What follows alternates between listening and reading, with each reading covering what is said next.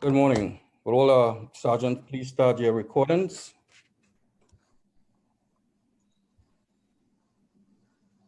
PC recording has started. You? Our recording is good. Thank you. Backup recording is good. Thank you. Good morning, everyone. Welcome to the New York City Remote Council hearing on the Committee on Consumer Affairs and Business Licensing, jointly with the Committee on Resiliency and Waterfronts, jointly with the Committee on Parks and Recreation and the Committee on Environmental Protection. At this time, will all council member and council member staff please turn on your videos. Thank you. To minimize disruption, please place all electronic devices to vibrate or silence. If you wish to submit testimony, you may do so at testimony@council.nyc.gov.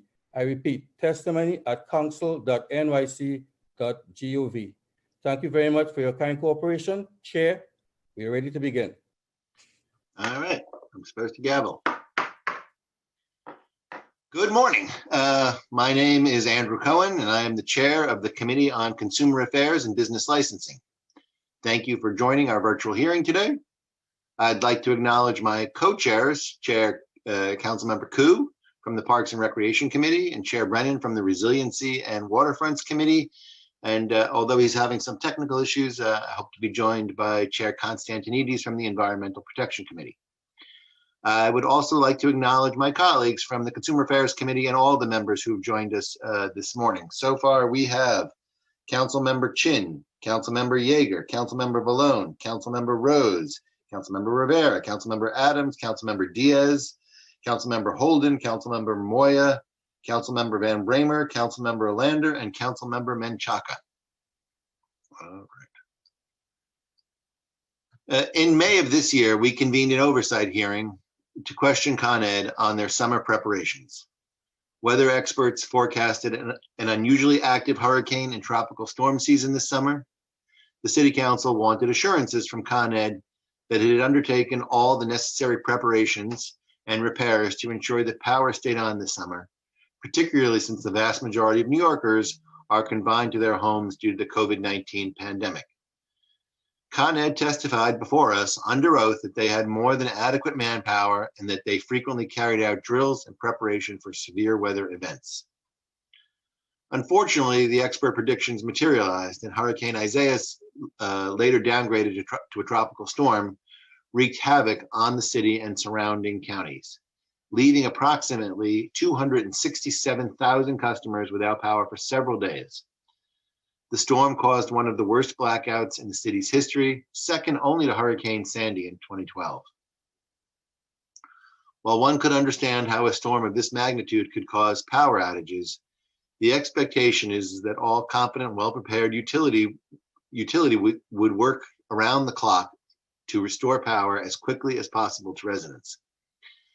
This is especially so given the extreme temperatures that followed the storm and the crucial need to keep residents' power on during a pandemic. But that's not what happened. Instead, there were delays in restoring power, leaving some residents without power for days. In fact, over 4,000 of Con Ed's customers in the Bronx and Queens remained without power a week after the tropical storm during an extreme temperature event. New Jersey, which was hit harder by the storm, was able to have its power restored days sooner. My district was particularly hard hit, and my office was besieged by families with elderly parents and young children not able to prepare meals or get relief from the heat. For people trying to earn a living by working remotely, the prolonged loss of power was a significant financial hit. Their frustration was palpable. I believe it took more than 12 days for Con Ed to fully restore power in my district. The delays prompted Governor Cuomo to announce an investigation and threaten to revoke utility franchises. The preliminary result of the investigation by the Department of Public Service found that Con Ed failed to secure sufficient crews to respond to the outage. Con Ed determined that it needed 1,200 line workers to respond to the storm, but was only able to obtain 352, leaving a gap of 848 workers. When Con Ed testified before us a few months ago, they claimed to have emergency contracts with over 500 resources to ensure they would have sufficient crews to respond to extreme weather events. Clearly, something is not adding up.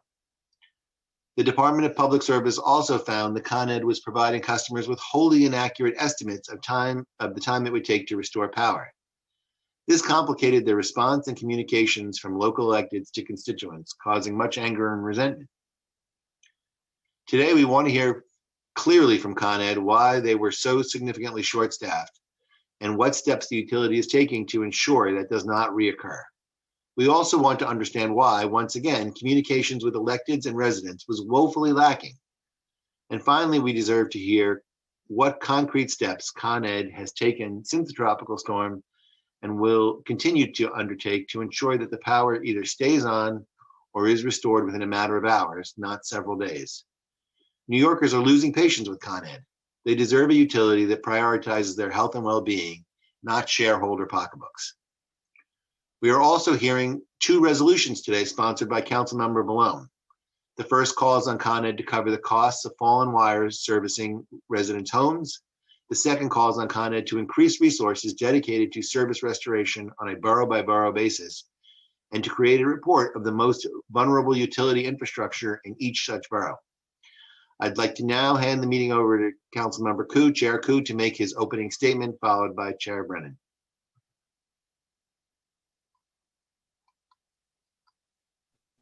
Thank you. Yeah. Good morning. I'm Peter Koo, Chair of the Committee on Parks and Recreation. I would like to thank my fellow co-chairs, Councilmember Cohen, Bannon, and Constantinidis, for agreeing to hold this joint hearing on the effects of Tropical Storm Isaias. Tropical Storm Isaias was a brief but particularly severe storm, especially as it relates to the damage it brought to city trees. Estimates indicate there were about 22,000 tree-related service requests, with about 7,000 downed trees as a result of Isaias, which is second only to requests received resulting from Hurricane Sandy in 2012. Coupled with the loss of electricity to large numbers of New Yorkers, some without power for over a week, the tree damage and process to repair the damage just added to the hardship faced by so many. Some of these downed trees blocked roadways, broke power lines, destroyed several parked cars, and even killed a person when the tree fell on the top of his car while he was sitting in it. In my district alone, there were about 500 tree services requests related to Isaias this August, when compared to only 70 requests made during the entire month of August the year before. Many areas had fallen trees and branches that had not been cleared for days. We at the City Council have heard from so many of our constituents who have said that the cleanup efforts were slow and inefficient. In fact, it has been reported that almost 2 weeks after the storm, more than 1/4 of the fallen trees had not been cleared or removed. In 2015, the council tried to make the tree removal process more efficient with the passage of Local Law 21.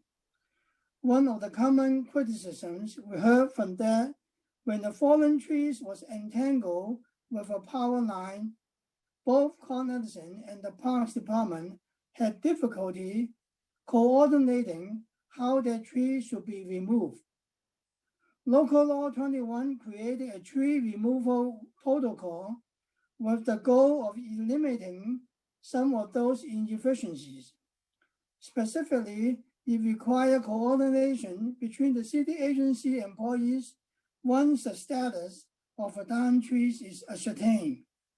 A tracking number be set for each downed tree, a method for alerting an electric utility corporation when a downed tree had been removed, and a system for the co-deployment of city personnel and local electric corporation personnel to assess and remove down trees that have fallen on power lines.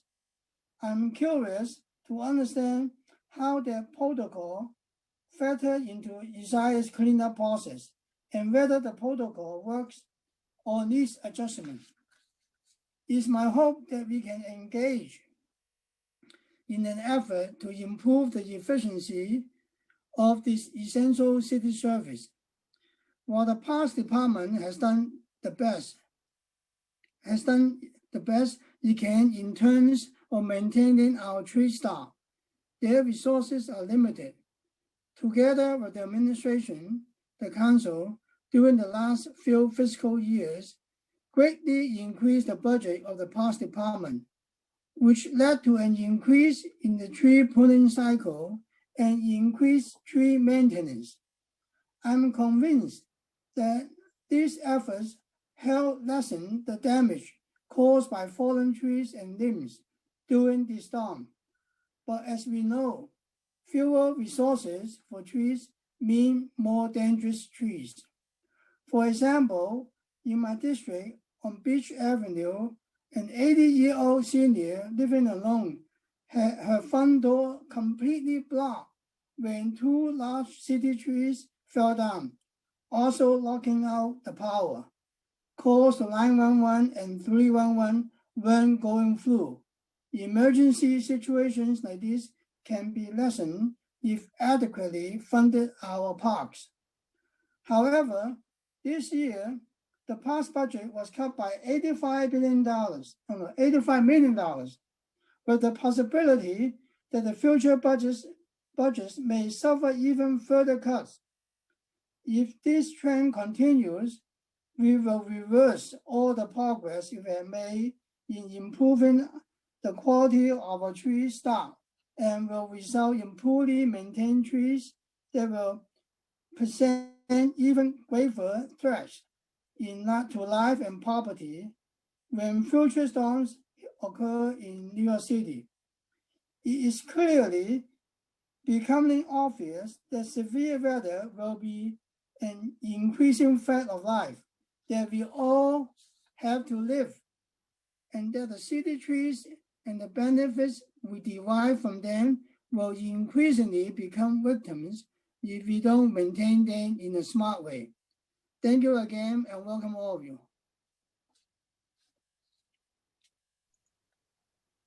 Chair Brennan? Thank Oh, you. Can I just say we've been also joined by Councilmember Levine. Thank you, Chair. Good morning. My name is Justin Brandon. I have the privilege of chairing the Committee on Resiliency and Waterfronts. Today, I join Chairs Cohen, Koo, and Constantinides in welcoming you to this joint hearing to discuss the city and Con Ed's responses to restoring power and removing down and damaged trees in the aftermath of Tropical Storm Isaias. I'd like to extend my thanks to my co-chairs for holding this hearing today. On August 4th, 2020, Tropical Storm Isaias delivered heavy rain and strong winds to the city, causing downed trees and power lines and leaving residents without power. Leading up to the storm, flood protection barriers were placed only in lower Manhattan. When asked what the city was doing for the many other low-lying areas, Mayor de Blasio said, of all the parts of the city, one of the places that is the lowest and has the greatest vulnerability and the most people and businesses is lower Manhattan. But most of the people who would have been working in Manhattan were not because of the pandemic. They were at home. By midnight on August 4th, almost 104,000 customers were without power. Only 67 customers were in Manhattan. The rest were in Brooklyn, Queens, the Bronx, and Staten Island, proving again how vulnerable and unprepared the outer boroughs really are when a storm hits. We were very lucky that Tropical Storm Isaias did not create a massive storm surge or widespread flooding like we saw during Hurricane Sandy that devastated the city 8 years ago.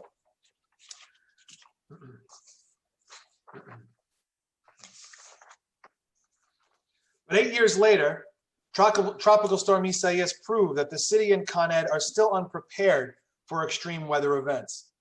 Fortunately, Isaias was not as devastating as Hurricane Sandy, but downed trees and power lines left thousands without power for well over a week within the city of New York. Isaias was a tropical storm by the time it reached the city. What if it was still a Category 1 hurricane? What would the city look like today? We are now in the busiest month of the 2020 hurricane season and setting records with 18 named storms already. With over 2 months remaining in hurricane season, the city may very likely be hit by another storm. We think that we're an invincible city, but we're not. We are no more prepared now than we were 4 months ago or even a year ago.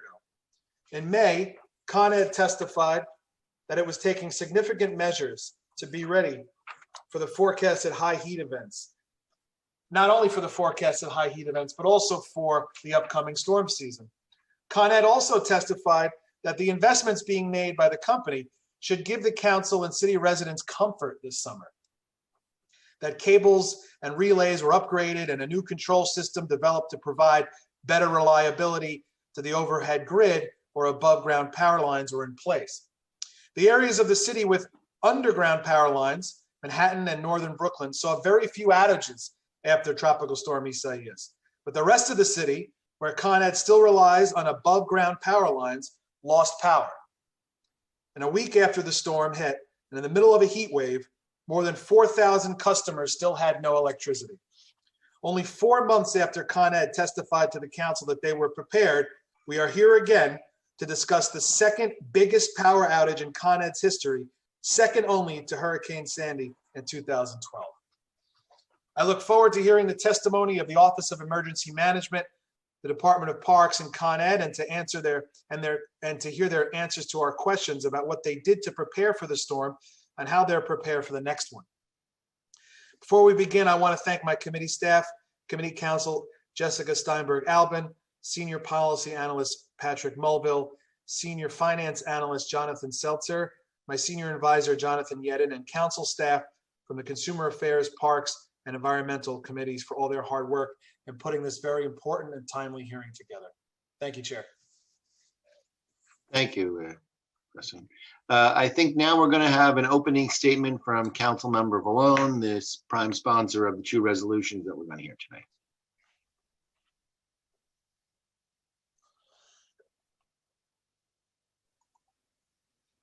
While Councilmember Vallone is getting ready, we have also been joined by Councilmember Jonai and Councilmember Miller. Oh, and Councilmember Ulrich. I think we acknowledge Councilmember Levine, but we're going to double check. Thank you to the co-chairs, especially Andy Cohen, for putting this together today. Clearly, we're all still recovering from the impact of the storm Isaias that ravaged us on August 4th. We all understand that meteorological events cannot be perfectly defined, but the lack of preparation from the hard lessons learned from past events cannot be forgiven and must lead to accountability.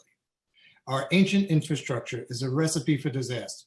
Combined of outdated overhead power lines and dying trees have consistently proven to be a recipe for disaster in every borough.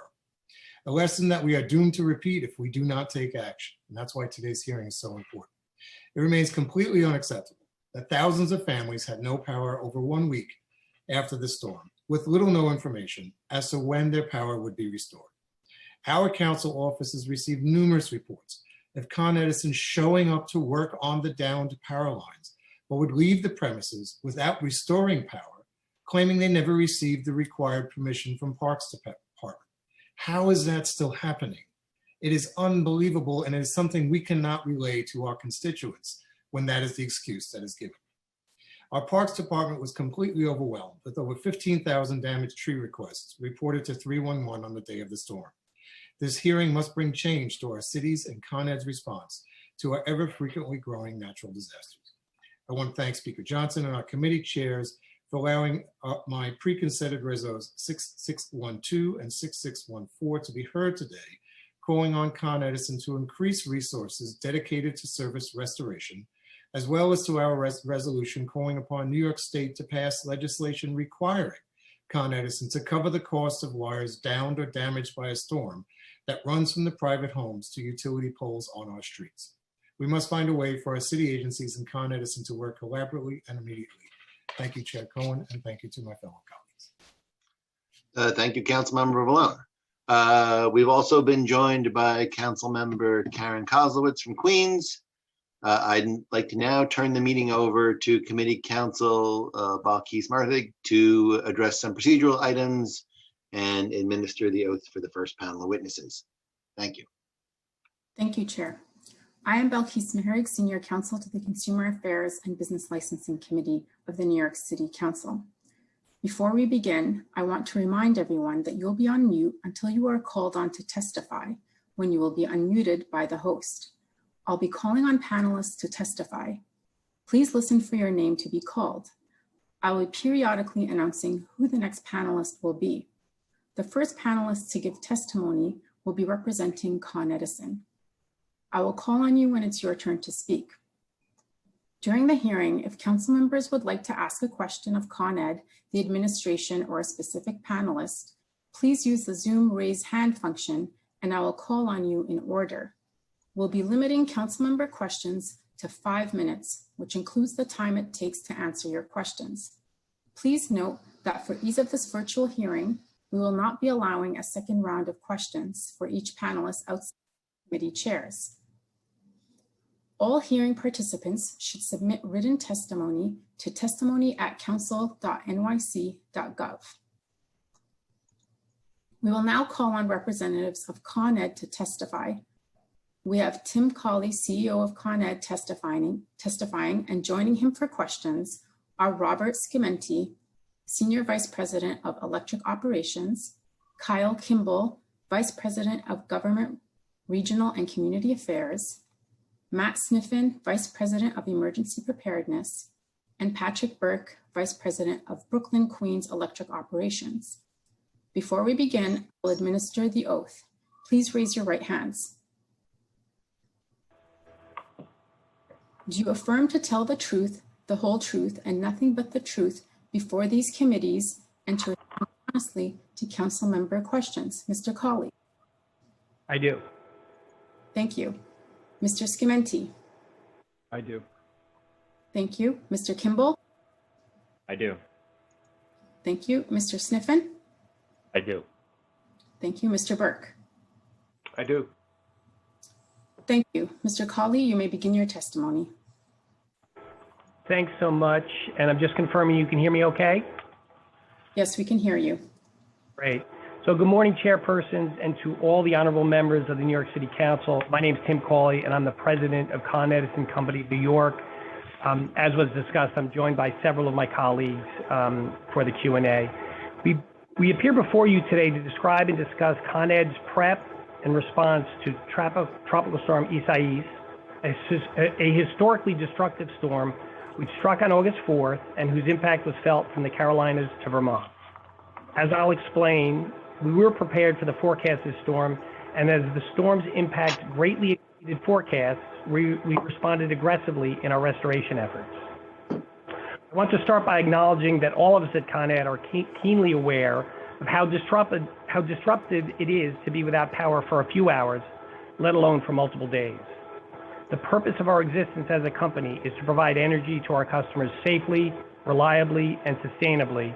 And when events like this occur, we see firsthand what a hardship it is for our customers, especially now, as people may be working from home, taking online courses, and facing employment and financial struggles.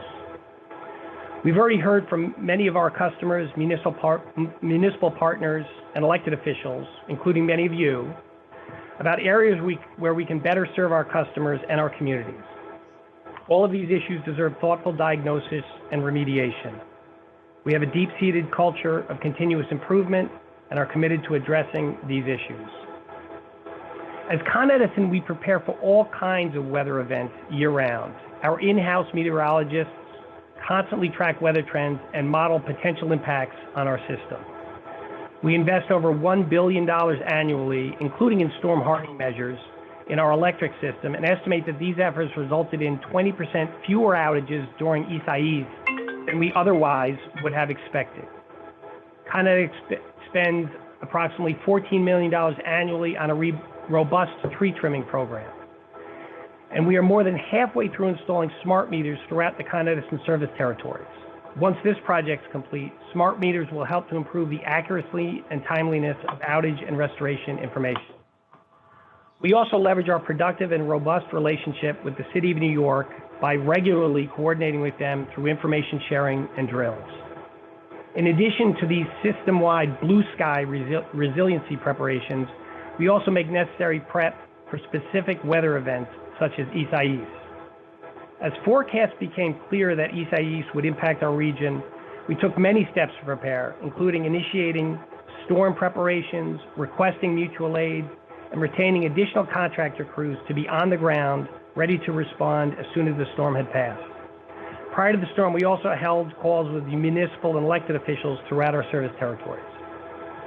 We monitored Isaias as it formed and made its way towards our area up the eastern seaboard.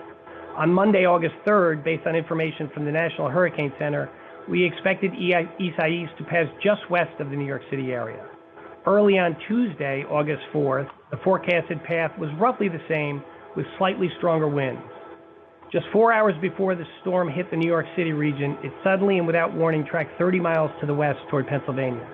None of the weather models predicted this change in the storm's track.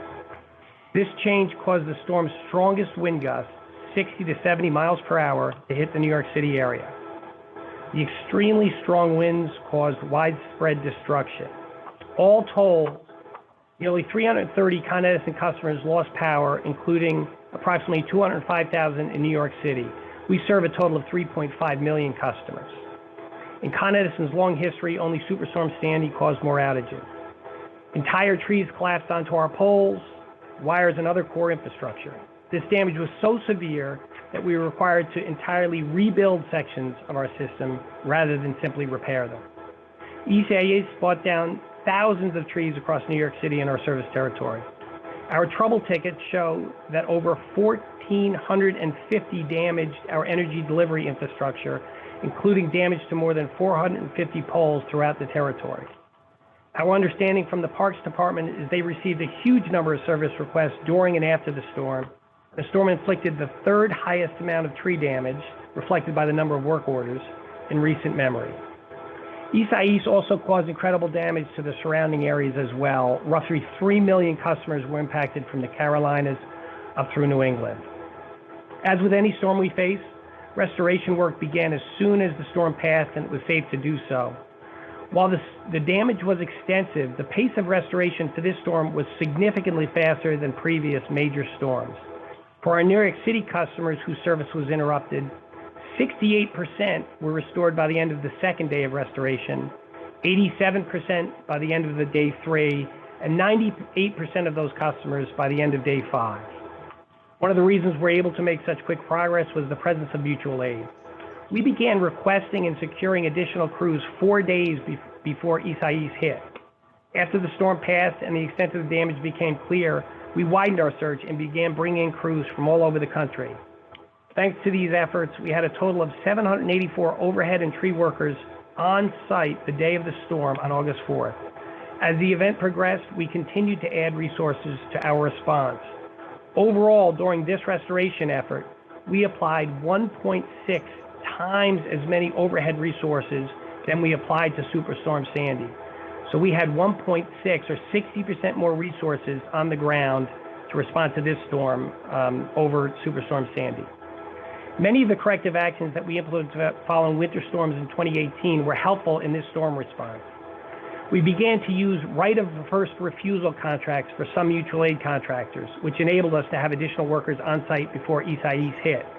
And for the first time ever, we flew in 100 mutual aid line workers and provided them with trucks when they arrived to get them on site and restoring power faster.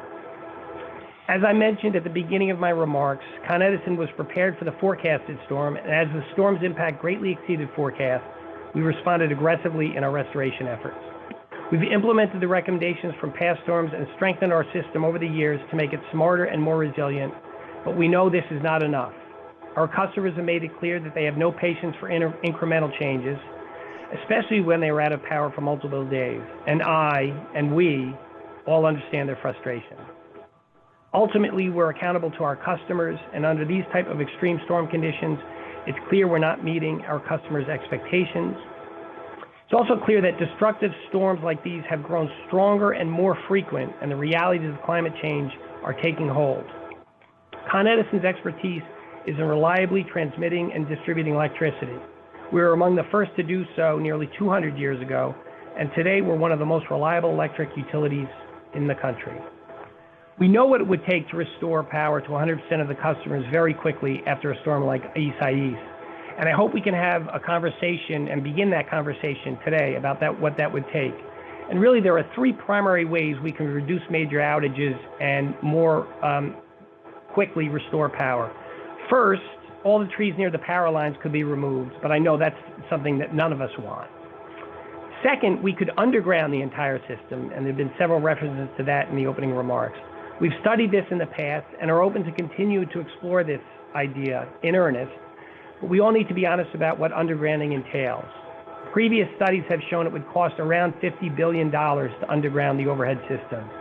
And that doesn't include how much customers would have to pay directly, approximately $15,000 to $20,000 each, to install new equipment on their homes to connect the new underground lines. The third option is to have more crews on standby to aid in storm restoration. However, the cost of retaining the necessary thousands of additional workers would be incredibly high. Restoring power very quickly can be done, but it comes at a high cost. It can only be done if we first have a frank conversation among all stakeholders about what achieving this level of resiliency would require. It's a conversation where all of your voices, the voices of policymakers and community leaders at all levels, are essential. Our customers depend on Con Edison to provide an essential service, and they understandably expect the service to be as reliable as possible. We understand this and work hard every day to meet that expectation. But balancing expectations with costs for customers is also critically important and must be a central part of all of our conversations moving forward. As always, we're open to your ideas and welcome your feedback and look forward to your partnership in an open, constructive, productive dialogue as we work together in finding effective and achievable solutions that can be implemented.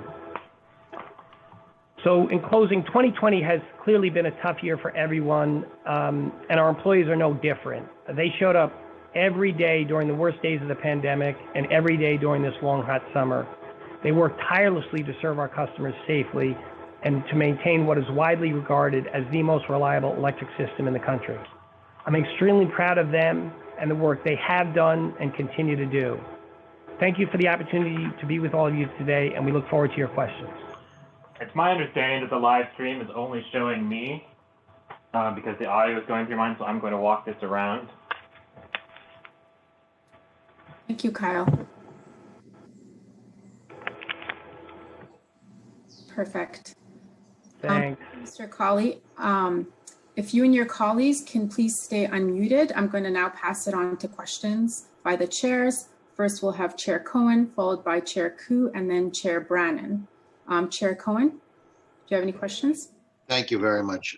I'm going to be brief because we have a lot of colleagues here, I think, who have a lot of questions. But I have to tell you, there really does seem to be a disconnect between Con Ed's perception of the performance and the response to the storm. And I think, my perception, and I suspect the perception of many of my colleagues. And again, I had constituents who had power, who were without power for 12 days. And we had this hearing in May, and I think people were skeptical of your testimony, but you testified that you had it under control, that you had a plan in place, and that we were going to have a summer with consistent power delivery. And I think the storm, I just really can't reconcile the testimony from May till to the experience that we experienced after the storm, and even your testimony today. You're doing a great job and you're restoring power quickly. That just does not jive with our experience. And I do believe that if you had adequate, I don't think mutual aid worked here. I think that there were not enough people to get restoration. Could you talk about how much mutual aid you had, what you would hope to have, and what you got? Sure. Thanks, Chair. And just to address, we'll circle back. 12 days sounds extended. There may have been an issue with some of the homeowners' apparatus, but we can check on that. Like I said, by day 5, we had 98% of New York City customers. And at the end of the storm, it's really when you're doing lots of work, removing several Ts, maybe replacing several poles to get back a few customers. And that portion, that tail of the storm is something we always experience. We try to pull in, but certainly that last 2% we focus on, and we're looking to try to do better in that capacity. And with regard to my remarks, and then I'll answer the question about mutual aid, this was an incredibly impactful storm and with tremendous amounts of damage. And we work earnestly around the clock to restore power as quickly as we can. And part of the discussion I think we need to have collectively moving forward is if these events are going to be more extreme and more frequent, it takes time to remove trees and restring wire and install poles and transformers and reconnect service. Like I said, in 2 days we had 68% of the customers impacted restored, and we continue to move through that. We always want to do better, but I think we really need to talk about the extremities of the weather, the frequency of the weather, and what we might do to even further harden the system. With regard to mutual aid, I mentioned in response to this storm, we had staffed up relative to the forecast we had. In fact, we wanted to build cushion into the response given that people were at home in particular, and we wanted to have a very strong showing on behalf of our customers. When the storm moved, the damage was incredibly more severe than we anticipated, and we had to bring in additional crews. We applied 60% more overhead resource to this restoration than we did to Superstorm Sandy. So Sandy was more impactful, but we applied 60% more resource in the restoration of this effort.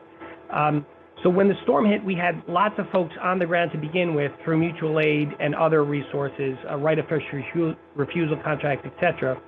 And then we go out for more mutual aid. Because it's a regional event, the parties, the utilities with crews closest to us are unable to provide additional staffing because they are, in fact, working out of outages within their territory.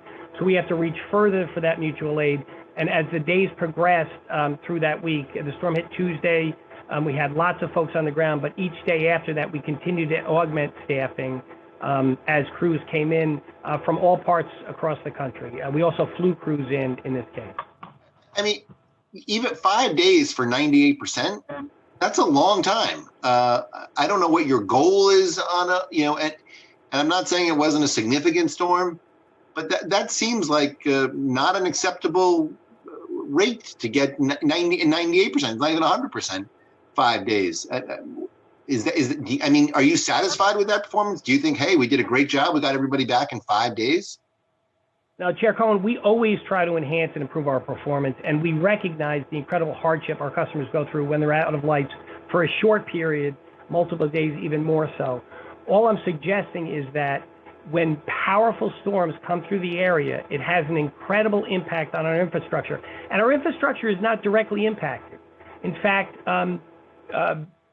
none of our infrastructure really gets hurt by these winds.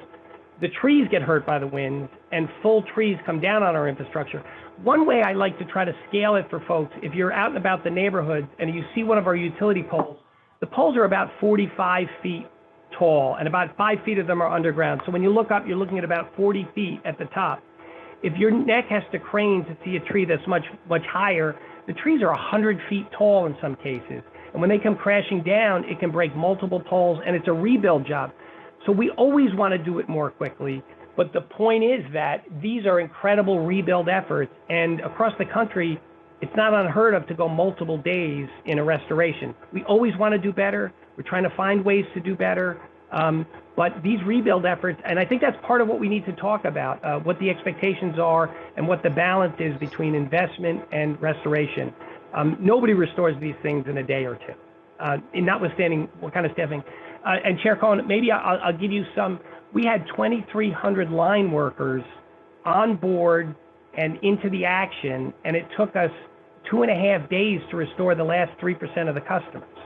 This is big work for single services or a few houses.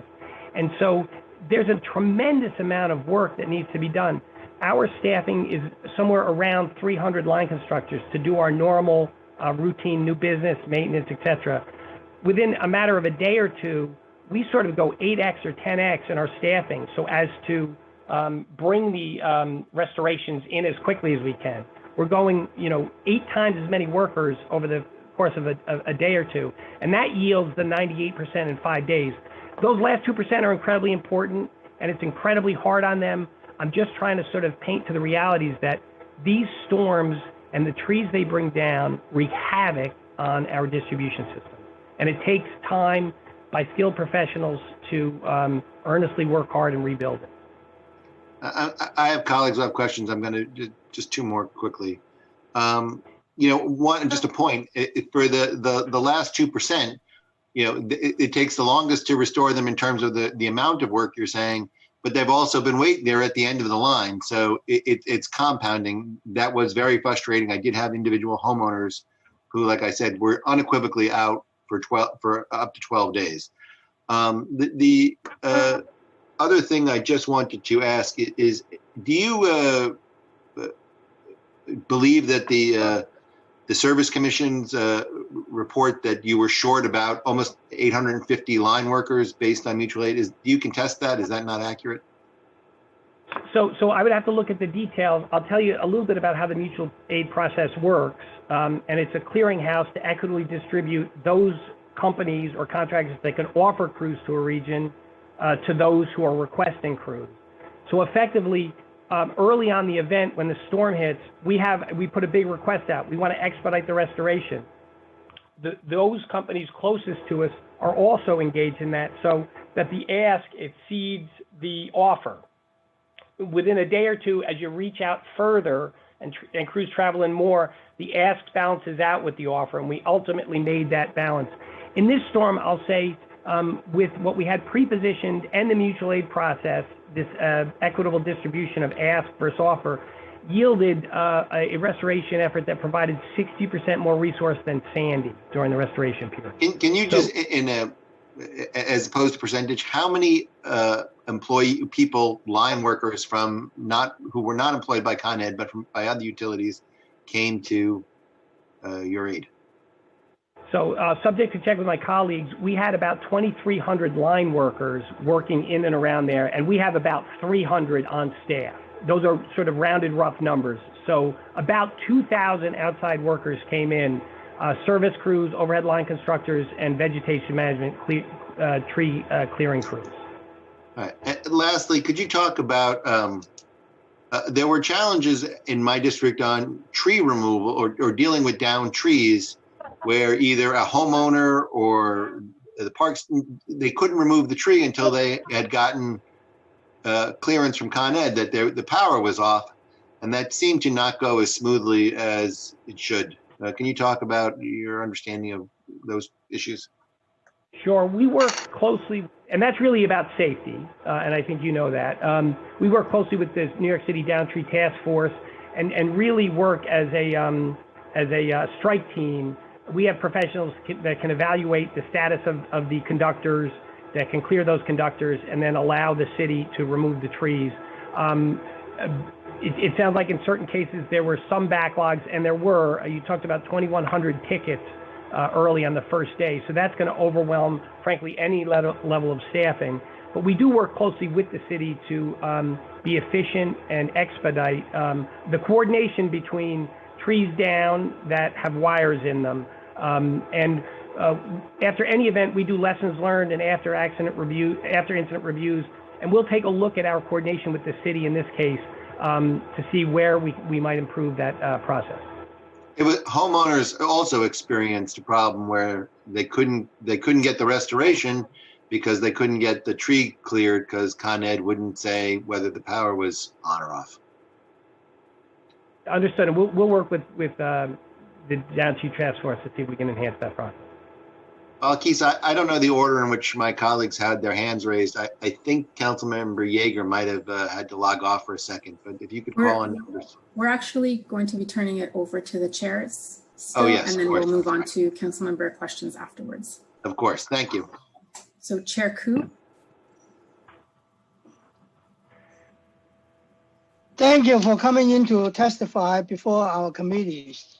My question is, oftentimes residents make calls, 311 or call Edison calls, describing a problem with a power line. Sorry, my video is off. Chair Ku, I can hear you now. Oh, okay. So many times people complain about power lines on the trees, but they are confused whether it's Con Edison power lines or Verizon or Spectrum lines, right? So how do you educate the general public that, oh, this is not a Con Edison line, this is a power line from Verizon or from Spectrum. So, and because of this, it caused a lot of delays because you cannot remove the line first, or so the parks won't remove the tree. So how, what is the protocol? How do you identify which lines are Con lines and other utility lines? Yeah, thanks for the question, Chair Ku.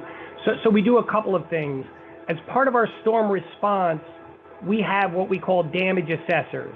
And when we respond to these storms, it is a collective all-company effort. So we basically stop largely all the routine activity and focus exclusively on restoring the storm. And so individuals from various groups act in different capacities during a storm. You can imagine engineers who are familiar with our infrastructure, we send them out to assess damage. So we'll dispatch them to a number of locations.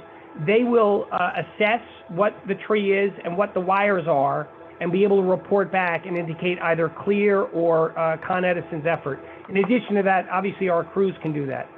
The Downtree Task Force for New York City also has some individuals who are trained to identify and differentiate between telecommunication versus power cables, and that helps to expedite that as well.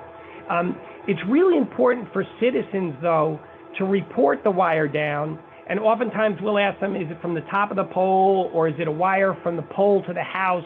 And that'll give us an indication of what kind of wire it is. But for safety reasons, we don't want private citizens to act on their belief about a wire, because a downed wire that's alive can be deadly, and we really want to get a professional set of eyes on that. So in essence, there's no answer for this, right? But you don't want them to. Yeah, the answer is we expand our resource within the company to put trained eyes on this and dispatch them throughout the storm. So we have bucket trucks, and those are the folks that analyze the problem and fix it, actually do the work. We also have lots of engineers that run ahead and to the sides on down tree reports to make that assessment and expedite the information about what the status is of these down trees. We augment that with some folks from the New York City Downtree Task Force and their groups who also have expert knowledge in understanding which wires are which, and they can make the proper differentiation. But again, 21,000 that come in one day, some of them are going to backlog clearly, and I think that's some of the phenomenon you're describing. We'll continue to look at ways we can release that constraint as these big storms hit. Well, I must say, do you know in the system that a wire is down in the neighborhood or in certain address? Can you tell by the computer system? Or we cannot. We know from the computer system a few things. We know where the area outages are based on algorithms and the operation of switches that we have diagnostics on. But if a particular wire is down, we do not know precisely in our control centers whether that's the fact. So we see the results of down wires might be a power outage, but we don't know where that down wire is along the circuit. And that's why we need boots on the ground with trained eyes to do this damage assessment. And that capability is not unique, or that lack of capability. Go ahead, I'm sorry. So I have to concur with Chair Cohen about our disappointment with your company's performance. Many residents complain that they don't have power for like over a week. And worst of all, this during the pandemic, we all stay at home, right? So we need the power to do anything, to to learn online courses, to communicate with other people, all these things. So, and then especially a lot of seniors, they lost a lot of food because they are spoiled. And how you going to reimburse them? There's very cumbersome to reimburse, right? You need receipts. A lot of people buy things for a long time ago, but they keep it in the freezer. They don't have receipts for all those things. No. So Chair Koo, first, we recognize the hardship, particularly during this COVID period in this region, and that's why we work earnestly around the clock to expedite the repairs. On the claims process, we opened up the claims, and there are two levels, one with just a notification of claim, another one more detailed for a higher amount with specifics. And we process the claims, we process over half of what we received, and we have a team working on that. So many of those checks have gone out, and we'll continue to do that. And we really did that, Chair Koo, given COVID. The rules of our engagement in our tariff are such that if a strong storm comes through, we are not obligated to pay food spoilage claims. But in this case, we expanded our policy, particularly given the hardships that New Yorkers were facing during COVID. Okay. Also, I have another complaint. Yeah. You mentioned during the pandemic, all your employees are working, right? But they are not doing meter readings. They don't take meter readings. So a few restaurants complained to me, well, they have been closed since February, but you always give them a high bill because you estimate the bill. You didn't take into consideration all the businesses are closed, but you still give them the regular bills because estimated bills and thousands of dollars of bills, some over $10,000 bills. And because they don't know they're absent, they're not in the building, so they're absentee owners, right? Or owners of the restaurant. They are not here. So their accountants or whoever they delegate continue to pay the bills, but they haven't used anything. So in this situation, you collect a lot of money from people like who need the money to do other things. No. So how are you going to refund this money to them? Yes, so we will. And Chair Q, a few things. When the pandemic became particularly strong, and the impact was very great in mid-March into April, we stopped reading meters really because we didn't want our people engaging with, we wanted to really be socially distant and help put a clamp on the infection rates.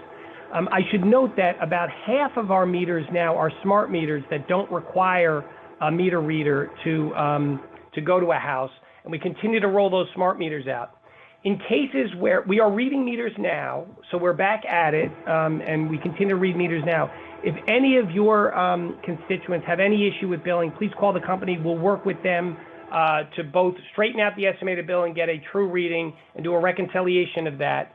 And or if they're struggling, given these economic times, we are happy to work with them on payment plans to allow them to get to a better financial position over the months to come. Yeah, my point is, during March and April, you know all the businesses are closed. Why do you keep sending them bills? I mean, if they haven't spent, the doors are not open, so you shouldn't send any bills. Yeah, but you keep sending bills that are like thousands of dollars. No, some people they don't know; they just pay your bills, and then they find out, hey, how come I didn't open my business? I get a big bill from Con Edison. Yeah, and it will all be reconciled. And if we sent out a bill with the estimate that was high, we will certainly reconcile that with the customer. If any of your constituents have any issues, please have them reach out directly to the company. Okay, thank you. So, thank you. So I turn over to other chairs for questions. Thank you, Chair Koo. Chair Brannan. Thank you. So we've now entered the busiest part of hurricane season. What, in the month or so since Isaias, what has Con Ed done to be better prepared for the next storm? So thanks for the question, Chair Brannan. And you are right. If you listen to the news this morning, the tropical storm and hurricanes are forming and spinning, and New Orleans looks like they'll get hit again in the next day or so. Chair Brannon, we've done after-action reviews. We'll continue to look for ways to improve. I would say a few things. We staffed up to a greater level than we normally would have, given Isaias, and as a result, we were able to get out of the starting gate a little better than we would under normal circumstances. We will continue to be very conservative with our staffing over the short haul over the next few months for this hurricane season.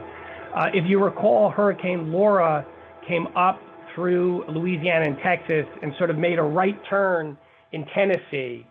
And they expected it to go out to sea as a light storm in Virginia.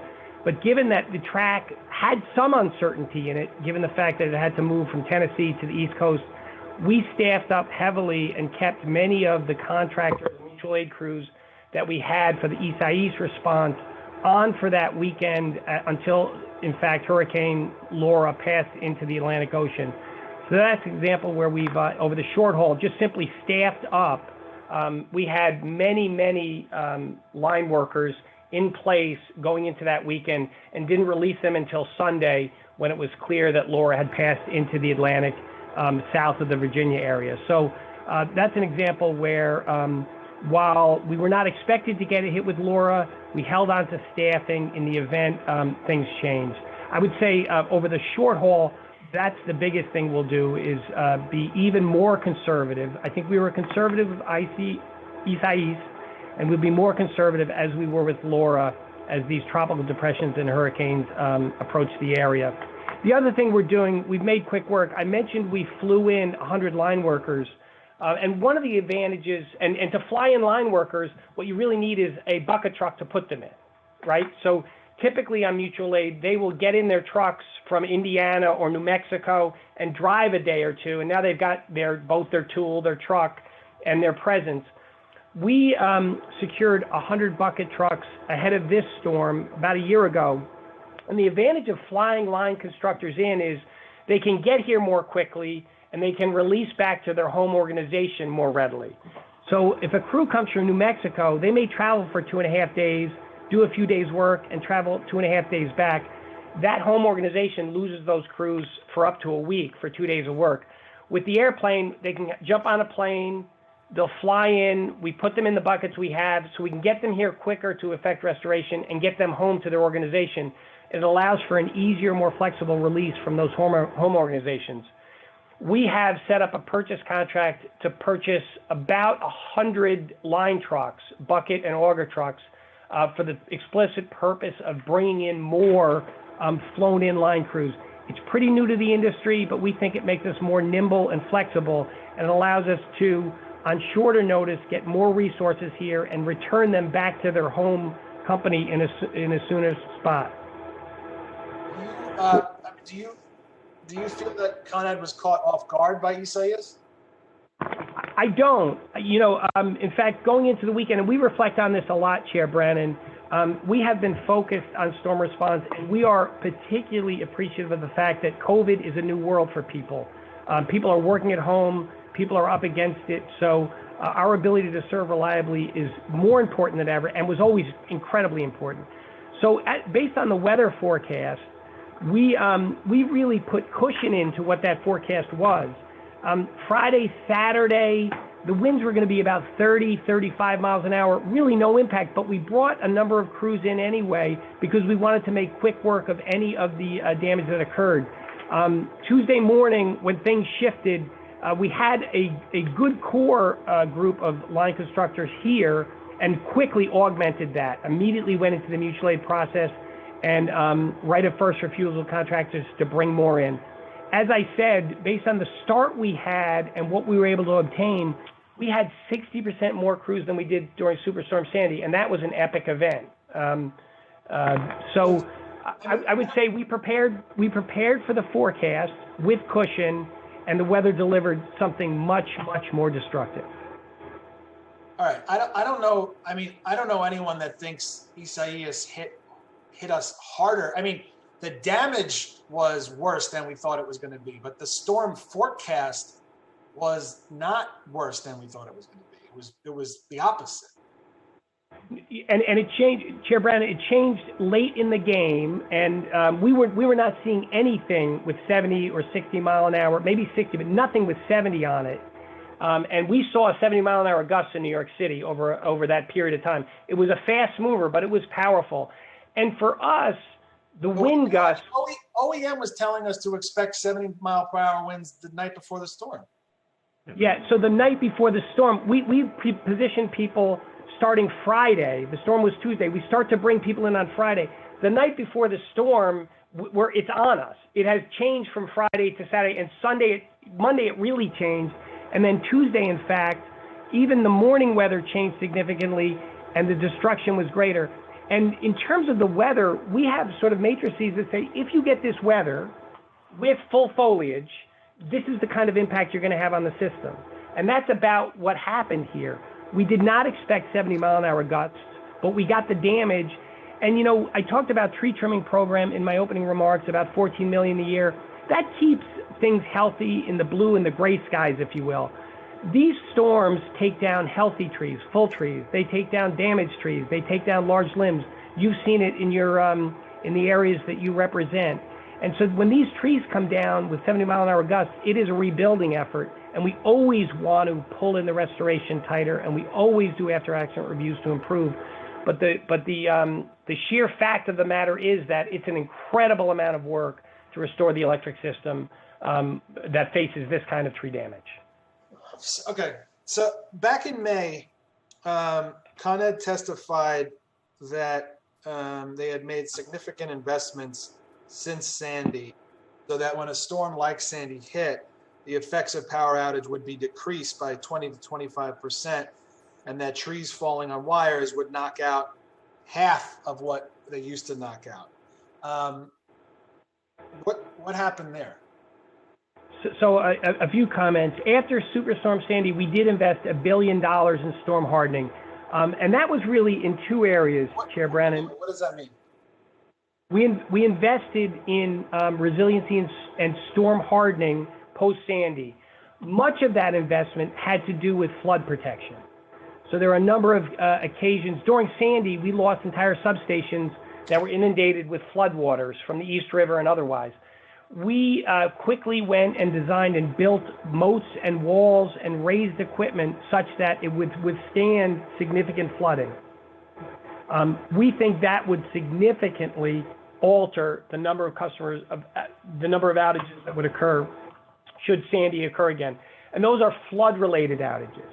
So it's walls, it's raising equipment. The other thing we do in low-lying areas of the underground system, we put in sectionalizing switches so that we wouldn't have to knock out full neighborhoods. We could be more surgical in our isolation of equipment if it were going to get impacted. So again, from a flood protection standpoint, we invested lots of money over probably 3 years after Sandy, 4 years after, to harden the system.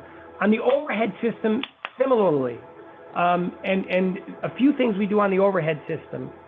One is we put up more sectionalizing devices or switches. So the simple analogy I'll draw is if you have a circuit, you know, a set of poles, 50 poles, and the wires run on them. If a tree comes down and there are 1,000 customers on that circuit, 1,000 customers would go out of lights. If you install switches periodically, you can minimize the impact of that single tree falling, and you might cut it in half or in a quarter. So if you put 4 such switches along that 1,000 customer section, if the tree came down, it would recognize the fault, it would open up the switches and isolate it. 250 would be out of lights, but 750 would avoid the outage. We think that the addition of sectionalizing switches in New York City and Westchester County did in fact result in 20% less outages, 20% avoided outages in this event. And really what our engineers do is they say, well, what was the damage and what sectionalizing switches did we install? And had we not installed them, what would have been the outage count? And we think we reduced the outage count by about 20,000 customers. Not 20,000 customers, excuse me, by about 20%. We also are putting up stronger poles. We're putting up aerial cable that's more resilient to trees. Yeah, that's what I wanted to get. I mean, a couple things. It's a little concerning that it could have been worse. That there's any suggestion that what happened was somehow a success. But my Sandy obviously was a water event, was a flood event largely. So now that we've learned that, I mean, whereas Isaias was largely a wind event, what steps are we taking now to invest in those resiliency measures? Yeah, so I'll suggest that Sandy was a flooding event and a wind event. Right. It was an incredible amount of damage. I mean, the flooding, right. But for Right. Isaias, there was, the mayor was down in Lower Manhattan on the night before, and it was dry as a bone. I mean, that wasn't the problem. Yeah, so it wasn't a flood event, but Sandy was both. So we've invested a lot, and I wouldn't say it's success. All I'm saying is that we avoided outages based on the investment, and we can demonstrate we avoided outages. Anytime customers go out of lights, Chair Brannan, we understand the hardship, and we want to continue to make improvements. The investments allowed for 20% of the customers not to experience an outage when Isaias rolled through, and we think we're going to continue to work at that. We think there's still an opportunity for additional investment on the overhead system, but we did avoid a number of outages. There were a number of our customers who did not experience an interruption because of the efforts and the investment. And it's largely sectionalizing switches, it's stronger poles, it's a more resilient type of cable. It's really underground cable mounted about halfway up the pole that's much more resilient. It's run on a steel messenger that helps protect it from some trees. But the trees that came down here are snapping poles and otherwise, and we're still going to have some rebuild. So we're looking to mitigate the damage, not eliminate it. We serve 3.5 million customers, a population of upwards of 10 million. And so that 2 or 3% is 4,000 customers, 4,000 customer accounts. We feel for them, we want to pull it in, but it's important to sort of understand the context of who we serve as well. When you talk about customers, people bristle, me included. I like to talk about people, not customers. Yep. How do you approximate the number of customers that were affected versus the actual amount of people that were impacted? Yes, and this comes up often, and we view them as, we feel thrilled to be able to serve this great area. It's the greatest city in the world. We feel fortunate and privileged to serve here, and certainly we want to do our best to serve these great folks. So we count meters or customer accounts. That's sort of the convention we use in our processes, and that's the way the business is run. As a rule of thumb, depending on the neighborhood, if we have 3.5 million customer accounts, it equates to roughly 9 million people who live and work in the 5 boroughs in Westchester County. So how many people does that mean were impacted by Isaias, the outages? So rule of thumb, about 1 million people. If you apply that rough math, Chair Brannan, and so overall in New York City and Westchester, there were 330,000 customers. In New York City, there were 200,000 roughly. And if you apply rough math of 3 to 1, it's about 600,000 people that live and work in New York City. So burying the overhead power lines, we all know, we're always told it's prohibitively expensive. Don't even think about it. And I understand, we're not talking about something that could be done overnight. We're not talking about something that's going to be done all on the same day, all at once. But has there ever been consideration given to decreasing dividend to your investors in order to make those changes, to convert overhead power lines into underground power lines, and telling your investors that this needs to get done, this is a priority, instead of just giving them, the dividends that they're expecting? Yes, so a few thoughts, and thanks for the question. The first is that I think this is an area where we need to have a real earnest discussion about how we want to move forward. The response, we'll get the lights back on, but it's clear we're missing customers' expectations, and the damage is terrifically horrific. And so we really need to talk with you folks and other stakeholders about how we want to move forward over the long haul with regard to some of our overhead infrastructure, particularly in the more densely populated areas. In terms of sort of passing on the dividend, we're an infrastructure company. We invest over $3 billion a year in infrastructure, and it's not unlike bridges or roads or schools. We need to raise money to provide the capital for that investment. and we raise it in the equity markets and in the debt markets. And we need to make these investments to keep the system reliable and to meet growth, et cetera. And so our shareholders over time have invested about $25 billion in the company. And the dividend we provide is really a return on those shareholders' investments. And it's modest, it's somewhere less than 4%, and it really keeps them engaged with us and allows us to access the capital markets. If we didn't have access to those capital markets, the cost of borrowing would go up, and ultimately the cost of delivery would go up. So really, most of our shareholders are either retail, individual investors who invest money and look for sort of a steady stream of income at a modest level, or they're pension funds or mutual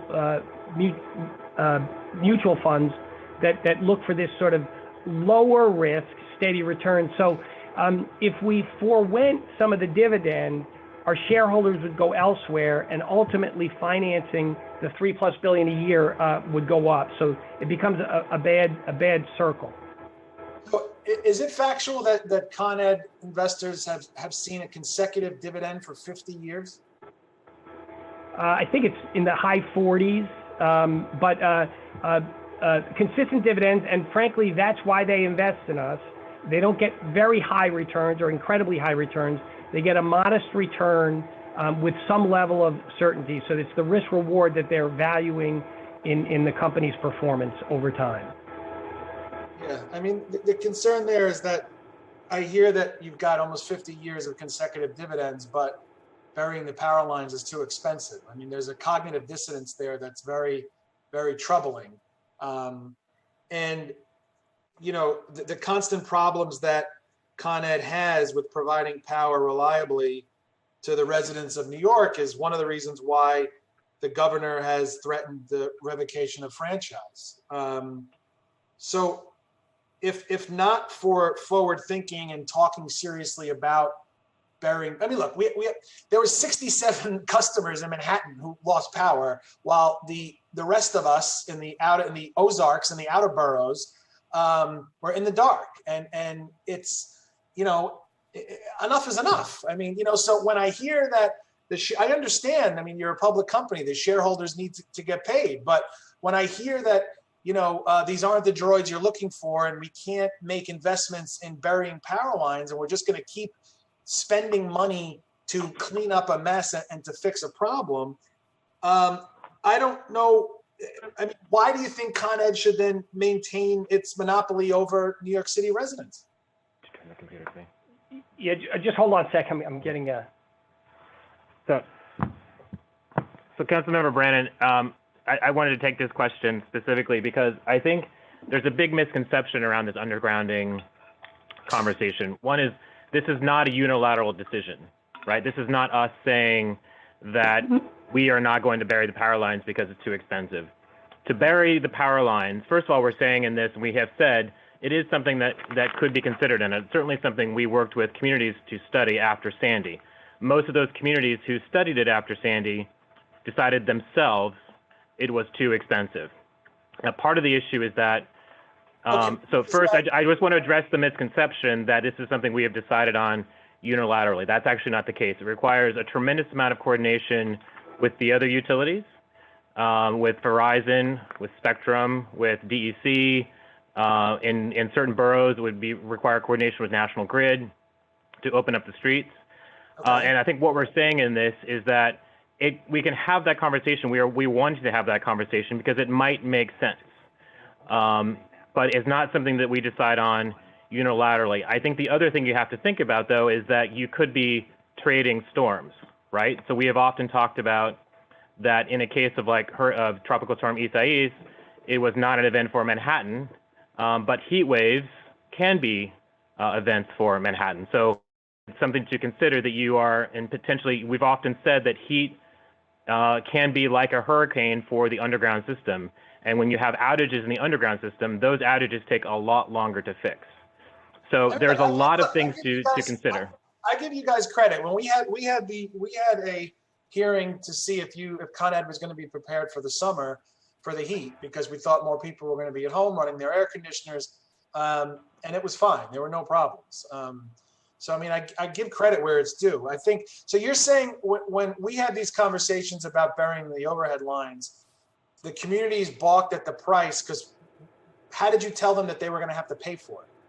I'm assuming So they did their own independent studies, and there's two sort of components to it. One is there's the cost of the work that's being done in the street to bury, and the transformers and all of that basic street work that has to happen. Oftentimes where people get frustrated with the idea of undergrounding is that the homeowners themselves. So if you, for example, now have a house with an overhead system, your transformer box, your fuse box is on the second floor or wherever the power enters the house. In an underground system, you have to move that transformer to the basement, and you have to rewire the house essentially to allow for a fuse box coming from the basement. And for some people, that's just a cost that's too much to bear. And that's something that collectively we'd all have to decide how to finance. First of all, we'd have to collectively decide to do it. We'd have to have coordination with all the other utilities, and then we'd have to figure out ways to finance it. And I think what we're saying here is that it's something to consider, but it's not just going to be a number that we come up with.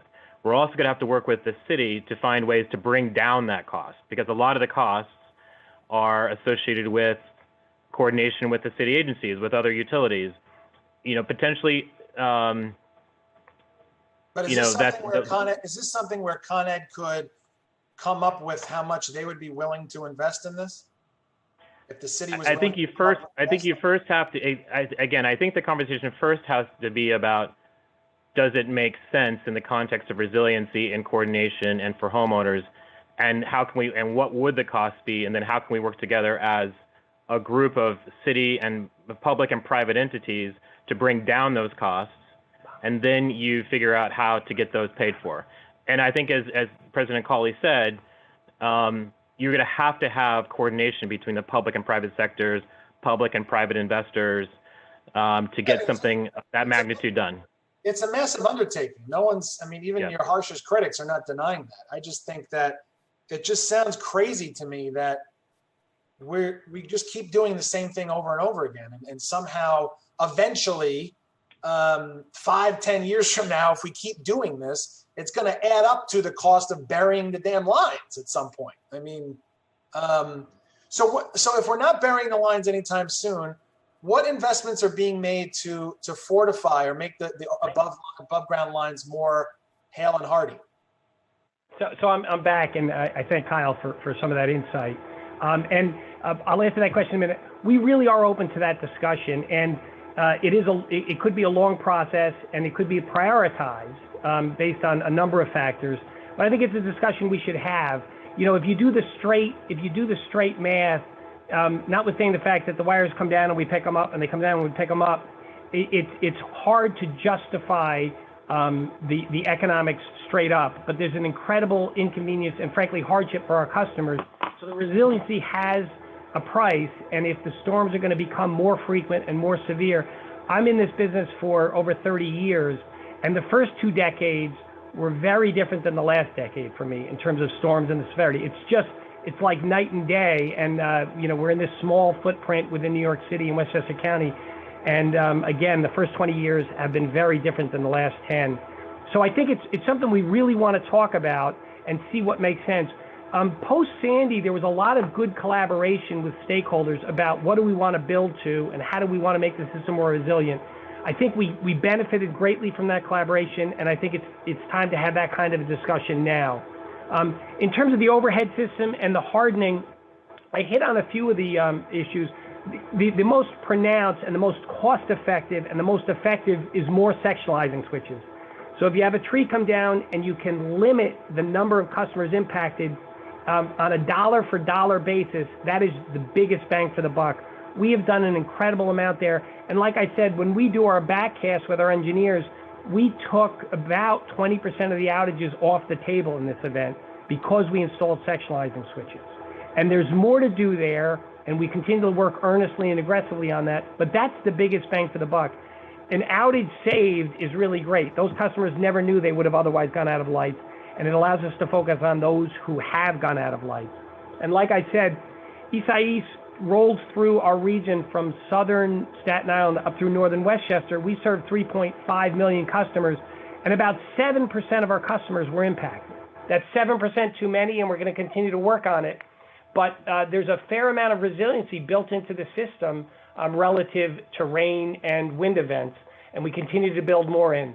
But I think the next step in that progression of discussion, not unlike after Sandy, is should we talk about the implications of undergrounding certain sections of the overhead system over a prolonged period on a prioritized basis to help make the system even more resilient to these more frequent, more powerful events. Okay, thank you, Chair Cohen. Thank you. Thank you. Thank you, Chair Brannan. I'll now call on council members in the order they have used the Zoom raise hand function.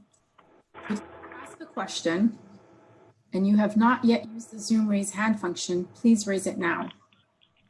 Council members, you'll be limited to 5 minutes for your questions answered total. The Sergeant at Arms will keep a timer and will let you know when your time is up. You should begin on you, and the Sergeant has announced that you may begin before asking your question.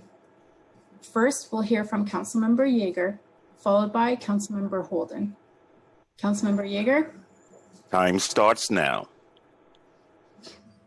Thank you very much, Mr. Chairman, and the other Mr. Chairman.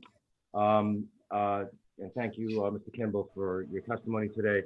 By no means am I here to give Con Ed a medal. I'm not going to do that. I know my colleagues are not doing that either. But I also think there's some disconnect between your response and your obligations versus or alongside government's response and its obligations. And I think that piece is not necessarily being recognized. And I want to delve into that a little bit in our time together. First, are you able to tell us how many of your wires or poles came down as a result of the storm directly versus being taken out by a tree? So I can tell you, Councilman Yeager, that in the high 90%, this was a tree event. This was a wind and tree event. And our infrastructure does not fail based on those kind of winds. It's trees impacting our infrastructure that bring it down. So, 95+% of the outages were due to trees impacting our overhead equipment. I want to delve into that a little bit because that has been a point of contention that I've raised in hearings through this council for the last several months and throughout my time in the council. And in fact, on June 30th, or actually for myself on July 1st, when I voted on the budget, I voted no, and I specifically talked about the city's tree pruning program and how when we council members, a community board, or a 311 caller, call the city and say, I got a tree and it just kind of just looks shaky, or it looks unsafe, or it looks like it's rotting. The city says, we'll get to it when we get to it, in essence, or at least in sum and substance, if not exact wording.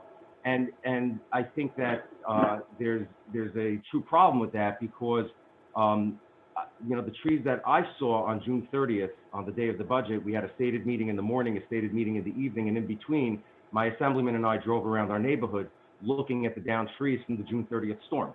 And you can see the inside of these trees are not healthy. I mean, I'm not saying healthy trees don't come down with a high wind, high rain storm, but I am saying that in the city of New York, with millions of trees, there are bad, unhealthy trees that are coming down with just a slight rain or windstorm.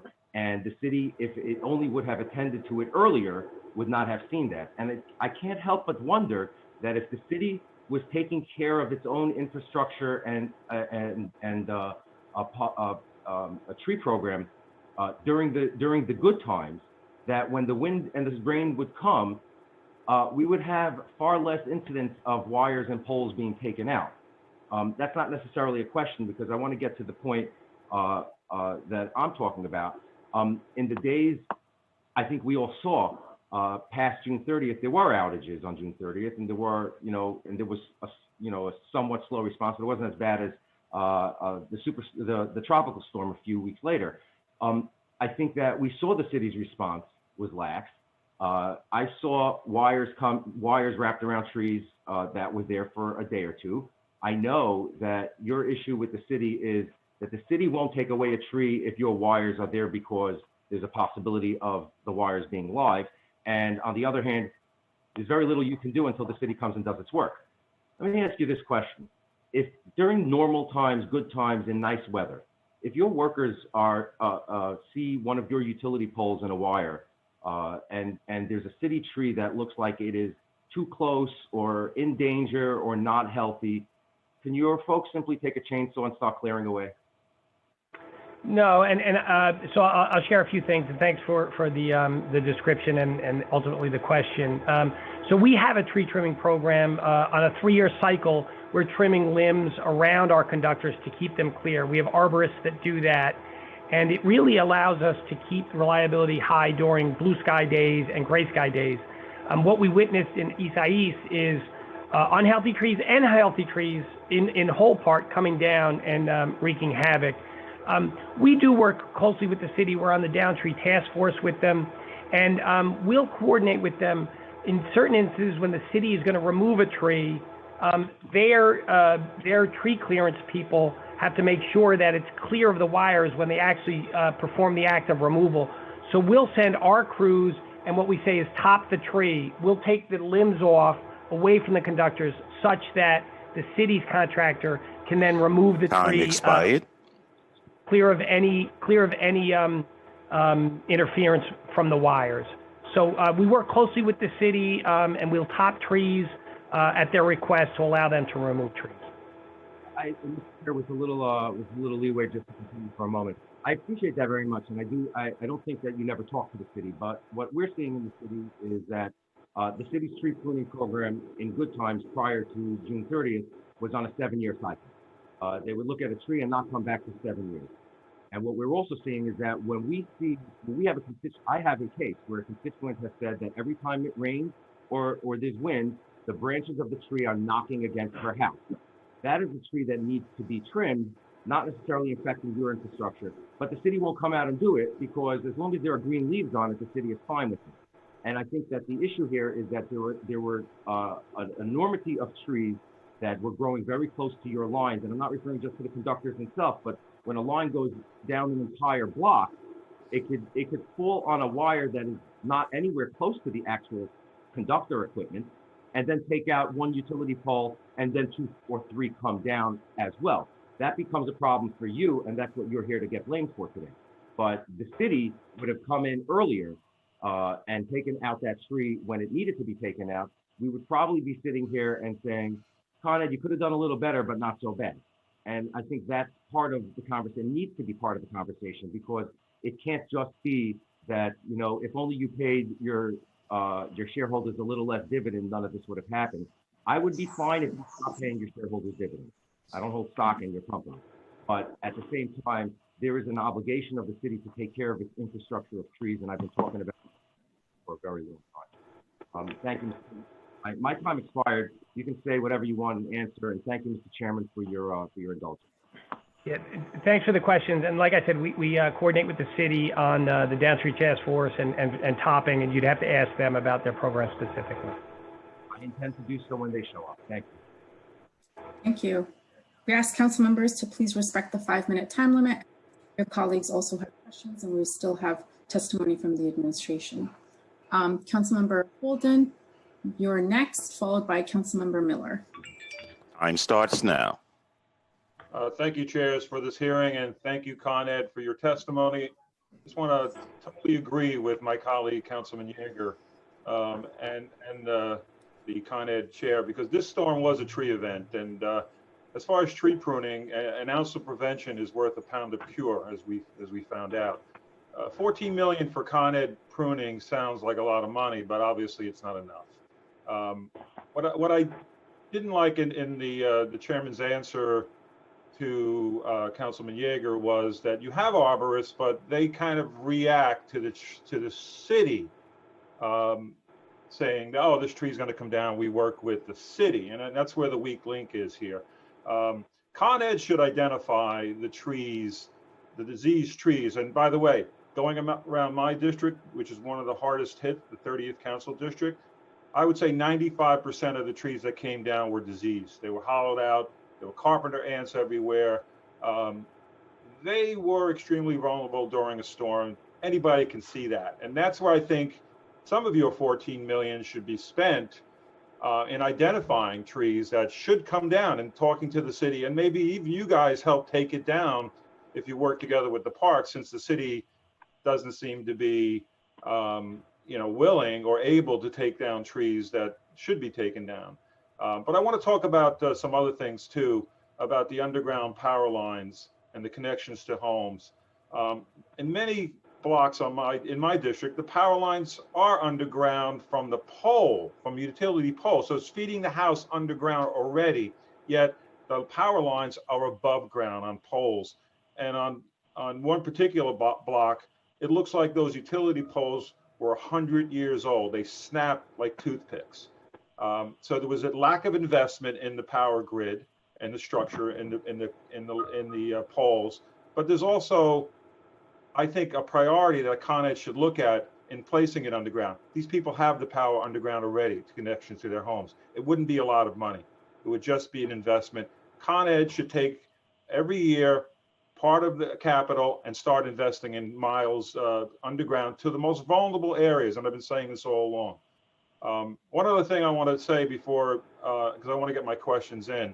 I didn't like some of the homeowners were told by some Con Ed reps that when the downed power lines came down, or when the lines came down, the trees knocked them down in most cases, and the lines were pulled away from their homes, the standpipe, they had to hire, the homeowners had to hire an electrician to reconnect to the homes. I had to call the Public Service Commission on this one. So what's your answer to that? Because that seems like in a power outage, when people are out weeks, that seems ridiculous. So a few thoughts, and thanks for your question and comments. And I'll hit them real quickly. The service that you talk about in an overhead system that comes underground, that's called a riser service. You're very astute. That's there. So for those homeowners, it would be an easy conversion, but we'd need to move all of the other facilities underground. And when we do that, all the adjacent homes that don't in fact have a riser service would need to make the accommodation. But as I said earlier, I think it's a discussion that we should have in earnest and talk about how we might be able to approach it on a prioritized basis. Regarding the standpipe issue, that's been the process in place for many, many years. As again, I'm 30 years over in the company. It's always been that way. And so I saw a resolution out on that, and we'll certainly review it. But that has, in fact, been the process that we followed for many, many years. If damage occurs at a certain point of delineation on the service, that is the weatherhead up on the second floor and down, the customer is responsible for that as private property, and the utility is responsible for everything up to that point. That's been the process. We have a video that we can share more widely in terms of people's awareness. What's ours, what's yours, and it clearly delineates on this video our responsibilities and the actions we'll take in response to a down service and those that are required by an individual customer. Yeah. You know, I've seen going around my district, and I almost went on every street in my district. I've seen power lines resting on trees. Actually, Con Ed using trees as support for their power lines. Is that a practice that you subscribe to? No, and in fact, Commissioner Holden, afterwards, if you can let us know those locations, we'll take a look and address them. That's not how we would leave our infrastructure, and certainly would want to know about instances where that's the case. Okay, you didn't answer the question on the arborists. I think you should invest in arborists that can identify diseased trees that are going to come down in high winds, not even a tropical storm, but identify trees, work with the city, and maybe even invest in taking them down to protect your power grid. Because I understand about the switches, that sounds like a good idea, but I think an ounce of prevention here is important to protect the grid. Yeah, so we do a 3-year trimming cycle. We have trained arborists on staff, and they really lead the management of that group. We do some of that where we see dead or diseased trees, and there's communication with the city, but we can look to do more of that in terms of coordination. And just a reminder, lots of dead trees came over, lots of very healthy trees came over. This was a powerful event. Again, I think 95% of the trees that came down were diseased. I just, in personal observation. Thank you, chairs. Thank you. Thank you, Councilmember Holden. We now have Councilmember Miller, followed by Councilmember Rose. Councilmember Miller. Time starts now.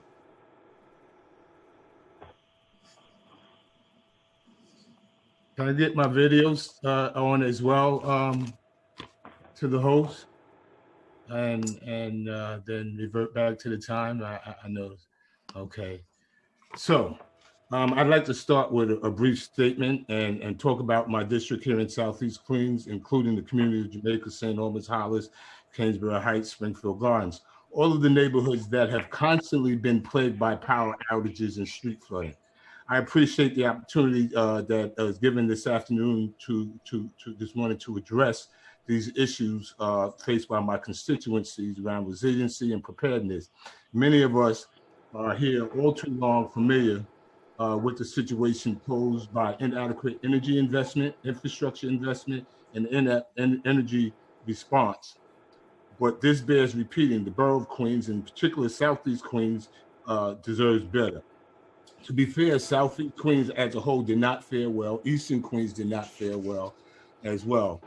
In the immediate aftermath, my office, as well as my Eastern Queens colleagues, were swamped, completely overwhelmed. To better illustrate local residents' plight, I'd like to first point out some figures. By our estimates, the 27th district alone had up to 6,000 customers without power for more than up to 10 days. Out of 47,000 that were in Queens that suffered outages, in the region of Southeast Queens, the number was 22,000, nearly 50%. Community boards 12 and 13, which reside in the 27th district that I represent, endured the highest numbers of outages in the entire city. These are more than just numbers on a page or statistics or screens. These are seniors who have been isolated in their homes for nearly 6 months due to COVID and made to suffer in the midst of consecutive sweltering heat wave. They are households that have seen their finances stretched beyond their limits through the worst economic recession in a century and forced to dump hundreds of dollars worth of food and medication into the garbage. Not only are these numbers shocking, they're galling. And Carl Edison's abysmal response, along with Parks, which left thousands without power for nearly 2 weeks following the impact of Hurricane Isaias, is largely to blame. My constituents are rightfully frustrated at this time, and this is not a conversation that we can bring back. Power outages and substandard services are common occurrence in Southeast Queens, yet Con Ed continues to demand more money and through increases for less. And by the way of service changes, overhead power lines are unprotected. Transformers remain so badly prone to this type of thunderstorms that typically take out power in clusters in our community on a consistent basis. So what I would like to talk about here really is, I know you mentioned your investments around the area of switching, which we like to, homeowners generally like to simply call circuit breaking. And that is, that is a good idea, but we're not sure that investment around those circuit breakers or around that switching was invested specifically in the outer boroughs.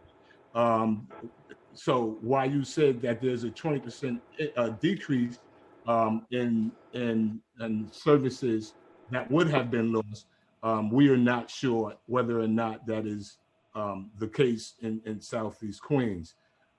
So we cannot put that just a monetary value on the loss on this. My bigger concern is, as Councilmember Yeager mentioned, we have a woefully insufficient tree pruning, tree removal program, but also when you have the type of annual rate increases that Con Ed and other utilities go before the commissions and ask for and receive, what are you doing with those rate increases to better serve the customer base? And how is it that we are so vulnerable that a balloon can take out a nearly, I think, 1,400 families when it hit a transformer? And typically and commonly during summer months, areas like Eastern Queens consistently lose power in clusters. What kind of specific investments are being made to protect Time expired. infrastructure in those communities? So Councilman Miller, thanks for your comments and your question. I can tell you that the circuit breaker, and that's a really great term to use it, and it simplifies it a bit. That's a practice that we utilize throughout our entire service territory. And the way we go about identifying the areas or the circuits to put them on is based on objective analysis of the data. Which circuits have experienced outages and which ones would benefit the most from the installation of these circuit switchers or circuit breakers or sectionalizing devices. And so we can get you specifics on that, but we really just look at the data and we say, where are the outages occurring? What neighborhoods in the system? What circuits are they occurring? And where can we apply this investment in this technology to best impact the reliability of the area? And, you know, I want to make it clear, the reduction of 20%, that's good. We feel it when anybody goes out of lights. Now, these storms are destructive, but we continue to work to find ways to reduce the number of customers impacted. On a New York State basis, our overhead system is twice as reliable as the rest of state and, frankly, the rest of nation. When you include the underground system, we're about 8 times more reliable. We recognize, though, we can't sit on those laurels. We need to continue to work to try to keep the lights on more consistently in light of weather and heat and other events. And so we've invested in all of the areas. I can get specifics on your particular area, but it's really driven by engineering analysis on where the best benefit will occur. Thank you. And then finally, is there something that we can do to protect transformers that the balloons don't go up in the air and take them out? We twice that happened and we lost thousands of customers. That's a real vulnerability. If we're investing so much, can't we do something as simple as protect transformers? It is, and we have some protection on transformers, but those are the Mylar balloons, and the Mylar on those balloons conduct electricity, and if they get across the phases, we're going to have a fault and an isolation, and we're going to lose customers. I know there's been some legislation in some areas to try to prevent the use of Mylar balloons, and that's a real nuisance outage, but it has incredible impact. We can typically repair things pretty quickly, but to the extent we can keep the Mylar balloons out of the air, it's better. We can protect much of the circuitry, but not all of it, so we can't fully prevent Mylars from causing trouble. Thank you, Councilmember Miller. Before we go to the next member, can we just acknowledge we've been joined by Councilmember Levin? And I know we don't have too many members left who want to ask questions, but if people could try to keep it to the 5 minutes, and if necessary, we could have a second round. Thank you. Thank you, Chair. Next, we have Councilmember Rose, followed by Councilmember Jonai. Councilmember Rose. Time starts now.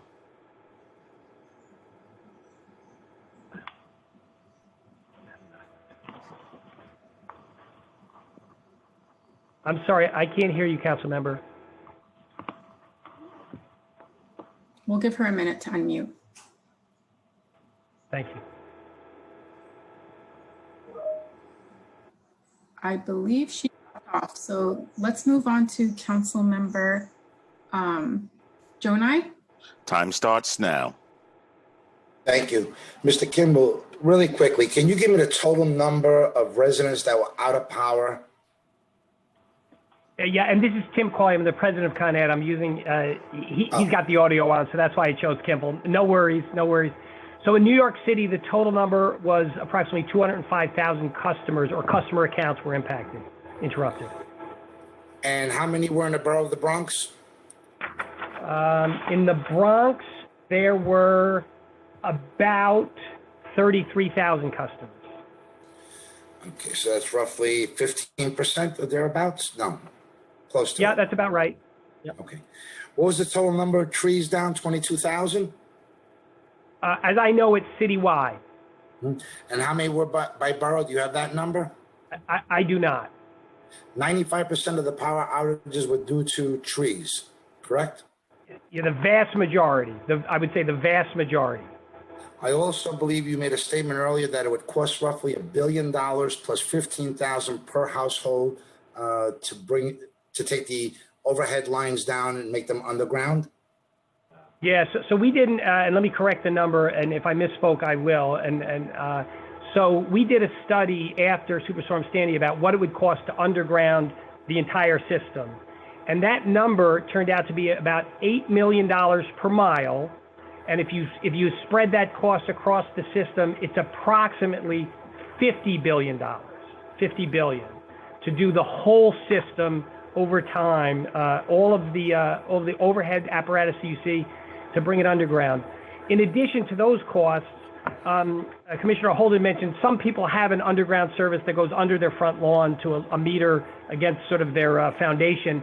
But to the extent you receive service up on the second floor on an overhead service, customers would be required to trench and install a service through their front lawn, and that could be 15 or 20,000 per account, and that's at the customer account. What was the total cost of the damages during this tropical storm?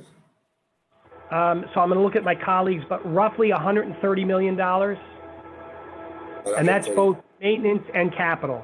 So as poles break, we're capitalizing, we're putting new equipment in, and in some cases we're repairing equipment that's in good shape to put back in service.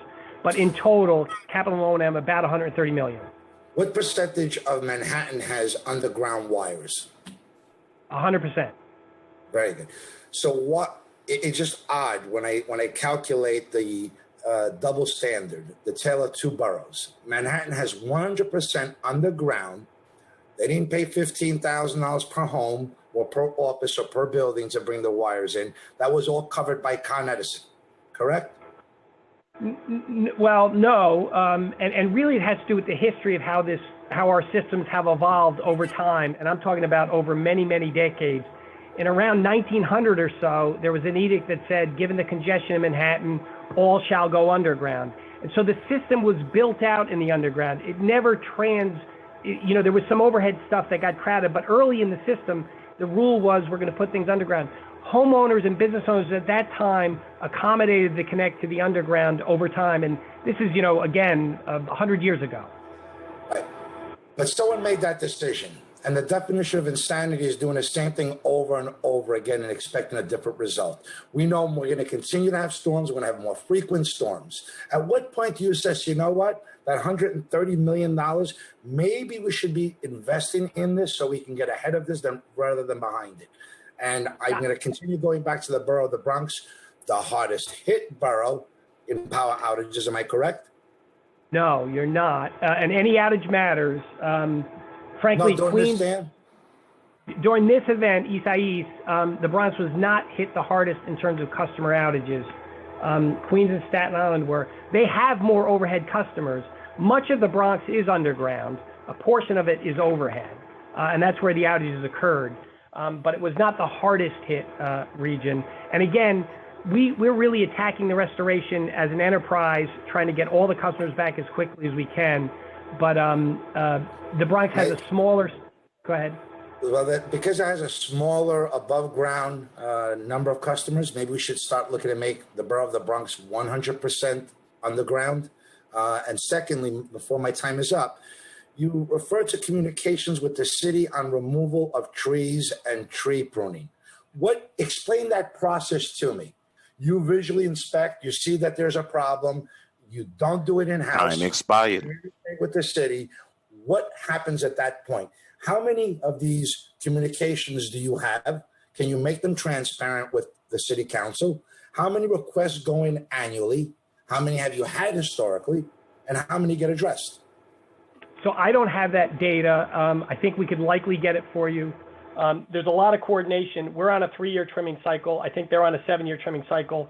We will top trees to facilitate their removal, so there's a coordination between our arborists and theirs.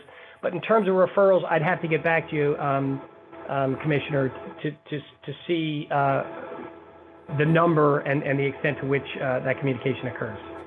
Chair, I'm going to hopefully wait for my second round, and perhaps Con Edison can get that information while we're going through the rest of this hearing and get back to us on how many complaints that communication is going in where there's a cooperation between Con Edison and the city, and what is the turnaround time? Councilmember Jones, just to keep in mind, try to be as brief as possible because we have the admin to testify and members of the public. But I do want to explore a little of the line of questioning brought up by my colleagues. I realize, you're not here to point fingers, but you're almost in a little bit of an untenable situation in that you are responsible for the power transmission, but you don't control the trees, and the trees are making it, the weather conspiring with the trees are making it very difficult for you to consistently restore power quickly. Do you think the city is doing a bad job of tree maintenance? No, and you really have to probe the city with regard to their programs, the adequacy of their programs. No, you are directly impacted. I mean, you're saying that wind caused the trees to fall down. When you get to the scene, I think there's also a scenario, other than burying the wires, I think as part of power delivery, you could be responsible for tree maintenance as part of the service that you deal with.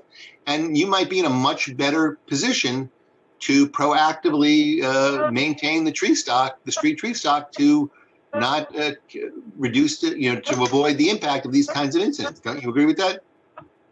Well, no, I would say we apply best vegetation management practices in the industry. A 3-year cycle is best in business.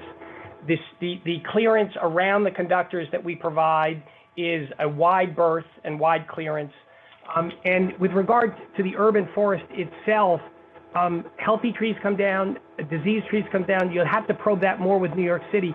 It is an inherent hazard of an overhead distribution system. Most of the country has an overhead distribution system. Could you just go back, just so I understand? What are you doing? What are you inspecting on a 3-year cycle? You're not inspecting all the trees. We are riding each of our circuits, and as the trees grow and mature into a zone around our conductors, we are cutting it back, much the way you would trim back your hedges. We are cutting it back on a 3-year cycle to ensure adequate clearance between our energized conductors and the urban forest around it.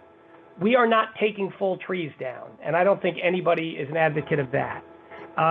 We are communicating with the city and assisting in the topping of trees so that they can... So again, just so I understand for myself, any place where there's a wire and a city tree, you don't need to ask anybody. You can trim that tree appropriately to not interfere.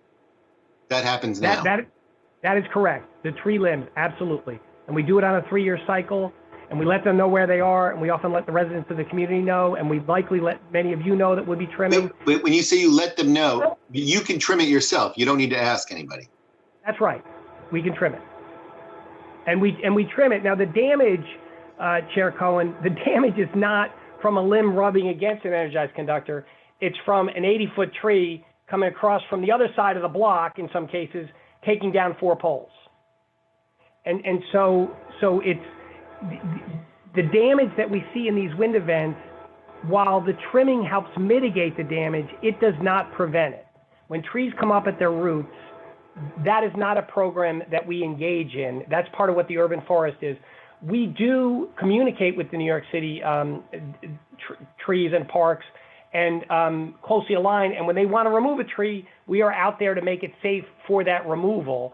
But we are not taking down trees. We have permission to prune and trim, and we do so rigorously.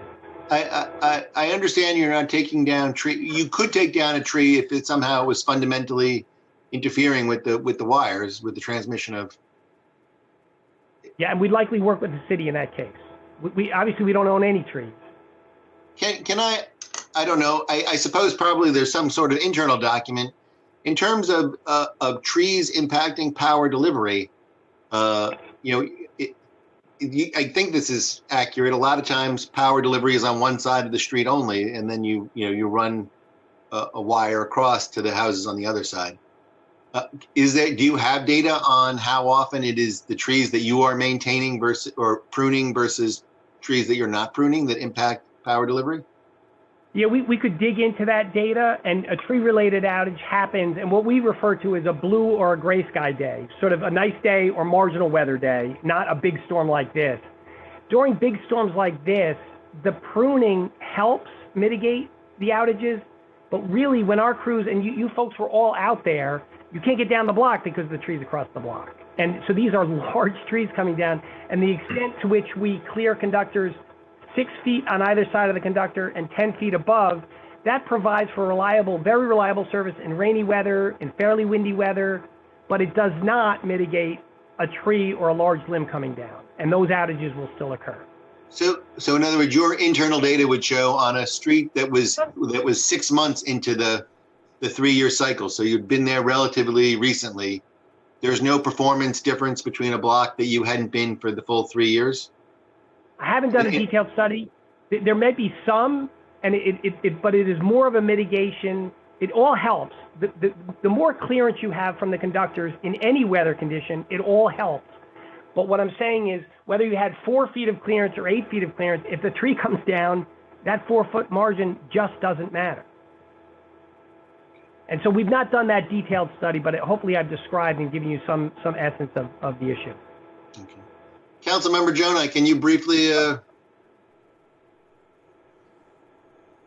I'm sorry, Chair Cohen. We actually had a question from Councilmember Rose. Oh, I'm yes. not sure if who wants to ask her question. Councilmember Rose, do you still have a question?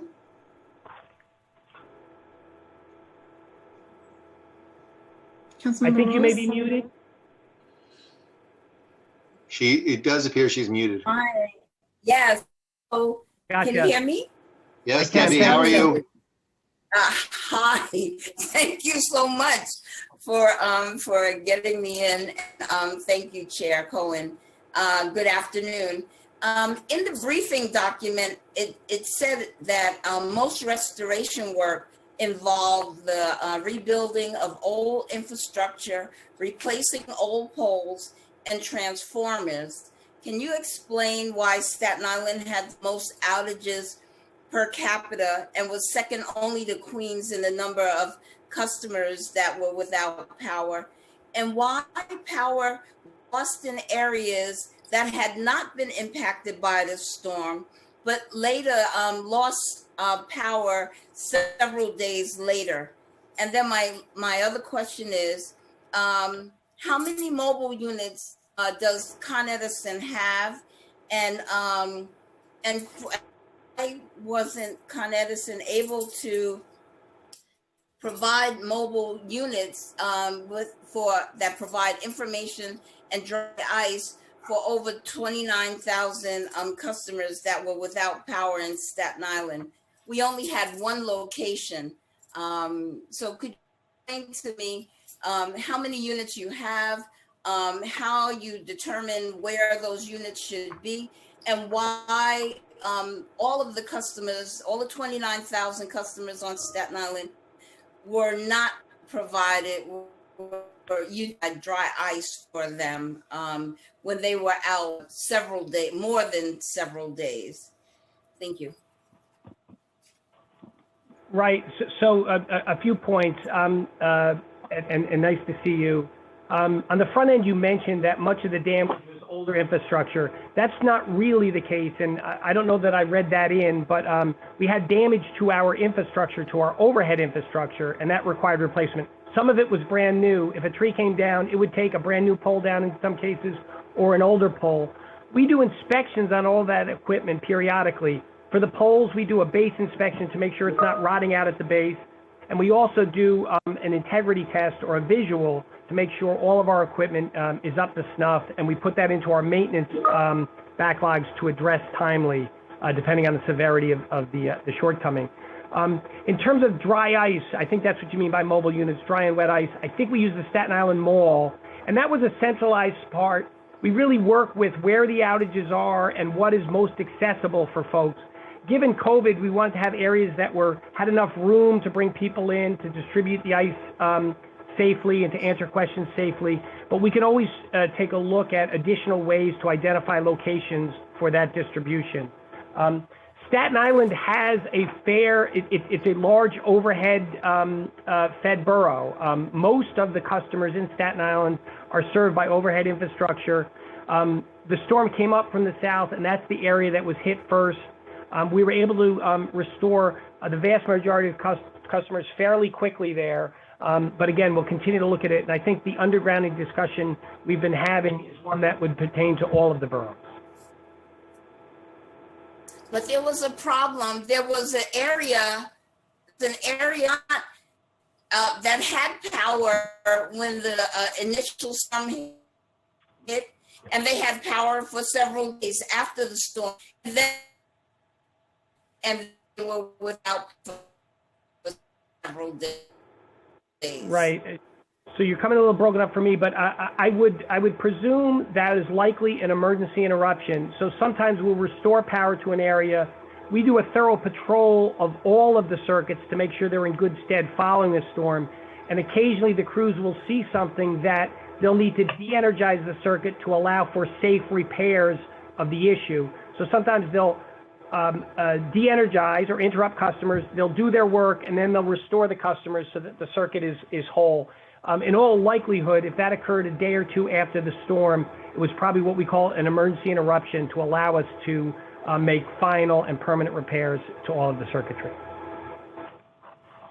Going forward, in terms of providing wet and dry ice, it's nice that you found a centralized location, but people from the north were not able to get there to get the ice, and they were impacted almost with the same numbers as the south. I'm requesting that you look at, where these outages are, and not one centralized. Then it's very Time difficult expired. for people to get there.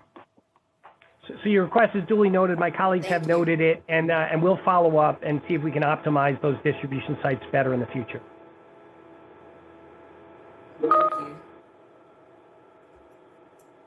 Thank you. Councilmember Jonai, do you have a follow-up question?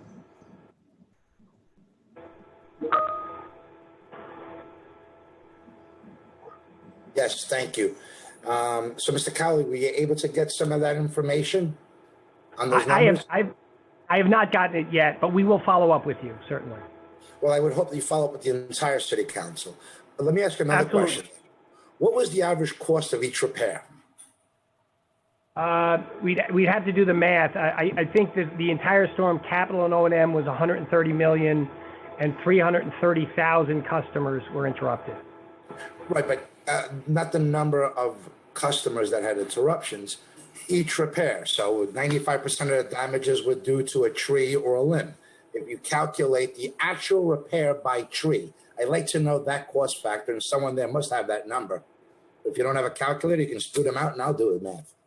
No, and you're right, council member. I was really looking at a ratio between cost and customer out. I'd have to get the information on the precise number of jobs. Let's do it together. 130 million. How many actual repairs were there? And I'll have to get you that number. I don't have that, council member.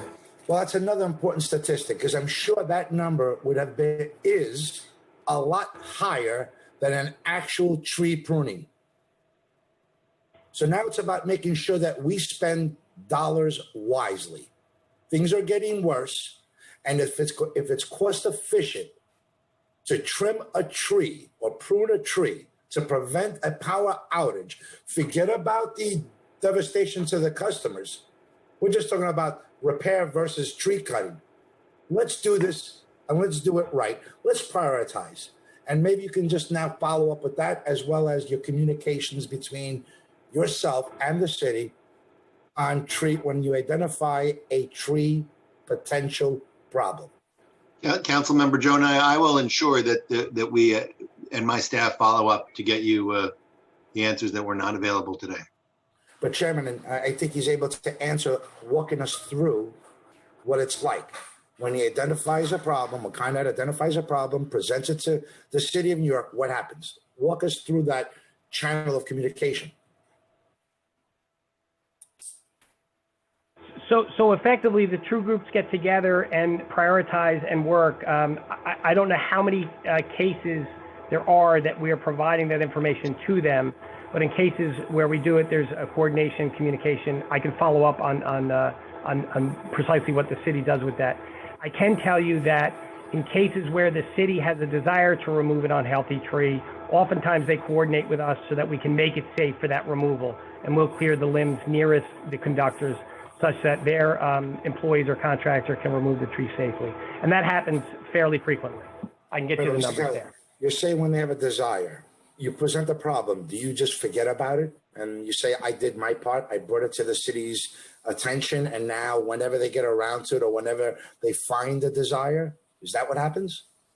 No, I didn't say that, council member. I just don't know how many occasions we have where we're reporting urban forest deficiencies to New York City and those folks who are responsible for the urban forest. So my last question, I got it. So my last question, what would it take for Con Edison to take on this responsibility solely and wholly? Obviously, the city's dysfunctional. So you'll have to comment on the city's performance relative to the management of trees. What I can tell you is, on a 3-year cycle, we have access to prune the trees according to the best management practices in our industry. In cases where the city who manages the trees notifies us of a health issue that requires our assistance, we engage with them readily. I don't know the health of the total urban forest. I do know that when we prune our circuits, we do so diligently and we continue to invest money toward that endeavor. And it has reliability impacts in a positive way. Well, great. So then we're on the same page. Why don't you invest more on this responsibility, take it away from a dysfunctional government? I have no trust in City Hall to do this. They have a lousy track record, and ultimately it's costing you more to repair. Let's do the right thing here. Thank you, Councilmember. Thank you. So we'll get you the data through the chair. Thank you. Before we let you go, and we're about to let you go, I just want to also mention, I would be remiss if I did not mention that we for our constituents, we would go on to your online tracking service. We would put in the customer's address, and you would tell us that you would have a restoration within 24 hours. And that information proved very often to be inaccurate. And that was a compounding of frustration because people were making plans. Should I go to someone else's house? Should I unpack my refrigerator? And the inaccuracy of that system really led to additional hardship and shockingly frustration that we received from our constituents. Yeah, so my comment there is the frustration is understood and we get it. People want their power back first and foremost. A very close second is they want to know when so that they can in fact plan their lives. We've made incredible improvements in our ETR process, estimated time of restoration process, and when we look at the data, it is much stronger than it's been, but we have more work to do. And I can particularly tell you, Chair Cohen, that at the tail end of the storm, when customers are, frankly, the most frustrated, those repairs were the ones where we missed the estimated time of restoration the most frequently. So it's the last 5% of customers, they've waited, and when we get on the block, we say, this is actually going to take a day and a half, not a day. And when we push out that estimated time of restoration, it sort of has the double impact of I've waited for my lights and I've got to wait for more proper information. So we understand it. We've done a lot of work in this area. Our smart meter system is going to help us. We've got about half the smart meters out there now. That tells us with certainty who's in and out. And so we can much better establish estimated times of restorations and work plans. The work is dynamic. It's not as if we're stamping dies. Every job is different. So we make estimates in blocks. And that last 5% of customers really did. We missed on a number of those ETRs. We recognize it, and it's part of our after action review. All right, thank you very much for your testimony today.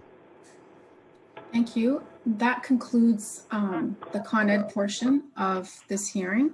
Next, we'll move on to the administration.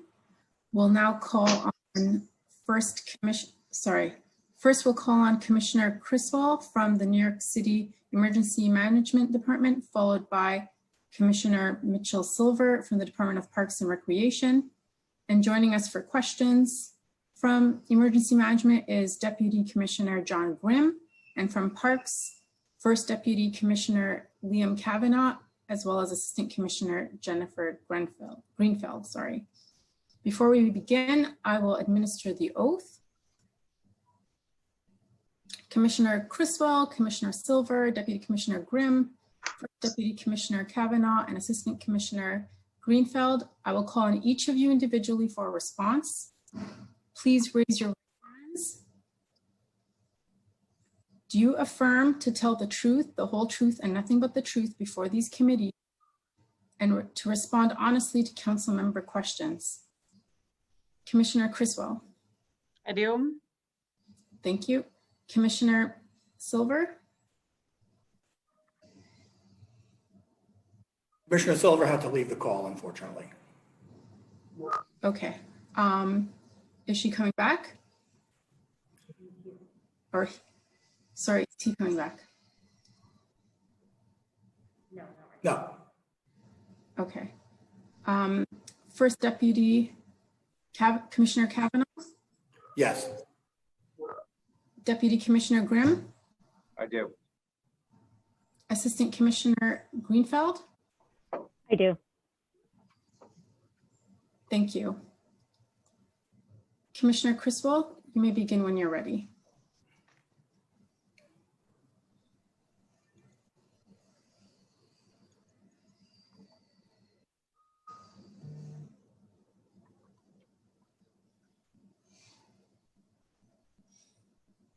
Good morning. Good morning, Chairpersons Cohen, Brannon, Constantinides, and Koo, and members of the New York City Council. My name is Deanne Criswell, Commissioner of the New York City Emergency Management, and I am joined by Commissioner Mitchell Silver and First Deputy Commissioner Liam Kavanaugh from the New York City Department of Parks and Recreation. On August 4th, high winds from Tropical Storm Isaias impacted New York City and led to 21,439 downed and damaged tree service requests within 24 hours. And as you just heard from Con Edison, over 200,000 utility customers without power. The only recent comparable downed tree event is Hurricane Sandy, which generated 26,011 service requests and took 47 days to completely address all downed trees. We are pleased to be here today to discuss preparedness efforts for this event, citywide coordination of agencies and partners as we responded, and lessons learned to apply to the next storm. New York City Emergency Management began tracking the development of Tropical Storm Isaias when it emerged as a disturbance off the coast of Africa on July 24th. Following National Weather Service and National Hurricane Center forecasts that met coastal storm planning triggers, our agency began hosting daily coastal storm steering committee calls with agency partners on Friday, July 31st. These calls provide a forum for our partner agencies and organizations to discuss the weather forecast and trigger internal and interagency preparedness actions. Initial forecasts predicted major rainfall, storm surge, coastal flooding, and 30 to 40 mile/hour winds. The Flash Flood Emergency Plan was activated on July 31st to provide DEP, DOT, and sanitation ample time for pre-storm cleaning. As the storm moved closer to New York City, it shifted westward, and the National Weather Service advised that there was potential for higher, more damaging winds. By Saturday, August 1st, it was clear that the storm had the potential to have significant impact on trees and above ground utility lines, so we put the Downtree Task Force on alert.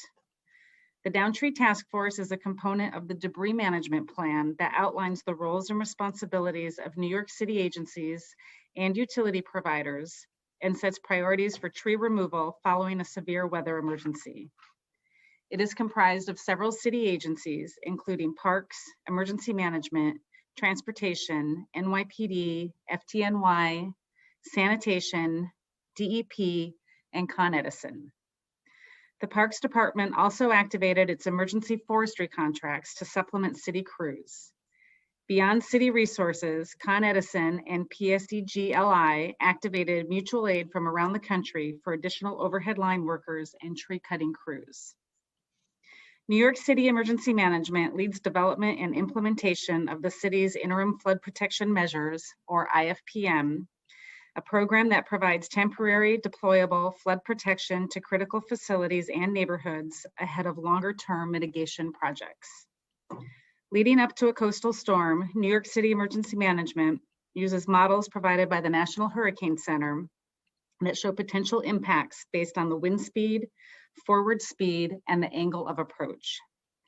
In consultation with the National Weather Service, New York City Emergency Management selected the models that were most likely to predict the worst case impacts of a tropical storm Isaias to determine which areas of the city may experience coastal flooding from storm surge. While minor to moderate coastal flooding was possible in several neighborhoods, the only active IFPM site that had a risk of flooding was the South Street Seaport, which showed the potential for 2 to 4 feet of inundation. To mitigate this threat, emergency management deployed, for the first time, IFPM to protect the community from flooding. Parks also activated its flood protection measures. Tide gates were used at Flushing Meadows Corona Park, and flood walls were deployed in Rockaway Beach to prevent coastal flooding from impacting the community. While the tropical storm did not ultimately result in major coastal flooding, the opportunity to activate IFPM at our largest, most complicated, and most heavily trafficked in real time was a learning opportunity and will lead to significant improvements for future deployments across the program. Preparations continued throughout Sunday, and Emergency Management virtually activated the city's Emergency Operations Center on Monday, August 3rd. Ultimately, it was staffed by 19 agencies. Park staff completed walkthroughs of potential debris staging sites, and the Downtree Task Force agencies and contractors mobilized crews to immediately begin work post-storm. The city pre-staged equipment and supplies at Sanitation's Staten Island Transfer Station, including the Emergency Management Mobile Data Center. The Department of Transportation staged its assets at Citi Field. Additionally, emergency management citywide interagency coordinators were deployed across the boroughs to facilitate coordination and expedite the movement of assets to where they were needed most. Throughout the entirety of the borough-based operation, emergency management responders conducted in-person checks of critical facilities and sensitive locations.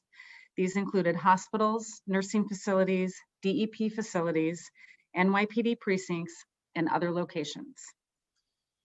Due to the worst case wind and rainfall projections for Tropical Storm Isaias, Mayor de Blasio, New York City Emergency Management, and the Department of Buildings continually warn New Yorkers on the potential for high winds. These warnings were amplified via press releases, Notify NYC, and on the city's social media channels. Our agency issued a press release on August 2nd and a travel advisory on Monday, August 3rd, highlighting the threat and encouraging New Yorkers to prepare for the storm and stay home on August 4th if possible. We also sent an advance warning system message to partner agencies that serve vulnerable New Yorkers to assist them in preparing for the storm. On Saturday, August 1st, my government relations team started outreach to many elected officials representing coastal areas to discuss the forecast and preparations and address any questions you and your colleagues may have had. Emergency Management Government Relations began daily calls for elected officials and community boards on August 3rd. It was clear immediately following the storm that there were widespread downed trees and power outages in many areas of the city. We worked with the mayor's office to reiterate that 911 was for life-threatening emergencies and only through our public messaging channels, including Notify NYC.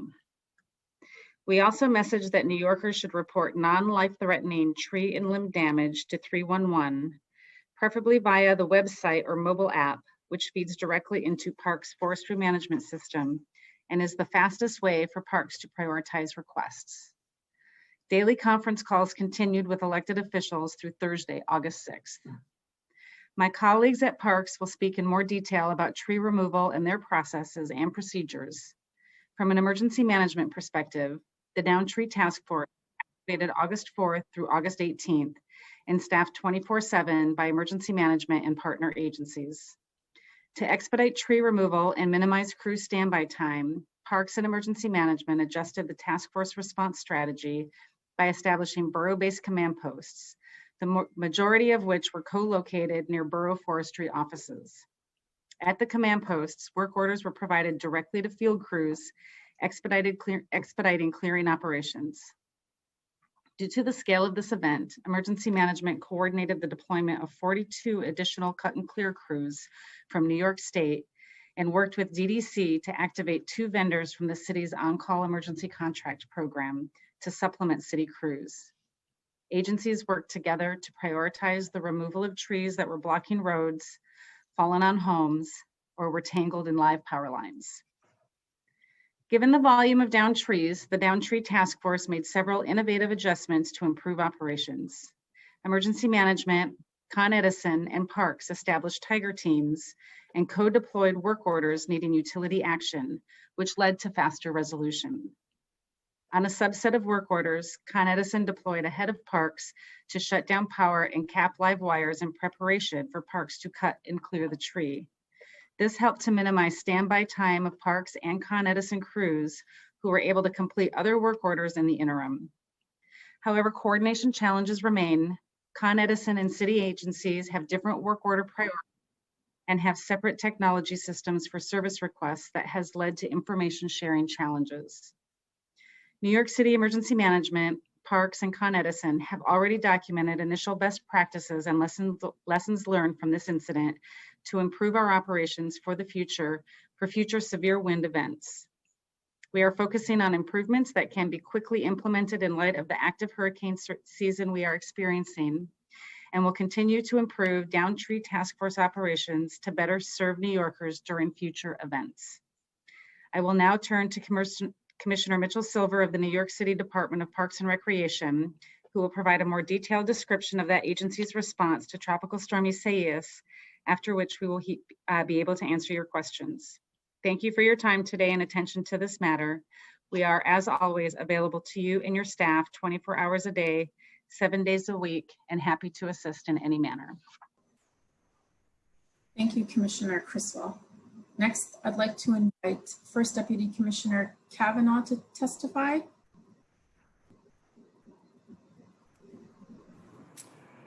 Good afternoon, Chair Cohen and members of the Consumer Affairs Committee, Chair Constantinides and members of the Environmental Protection Committee, Chair Koo and members of the Parks Committee, and Chair Brannon and members of the Resiliency and Waterfronts Committee. On behalf of Parks Commissioner Mitchell Silver, I am Liam Kavanaugh, First Deputy Commissioner of Parks and Recreation, and I'm joined today by Assistant Commissioner Jennifer Greenfeld, who heads up our Central Forestry, Horticulture, and Natural Resources Division. Before I begin the testimony, it's important to acknowledge the toll this storm took on the public. New Yorkers have had to deal with an enormous amount this year, and severe weather was an additional difficult burden. Tropical Storm Isaias caused an enormous amount of damage and disruption that touched every community board in the city. We are deeply appreciative of the patience and resilience of New Yorkers whose ability to handle adversity is the reason that this is the greatest city in the world, and are especially thankful for the support they show to our staff in the field who work so hard to alleviate the problems caused by the storm. I'd like to begin by giving some broader context about our urban forest. First, New York City Parks, like many other city agencies, is entrusted with the care and maintenance of vital city infrastructure. Unlike more typical infrastructure like water mains or traffic lights, our responsibility, the city's trees, are living organisms. Trees make our city more livable by reducing pollutants and carbon emissions from the air, as well as absorbing stormwater runoff. Trees are vital in combating the urban heat island effect, a phenomenon that causes higher temperatures in urbanized areas, which is particularly challenging for New York City. A 2017 Mayor's Office of Resiliency report found that extreme heat is the top cause of mortality from extreme weather. And the city averages roughly 115 excess deaths from natural causes exacerbated by extreme heat annually. Worse, disparities in tree cover create risks for the most vulnerable residents of high poverty neighborhoods. As a result, the city will invest significantly in caring for our urban forest, including funds for street tree planting that will prioritize areas disproportionately vulnerable to heat risks, like neighborhoods in the South Bronx, Northern Manhattan, and Central Brooklyn. New York City's almost 700,000 street trees are the responsibility of the Parks Department, and we have dedicated resources to care for our urban forest and to preserve and maximize the vital benefits they provide to all New Yorkers. While our street trees are beneficial to the city, they are uniquely vulnerable infrastructure. Trees cannot be bolted down or boarded up or placed in storage when we have inclement weather. Even the healthiest trees can be felled by a powerful storm. Since we cannot ultimately control the severity of a storm, we work hard to make sure that the city's tree canopy is as strong and as healthy as it can be. This is accomplished through our proactive maintenance efforts, largely guided by a risk management approach, which uses standards set by the International Society of Arboriculture and the American National Standards Institute.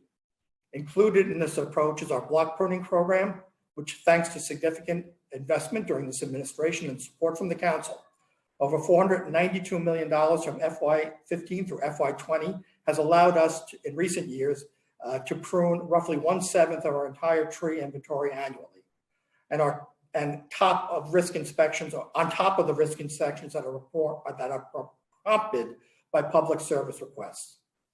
The goal of our program is to inspect and identify concerns before they become major problems, performing systemic and preventive tree care. This proactive approach cannot and will not completely negate the impacts of serious storms, but mitigates what could have been even worse scenarios. Specific to Tropical Storm Isaias, as our colleagues from NISM have testified, the impacts of the storm were swift and severe, and the damage that Isaias caused bore comparison with Superstorm Sandy in 2012 and the tornadoes that touched down in Staten Island, Brooklyn, and Queens in 2010. Tropical Storm Isaias caused over 21,000 service requests in one day, a volume of incoming requests that we normally receive in 4 months. In any case, New York City Parks rose to the challenge. At its peak, well over 700 park staff were redeployed to assist with emergency response, tree inspection, and data review. And in coordination with the Down Tree Task Force, additional tree crews were recruited and over 500 staff and 167 crews were mobilized. To ensure that life safety concerns are addressed first and foremost, we prioritize clearing roads and thoroughfares, addressing what we term active failures. Those are full trees that have been damaged but have not yet fallen, but could and cause serious injury or damage, as well as trees that are leaning on homes. Many other city agencies contributed to the storm response, which included tree crew assistance provided by the police department, fire department, sanitation department, the Department of Transportation, Department of Environmental Protection, and the Department of Design and Construction. Additionally, city agency staff served as auxiliary inspectors to confirm conditions on the ground.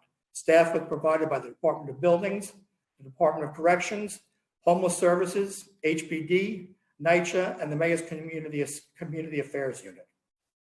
Further, mutual aid assistance was obtained from other jurisdictions, such as New York State Department of Transportation, Parks, and Department of Environmental Conservation, as well as the National Guard. We also activated $11 million in emergency contracts to secure the assistance of additional tree crews from private contractors. Due to this massive mobilization of resources, all serious obstructions from downed trees were cleared by August 13th, while the majority of lower priority conditions were addressed in the following week, a faster response time compared with similar emergencies in recent years. I'm extremely proud of our parkies, emergency contractors, and city agency help and mutual aid partners who stepped up to respond to one of the most damaging storm events impacting trees we've experienced in New York City. Resolving this significant volume of requests required an enormous amount of both physical and logistical support from our staff and fellow agencies. This is complex and challenging work. It takes time, and while we are aware that storms come every year, their severity and their impacts vary, prompting us to be creative in finding new ways to meet the challenge. This year, we piloted a strategy in which parks crews worked directly alongside Con Edison crews to deal with outages caused by trees. We also quickly developed and deployed a mobile inspection device that enabled hundreds of staff from parks and other agencies to assess and report tree conditions from the field. We are continuing to refine that device to make it even more valuable in future storms. We hope to be able to build on these innovations for future storm recovery efforts. While we recognize that it can be extremely frustrating to experience the aftermath of a severe storm and the tree impacts it brings, New York City Parks is committed to working smarter and faster with city agencies, sister agencies, and other non-agency partners. Thank you, chairs, for the opportunity to testify today, and we'd be happy to answer any questions you might have.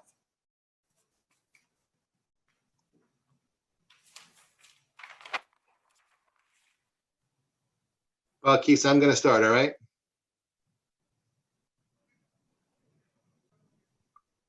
Can everybody hear me? Okay. I'm going to start with OME. You know, I wonder, just taking a step back, in terms of like the Downtree Task Force. That's not, obviously, that's not a standing thing. It's activated in times of disaster. Is that right? Chair Cohen, yes, the Downtree Task Force is activated anytime we think that there might be substantial wind that could cause damage to trees. We activate it several times throughout the year, even if we think it's going to be minimal damage, just so we can get all the agencies together and working collectively to take care of any down trees that we might find. And how does the task force get the information? Where does that come from? So when individuals call in their down tree complaint service requests, it goes into call in through 311, and it goes into Parks Forestry System report. And then Parks has that report, and they can prioritize the down tree removal or making the tree safe. So overwhelmingly 311 is the source of. 311 is the primary way for service requests to come in, yes. This is, maybe you do this and I'm just not as good a council member as I should be and I don't know about it, but do you do like staff training outreach? I find that a lot of times, because obviously, in the best case scenario, we never see you because we don't need you. But like, I wonder if my office is as well prepared to communicate and coordinate with your office, in a crisis. Does your team do community staff trainings and that kind of thing? Yes, we do a variety of trainings. Obviously, our trainings this year have been put on pause, and we're starting to resume our trainings in a different format. If there's a specific training specifically that you'd like your staff to have, we'll be happy to follow up with you and get that training. But we have done a number of things like mobile office hours to coordinate with your staff, outreach events, and then our training division does preparedness training for the community members as well. There was a lot of, a lot of things didn't work as well as I think that they could have or should have in terms of down trees in my district. I don't know how much of the prior testimony you saw, but Councilmember Joe and I represent a lot of homeowners. He's in the Northeast Bronx, I'm in the Northwest Bronx. And these people were sort of the last 5% to get service restorations, and it was very difficult. And people were sending me daily pictures of trees on their houses or trees resting on wires in front of their homes. And day after day, we were trying to get them help, and it was very, very slow. And it was also scary if there's a tree resting on wires in front of your house and you don't know if the wires are alive, and it looks tenuous. That did not work. I think the way that either you or I would like to see it work. So I don't know what we can do about that. And I wonder if OME has, and I realize you're not here to criticize another city agency, but obviously Con Ed's ability to deliver power through overhead wires is integrally related to the condition of our street tree stock. In terms of emergency management, what do you think is the status and the overall quality vis-a-vis power delivery of our street tree stock? You know, I can't speak specifically for Con Edison's infrastructure or Parks infrastructure, but, you know, from an emergency management perspective, the two go hand in hand. And anytime we know that there's going to be a large wind event, we know that we're also going to have a power outage event because of the amount of overhead lines that we have. And so that's where we put together the Downtree Task Force to help address those concerns pre-storm, and then immediately be able to go out and solve them post-storm. You know, I think that there's always room for improvement for us to continue to work more closely together in bringing the partners together, which is what emergency management's role is, right? Is bringing all of the necessary stakeholders together to coordinate responses better. We learned a lot from this response, and there are things that we put in place during this event that we will put in place prior to the events going forward. Do you report back to the mayor, I guess, you know, like an analysis of, you know, what happened here, what you think worked well, what didn't work well, and where we can make improvements? Yeah, absolutely. I mean, during the event, I send twice daily reports as to what our status is and where we are at. And then after the event, in any event, first we do a quick look report, and we already did that quick look report on just the Downtree piece of our response here. And we're in the process of doing a larger, more comprehensive look at all of the different activities that happened in response to Tropical Storm Isaias. That does get put together in a formal after action report with areas for improvement. And then we track that through an improvement plan matrix. Well, I guess it's true that we're through, you know, more than the halfway point of tropical storm season.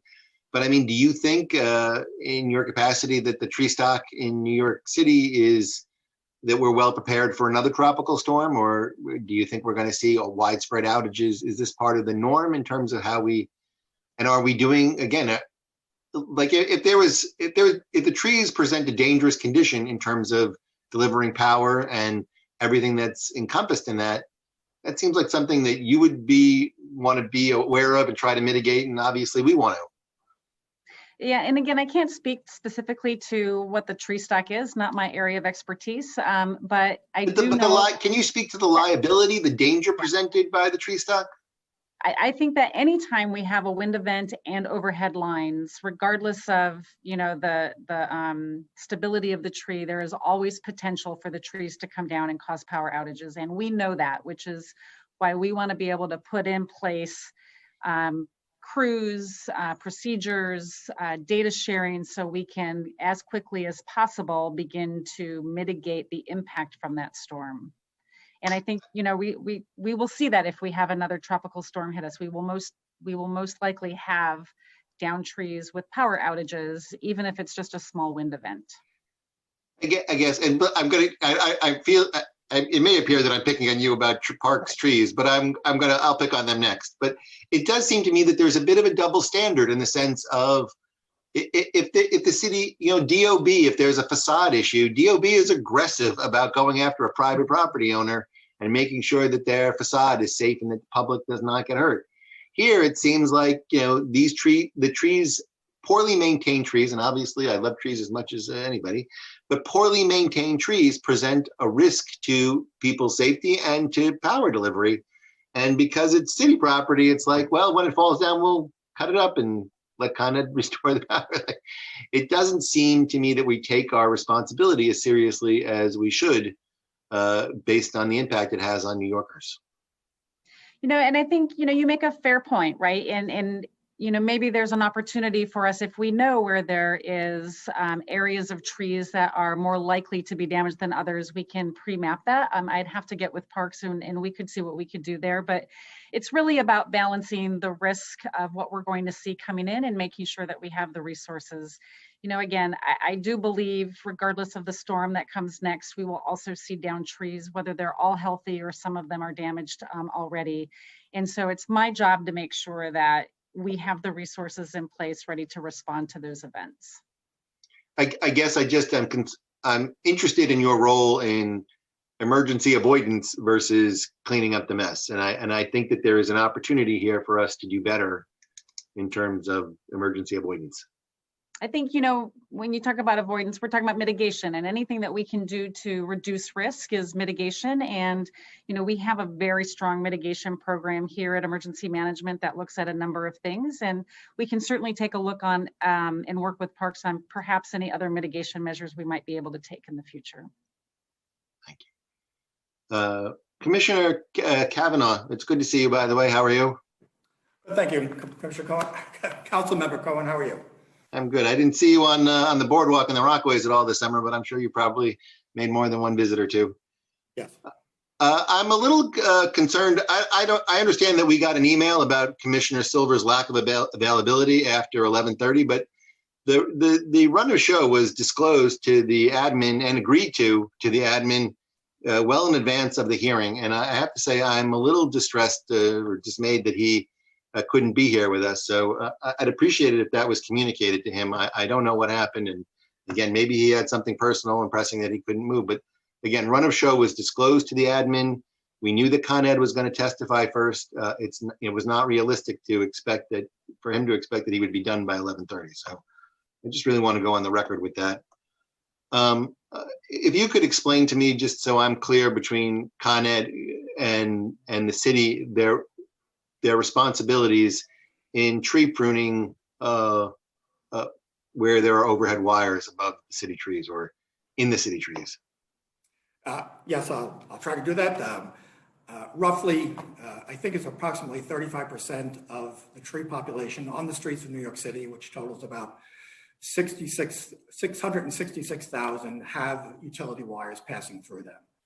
Con Edison is responsible for clearing their lines, as Mr. Cawley explained during his testimony. That is, they remove branches that are either touching or potentially interfering with their transformers or their utility lines. They're not responsible for any other work within the tree. And when a tree needs to be removed that has utility lines passing through it, we refer to Con Ed to, as Mr. Cawley said, to top the tree. That is to remove the tree out of the electrical services so our staff or contractors we employ can safely remove the rest of the tree. Could you just describe topping one more time for me? Topping means removing any part of the tree that is in contact with or close to the electrical service. So in other words, Con Ed makes it safe for you to take it down? Yes.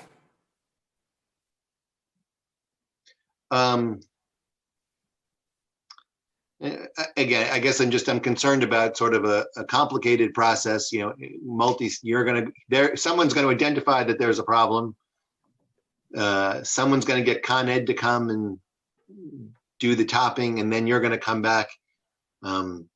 If there's a dangerous condition, it sounds like it could take a long time. I guess, what is the timeline from if someone reports a dangerous condition to 311 regarding a tree? What is the timeline, the turnaround time on that? If I can step back a little bit and talk a little bit about some of the earlier questions, at least refer to them. About 4 years ago, we adopted a risk management approach to our tree program. We're the first city in the country to do this, and as far as I know, we may be the only city. We assess trees for their condition, the potential for failure of that tree, and the consequences of a failure in terms of either injury or damage. And that, of course, includes damage to utility lines and Con Ed infrastructure. When we assess a condition, we assign a risk rating to it. The highest category of risk rating, our goal is to remove it or address whatever the risk is within 7 days. The next highest category. Commissioner, how long does it take you, though, from the day you become aware that there's something that needs to be assessed to getting it assessed? That can vary greatly depending on the time of the year and how many requests we have at any given time. Clearly, if a condition is indicated to be a hazard, we try to inspect it as quickly as possible. In some cases, that can take as long as a week, though, given volume and staffing and other considerations. So, but generally you're saying if I call 311 and I say that there's a dangerous tree condition, I find the constituents basically contact my office with two types of tree conditions. Either it's disturbing their sidewalk, the roots are disturbing their sidewalk, and they'll call my office saying that that's a problem, or they'll say it's a very dangerous condition. I'm afraid it's gonna, fall on somebody. Those are the two types of calls I get related to trees. So you're saying if we make a 311 call on the latter, that there's a dangerous condition, that you will do an assessment within a week? Again, it can vary depending on the time of the year, the number of service requests we have, and our staffing levels, but we do try to inspect a potentially hazardous condition within a week. Okay.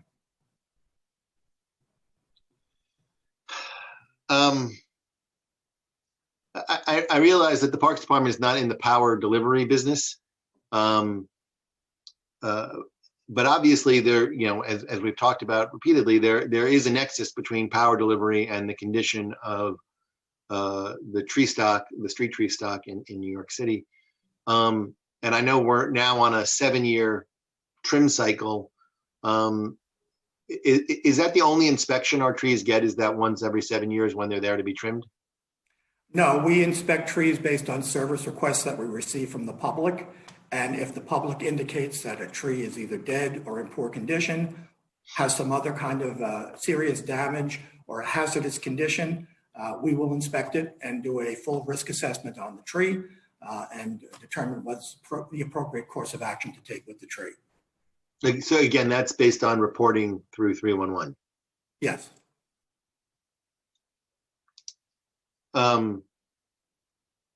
Do you have an opinion? Maybe Deputy Commissioner Greenfield might be better positioned to answer the question. But do you have how would we rate the overall health of the city's street trees and their state of? I know it's not state of good repair exactly, but I think you understand what I'm trying to ask. Yes, and I know that this may seem odd in light of all the damage that we suffered just a little over a month ago, but I think in general, the state of the health of the city's tree population is good, and that's due to several reasons. One is the block pruning program we've been able to sustain at the highest level in my experience, and I've been involved in tree care in New York City for 35 years, but over the last 6 fiscal years, it has been at the highest level that I've ever experienced. The block pruning program is the key to our maintenance strategy. It obviously is for 3 reasons. It's a proactive program. We prune every tree in segments of neighborhoods at the same time. Pruning makes the tree healthier, of course, but it also mitigates damage from storms. And it helps to eliminate conflicts with other infrastructures.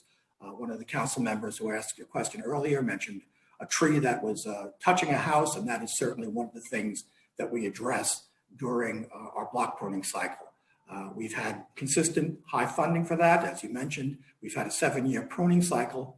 But in addition to the 7-year pruning cycle, we have also instituted another step where we have all of the trees inspected by a certified arborist. Over the last 2 years, that amounts to almost 200,000 trees that have been inspected by certified arborists as part of our block pruning program. They do identify hazards. They refer the hazards to our forestry division to be addressed, again, in the priority in which they need to be addressed. But overwhelmingly, their inspections have not shown, have shown the urban forest to be in generally good condition. Just so I mean, even though I've served on the Parks Committee my whole time, I'm going to make sure we're just speaking the same language. Street trees are, I mean, you're I don't want to confuse inventory, so to speak. Trees that line our streets, that's approximately 2 million trees in the city of New York? No. There's approximately 3.3 million trees in forests. We don't actively manage them. Those are places like Pelham Bay Park, Van Cortlandt, the Greenbelt on Staten Island, and some of our other large parks. There are approximately 700,000 street trees in the city of New York. Our last census actually counted 666,000. We think over time we might be approaching 700,000 roughly. And we also actively manage trees in what we call landscape parks. These are the parks and playgrounds that people use for active and passive recreation, but they're mostly the neighborhood parks. And we counted a little over 150,000 trees in those situations. So in terms of active management, we have between 820 and 840,000 trees that we actively manage and that we apply the risk management approach when we're managing those trees. And you think approximately 660,000 of the 840 are also under or involved with power transmission lines? No, about 30% of those 600,000, we estimate, have utility lines passing through them. And that was based on our 2005 census, which did try to identify how many trees were beneath utility lines. Okay, so one more time, just so I understand. You're actively managing 840,000 trees. You think approximately 660,000 of those trees are street trees? Yes. And approximately 35% of the 660 are either under or related to Con Ed transmission lines? Yes. Can I give you just one more context about the number of trees that were damaged, because there were a couple of numbers flying around earlier. A total number of trees, including street and park trees, was just 11,000. Only 3,370 trees actually came down. And so of all of the tree population that we actively manage, only 1.4% were impacted in this storm. Only 1.4% came down. Were impacted in any way that includes hanging limbs, limbs down, or trees down. It's even less if you talk about trees down only. And some of those were in parks, although the vast majority were on the street.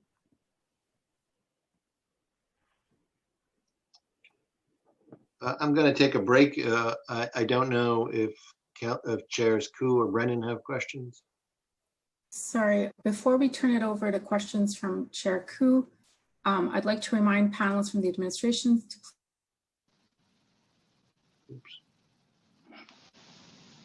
Keith, I think you froze for a second.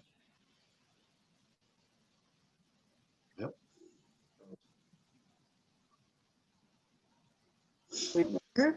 As a reminder, we'll be limiting council member questions to 5 minutes, which includes the time it takes to answer your questions. Chair Koo, I turn it over to you now.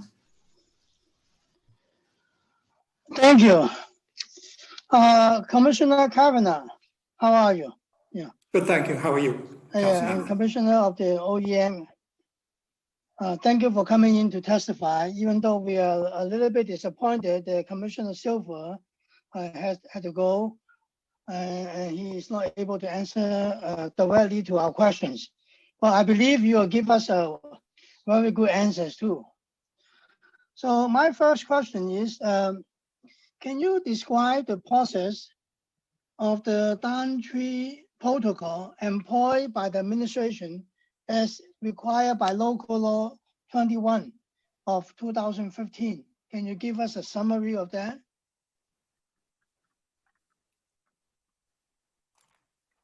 Commissioner Criswell?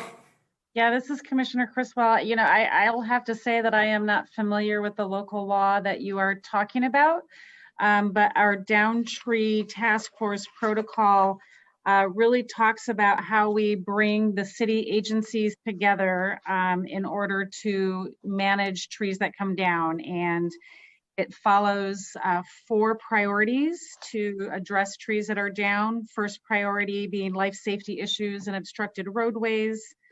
The second priority is for trees that are on homes or blocking access to homes. Third priority is for quality of life issues. And the fourth priority is for vegetative debris reduction and collection. And so it's through bringing all of the appropriate agencies together to monitor the incoming requests that come from 311. I can have Commissioner Kavanaugh talk a little bit more about the specifics of how they send out an inspector and then determine what service requests actually turn into work orders. But then once they become a work order, then we track as the Downtree Task Force the progress against resolving those work orders in the priorities that I just mentioned. Thank you. So does every tree has a tab that identifies it?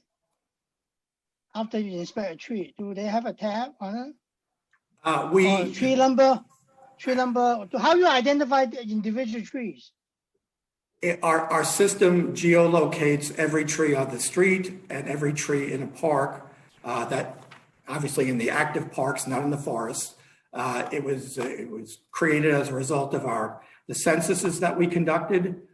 So at any time we plant a new tree, we geolocate that tree so it is part of our system. So yes, we do know where every tree is.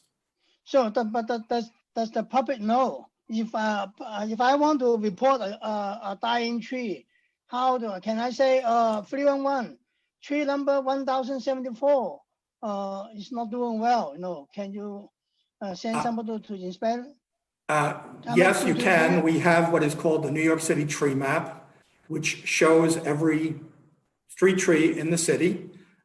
You can use that tree map to report any service requests, including an emergency service request, though 311 is usually the best route in an emergency.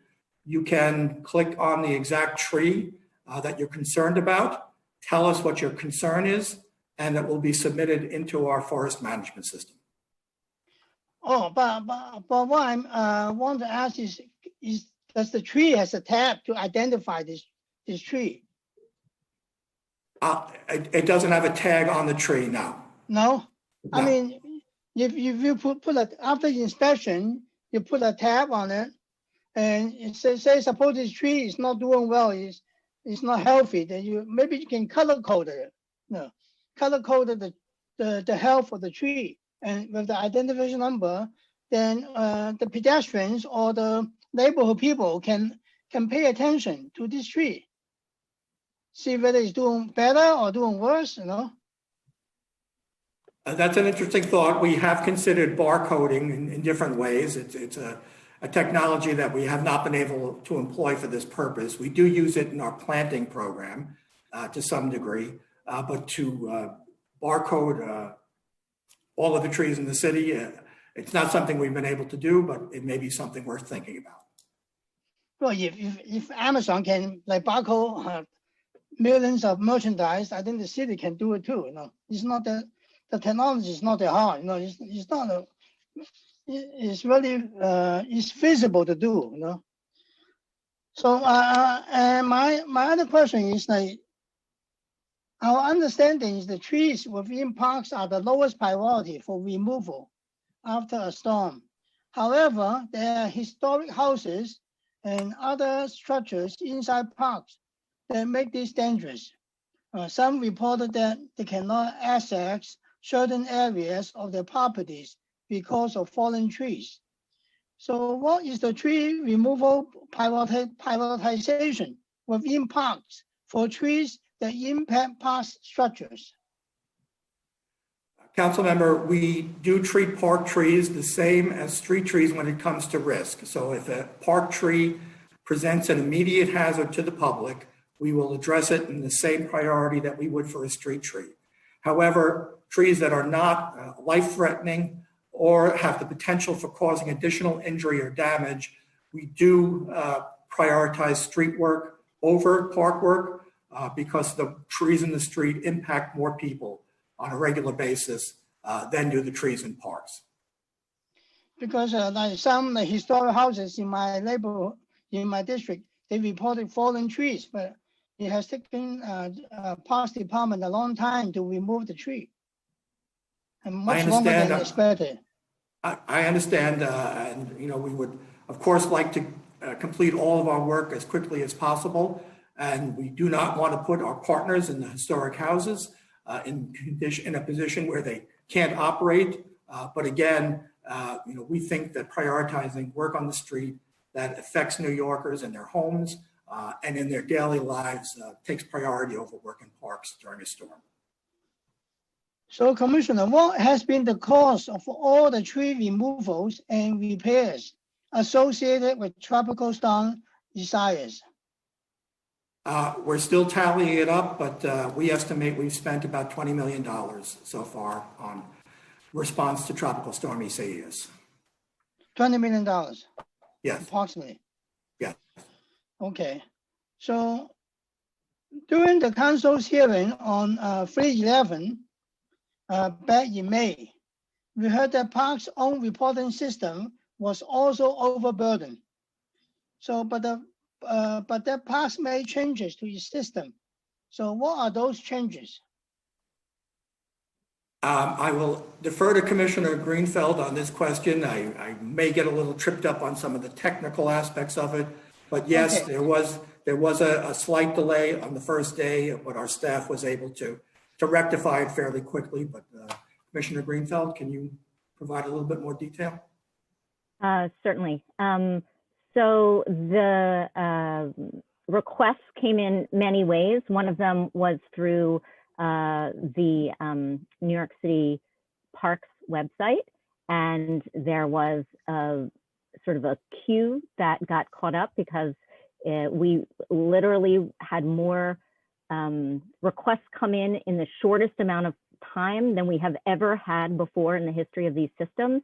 It was identified within an hour or something of that time, and then rectified. So everything came into our system. What was actually an issue was not whether it came into our system at the Parks Department. So we actually were notified about everything. The issue was about whether it went back to the customer. So we were never, our response to the storm was never impacted by this delay.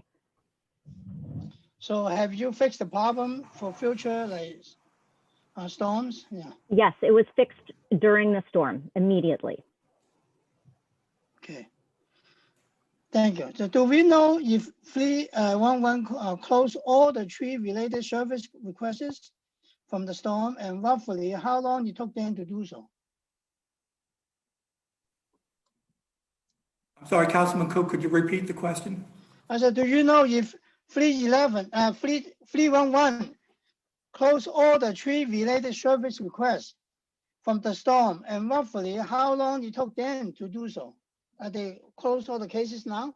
Or still Well, open? the Parks Department is responsible for closing the service requests that are generated by the storm. They do flow through 311 for very important reasons. And yes, we did account for all of the service requests that came in from 311 for Tropical Storm Isaias.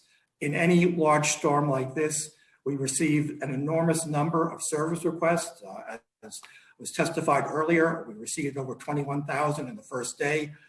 It approached the number that we received in total for Hurricane Sandy. And subsequent to that first day, we received almost another 11,000 service requests.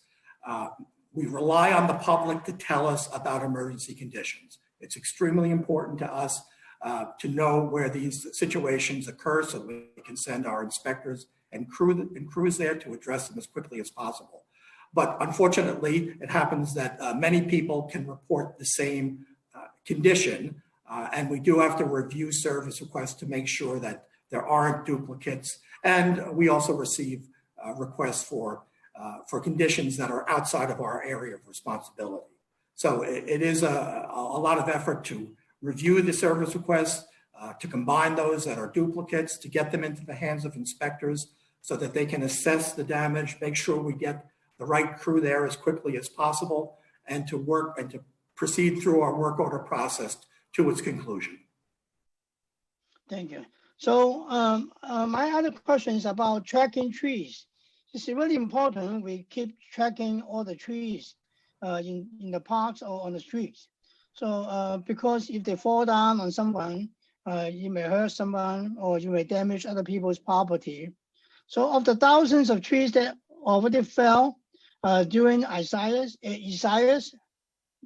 does Park know what their general health was before they fell?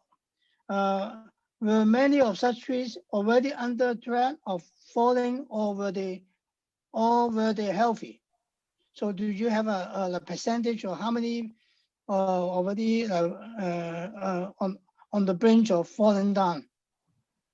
We are looking into that, Councilmember Koo. It's a very involved process. As Commissioner Greenfeld mentioned, there were 11,358 trees that were damaged during the storm.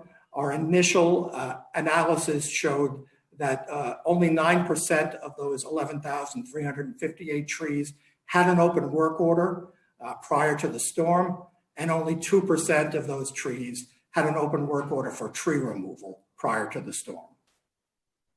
But we are continuing to dig into the data to see what more we can learn from the tree's history prior to the arrival of Tropical Storm Isaias. In 2013, in my district, a tree in Crescenta Park fell on a park visitor on a sunny day. Clearly, this tree was either damaged or either by a previous storm or was already dead. What is the past process and timeline for addressing the storm damaged trees and dead trees that could fall on park goers? Because you never know. You sit on a bench, a tree fell on you, and you get killed. So is there a process for you to inspect all the trees after the storm?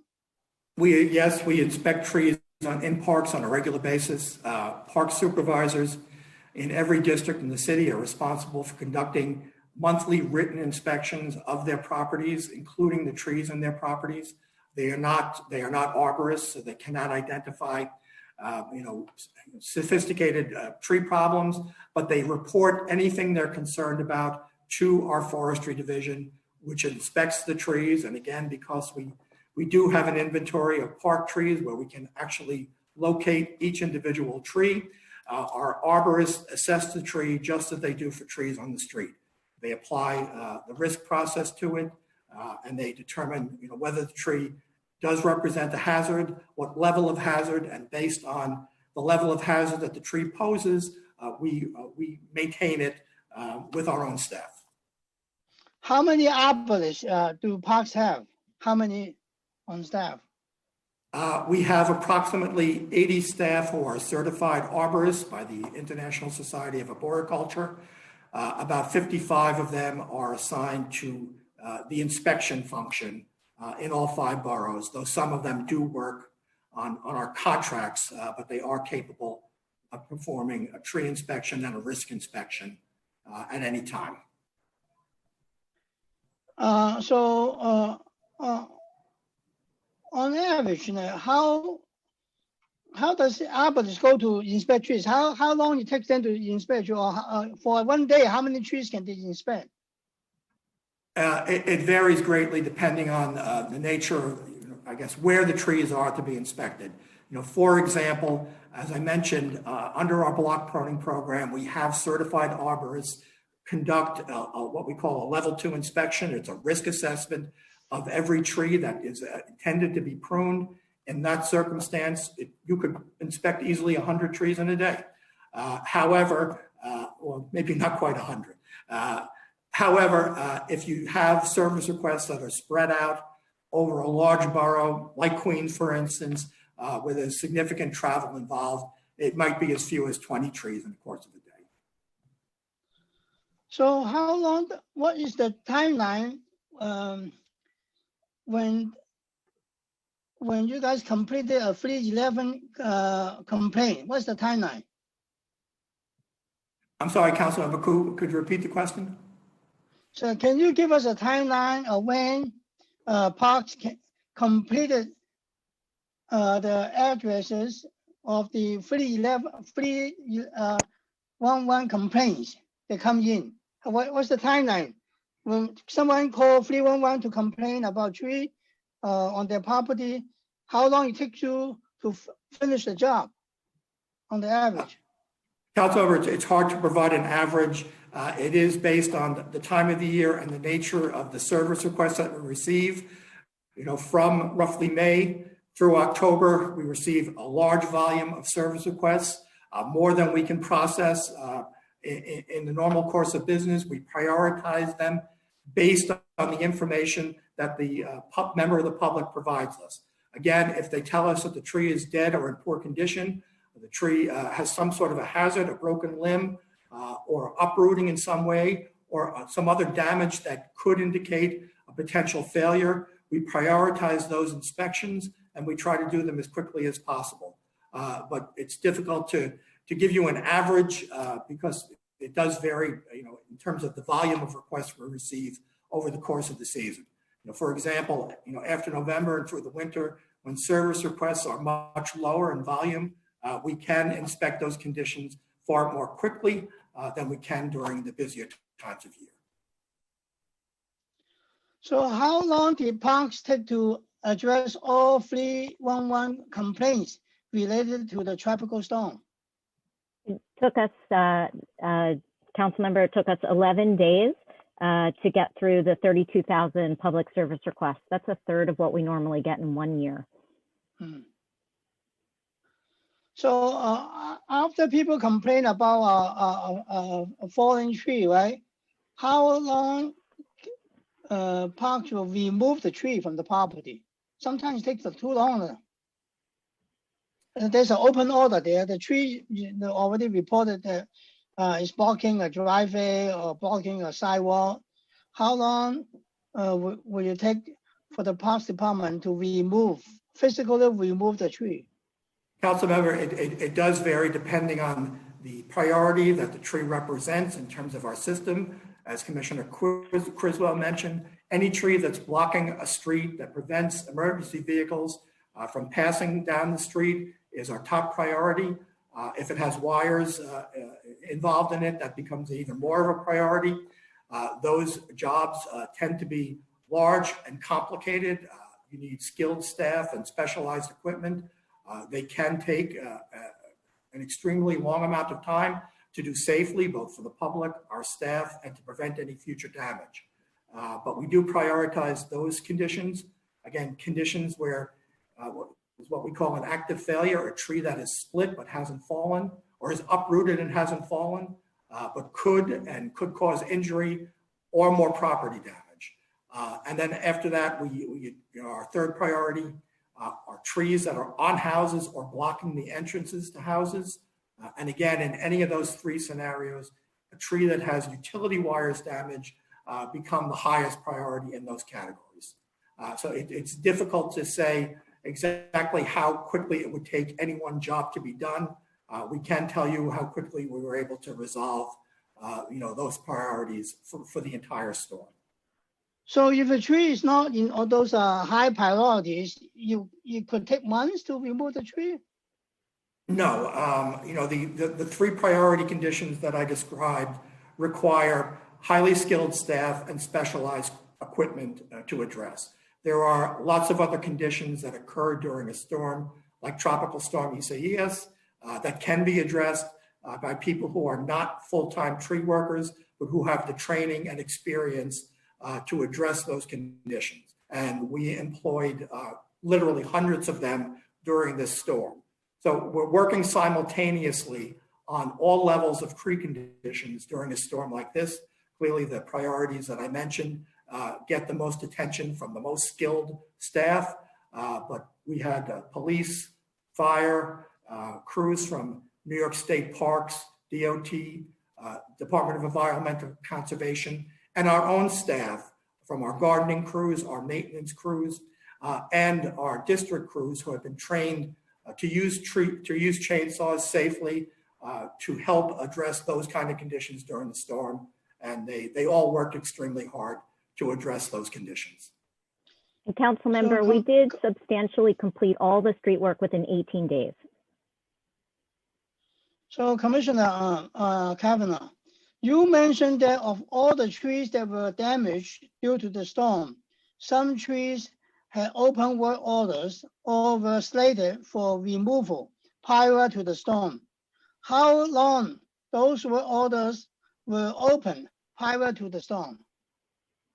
Councilmember, I don't have that information with me. We can research that and get back to you with it. Okay, yeah, please. Has there ever been a cost analysis by parks to determine how increased tree maintenance in the present can lead to fewer downed trees in the future, in future weather events, and what are the costs of savings might be? Councilmember, we did a study with Columbia University several years ago to assess the impact of the block pruning program on street trees and on subsequent emergency conditions. Commissioner Greenfeld, do you recall the specifics of that study? Excuse me, what was the study? Sorry. It was the Columbia University capstone program assessing the efficacy of the block pruning program on emergencies. Right, it reduced storm type requests significantly after block pruning occurred. So if you do more maintenance now, you will prevent further tree damage and further accidents by tree falling down, right? Yes, tree pruning does a number of very good things, including limiting the amount of damage. But I do have to say that in a storm such as we experienced with Tropical Storm Isaias, where you have both damaging and destructive winds, even a healthy, well-maintained tree can succumb under those conditions. So because of the future budget cuts, right, pending cuts, it may increase the damage for fallen trees if we have a storm, and then we have more storms coming because the earth is getting harder. So how do we address this problem? So we want to make sure you advocate for more funding for tree maintenance. So I'm also doing my part in the city council. That's my point. Thank you, Council Member, for that. Yes, restoration of the block pruning program is important for the long-term health of the urban forest and to reduce to the extent possible damages from storms. Thank you, Commissioners. You're welcome. I finished my questions. Thank you, Chair Koo. Next, we have Chair Brannan. So, thank you so much. Commissioners, good to see you guys. I appreciate the work you guys did after this most recent storm. OEM was amazing. You were really, you were amazing. You were really one of the only agencies that gave me any hope that we would get out of this thing. So I appreciate how responsive you were and, just really living up to what your charge is. It doesn't go unnoticed, and I really do appreciate it. I felt that when we engaged with OEM in coordination, with all the other agencies that were involved, we were able to get things done, and that means a lot, especially in a situation like this. So I appreciate that. I wanted to ask, staying on the tree maintenance topic, what is the overall parks budget allocated for tree maintenance for FY20, and how does that compare with FY21? For FY20, it was approximately $20 million. And for FY21, it is approximately $12 million. Wow. Okay. And one of the things that's so frustrating is sort of how before, budget cuts in the years of the Gilded Age here in the city, how cavalier City Hall has been with underfunding the Parks Department. And that's something that dates back, 20 years. What was the highest, or was there a time when the tree maintenance budget was higher than it was in FY20? No, as I said earlier, I have been involved in tree maintenance at some level for over 35 years, and the last 6 fiscal years have been the highest and most sustained investment in tree care in my experience. Okay. And even with that, do you feel, I know this is hard for you, but do you feel that you're able to get done what you need to get done with that money, or you'd like to see increased investments if possible?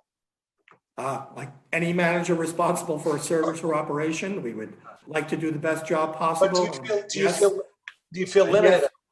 Yes, and additional funding would allow us to do a more thorough and comprehensive job.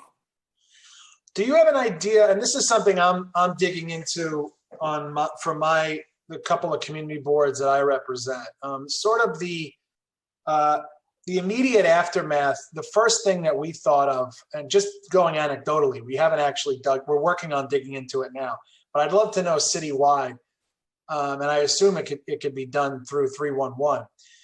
A lot of the trees that came down were of no surprise, right? Like as a council member, it's my job to know every crack in the sidewalk in my district. And there's a lot of trees that came down in the storm that I was like, oh yeah, I knew that tree. And sure enough, I look up my email and I have, emails from folks saying, from a homeowner saying, come check out this tree. And some of them were followed up with, some of them haven't been, whatever it may be. But is there an idea of how many of the trees that came down were actually already on your radar? Councilmember, as I mentioned earlier, of the 11,358 trees that were damaged, 9% had an open work order of any type prior to the storm, and 2% had an open work order for tree removal. We haven't been able to dig any further into that. Councilmember Koo asked some questions, probing into that a little bit more deeply, but that's what we've been able to ascertain so far. Okay. And what about, do you have a percentage of how many had a closed, like that were not open work orders, that were closed out, that someone checked them out and said they're okay? That we have not been able to do yet, but that is on our list. Okay. Yeah, I mean, look, I see your arborists are great. I mean, I see how they are with trees, where to you and I, or maybe to me, I see a tree that I think is sick and it needs to come down. And you guys do everything in your power to, I mean, for better or for worse, I guess, do everything in your power to not take down a tree unless it absolutely has to come down, which I appreciate. So I know that you guys are not taking down trees willy-nilly. I mean, and that's not your job. So I certainly respect the work that the arborists do. It's just concerning when some of the trees that came down were sort of problem trees. I blame the fact that we're not able to give you more money to do more inspections or hire more arborists or get more done. I think between for the agencies that were really helpful in the aftermath of the storm, I mean, Parks and OEM were dynamite. I just wish that, like some of my colleagues said before, and it's true. I mean, an ounce of prevention is worth a pound of cure. There's a lot of this stuff that I wish we didn't have to deal with. I understand we can't prevent every tree in the city from coming down during a storm, but I wish that there was a way to be more proactive, so I didn't have to thank you for being so damn reactive and helpful. I wish we didn't even have to deal with that, and explaining to folks when their power is out that there's a direct connection between a tree falling down in Diker Heights and 100,000 people losing their power is not that much of a leap. It's actually exactly why it's happening. Is there one of the things that was frustrating during the storm, which I don't remember as much from Sandy, maybe because I wasn't as intimately involved as a staffer, but the protocol for when agencies are allowed to touch a tree. So a lot of the issues we had was Con Ed first had to sign off on a tree if a tree was engaged with down power wires, which was 11 out of 10 times basically. So how does that work? Con Ed has to first sign off on it before you guys can then go and touch it? The general protocol for utility wires is that you treat every wire as energized and a potential hazard until an expert determines otherwise or eliminates or disconnects the power in order to work on the tree. So yes, we do depend on Con Edison to guide us in those situations. Our staff is trained to identify things like communications lines, which have significantly less power running through them, and they're well aware of the house service lines and what potential they have for potential hazard. However, the primary and secondary lines, if the tree is engaged in them, we do need Con Edison to either shut the power down in order for us to work safely or determine whether or not it is a line that presents a hazard to a tree worker. And did you find that process to be rather smooth, even in a chaotic situation? In a chaotic situation where both organizations are trying to do as much as possible, there are some disconnects. There's no question about that. As Commissioner Criswell mentioned in her testimony, we did create something that we call Tiger Teams, where we had Con Ed line crews working alongside Parks crews so that they could eliminate some of that gaps between the work each organization has to do in those storms. Both work, either the utility work or the tree work, can be time consuming, and no one likes to have staff standing around waiting for something to be done, and that does create some of the problems that the public sees during these kinds of situations.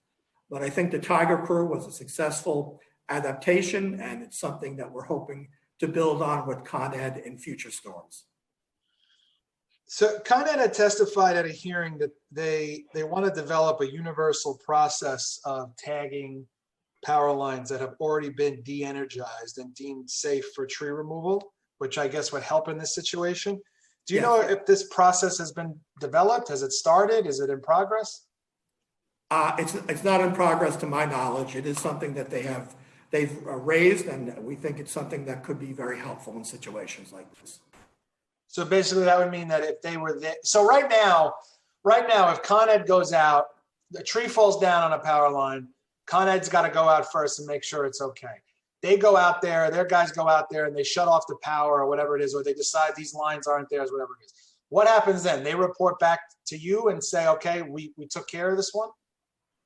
Yes, that's part of the role of the Downtree Task Force. Okay. I don't know if you said, can you go into that? What for the Downtree Task Force, when and how is that activated, and what's the procedure it employs? So the Downtree Task Force is a standing task force of multiple city agencies and entities like Con Edison, and I think there are some others that are part of it as well. Anytime there is a storm that is likely to cause tree damage, the Downtree Task Force is put on alert. We activate what we call our storm tracker. It records all of the hazard reports that are received through 311 in real time so that we can all see it and know how many service requests we're dealing with. The Downtree Task Force has representatives from multiple city agencies, police, fire, sanitation, DOT, NISM, of course, Con Edison, and some other agencies that work together to coordinate the resources of all those agencies and to make sure that we're focusing to the greatest extent possible on mutual priorities. So during a storm event, such as we experienced with Isaias, whenever one of our inspectors finds utility damage as part of the tree damage, it goes right through the Downtree Task Force to Con Edison for them to make sure that they have it in their system. They perform the assessment, they take the steps that you sort of identified, determine whether or not it's their service, whether or not it's active or when it can be deactivated for us to work on. And when we know that a site is safe to work, then we can assign our staff to do the tree work and ultimately for Con Edison to restore the power or repair the service. Were there any particular types of trees that were more prevalent to damage this time or in normal times? It's hard to say. We haven't gotten to that level of analysis yet. It is something that we definitely want to see. Fortunately, over time, we have reduced the city's tree population of certain types of trees that were more susceptible to becoming uprooted or causing damage during storms, particularly the large maple trees, which were sort of a mainstay of the urban forest for decades. We stopped planting them about 20 years ago, Norway maples and silver maples. And as a result, I think that does create an overall safer urban forest. What neighborhoods was tree damage most prevalent? I would say that it was largely Southeast Queens for two reasons. One, it has the highest tree population in the city, Queens in general. Southeast Queens community boards along the sort of the southern rim near Jamaica Bay. Also, it was a coastal storm, and we saw a lot of damage in those communities that were along the coast. And okay, oh, last thing I wanted to know, in comparison to Hurricane Sandy, how many personnel were employed, emergency personnel were brought on this time versus Sandy? Was the tree damage during Isaias worse than Sandy? No, the tree damage in Sandy was significantly higher than what we experienced during Tropical Storm Isaias. Frankly, we haven't had a chance to go through all the records to see staff, unless Commissioner Greenfeld, do you happen to have that? Not at hand, no. Okay. We do have analysis from Sandy, and we can share that with you after the hearing. Okay, is there a serious concern within the Parks Department that if the tree maintenance budgets are not restored, that future storms are going to look even worse for us? Yes, that's a real possibility. The block pruning program has done multiple good things for the tree population, and one of those things is to reduce damage during storms. Okay, the only outstanding thing I'd love to see when you can get it is the number of 311 cases for trees that were inspected but still and weren't, that we were told were healthy but still fell down. I'd be interested to see what those numbers were. Thank you, commissioners. Thank you, council member. Thank you, Chair Brannan. We'll now be moving to council member questions.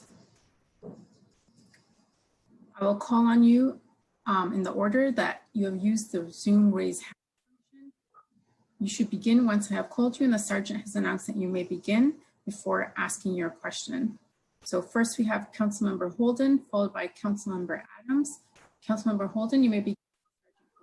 Time starts now. Thank you, commissioners, for your testimony. I'd like to echo Chair Brannan's praise of OEM.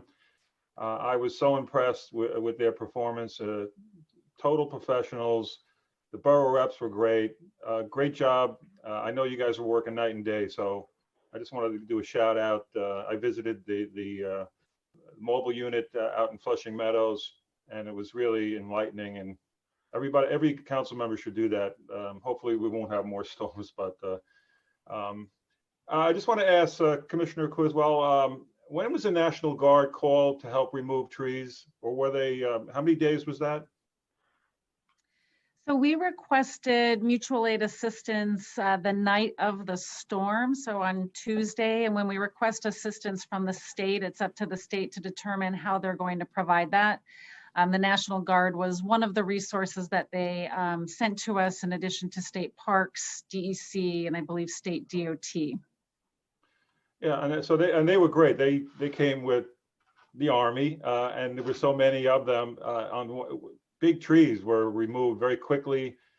Again, they were very efficient. So I'd like to again give a shout out to them. But Commissioner, what I did see was the problem was when I wanted to bring this up at Con Ed. Turning off the power was a huge problem in the aftermath of the storm. In fact, I had days of, in some cases, the whole block was knocked out, yet there were live wires in the street, and then it rained. Very dangerous situation, potentially life-threatening situation. And the homeowner said that the Con Ed was out there several times, and finally a subcontractor came out 2.5, 3 days later and shut the power off to the block and told me they did it in 5 minutes. So here's a thing that we have to solve. When lines come down, we can't wait for Con Ed to do it, and that should be a #1 priority. Cut the power off. So I think in your best practices recommendation, that has to be #1 on the list. I was amazed that nobody else, no people lost their lives. But I do want to address that, and maybe you can elaborate later after my questions, because I want to get the questions out to the Parks Department. What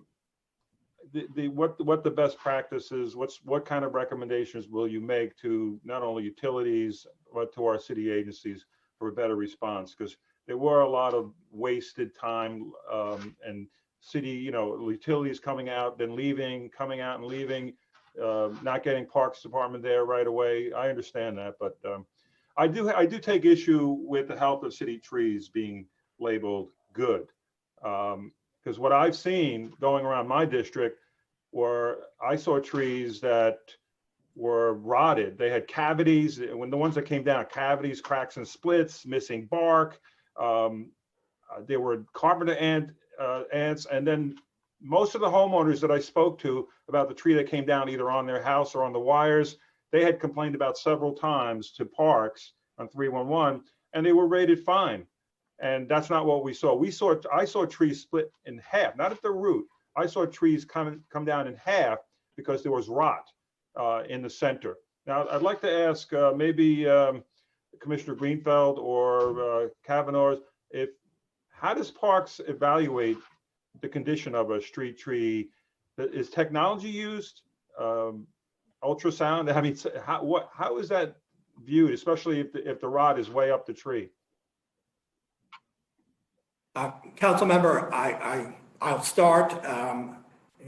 As I said earlier, we have staff who are trained, they're certified for the International Society of Arboriculture to inspect trees. We do a full, what's called a level 2 inspection of the tree, the roots, the trunk, the branches, the crown, and I'll ask Commissioner Greenfeld to go into a little bit more detail. There is some technology that can be used to assess the strength of a tree in certain instances.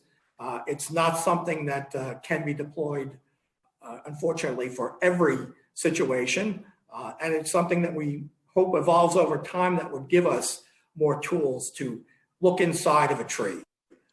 Because in most cases, we rely on sort of the standard of sounding a tree with a hammer to determine whether or not it does have any kind of hollow or defect that might indicate a potential for failure. But I'll ask Commissioner Greenfeld to expand a little bit on that. Commissioner Kavanaugh essentially said what it is. It's a 360 inspection around the tree. You look up, you look down, you're using a sounding hammer, you're using something to sort of a probe.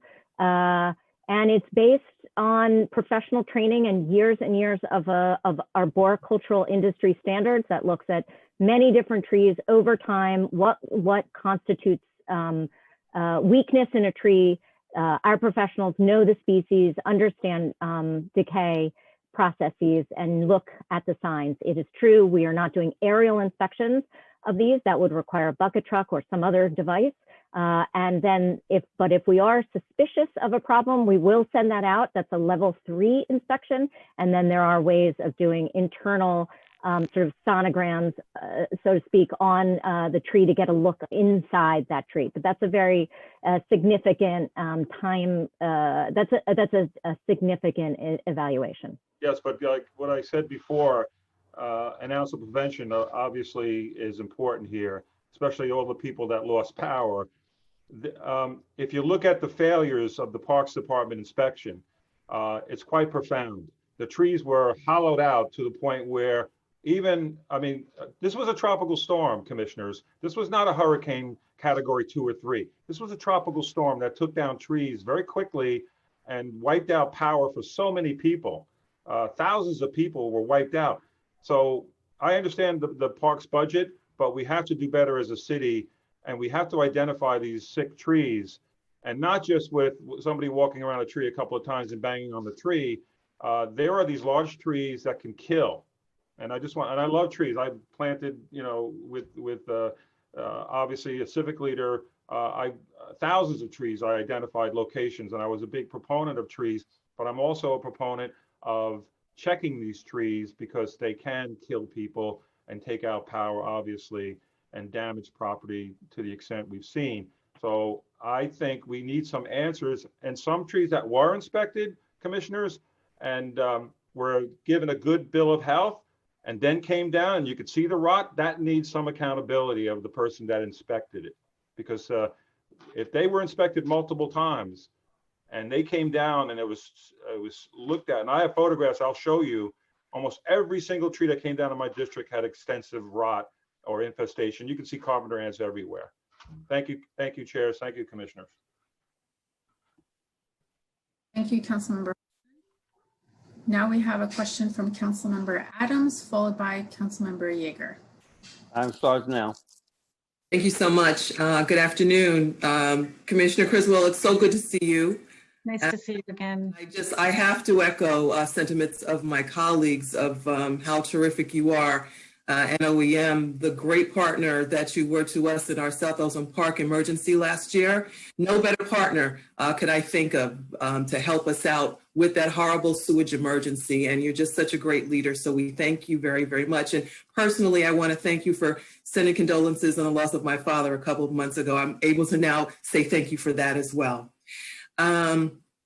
I just, my colleague, Councilmember Holden, just so eloquently mentioned the horrible, I guess, the inspection of these trees.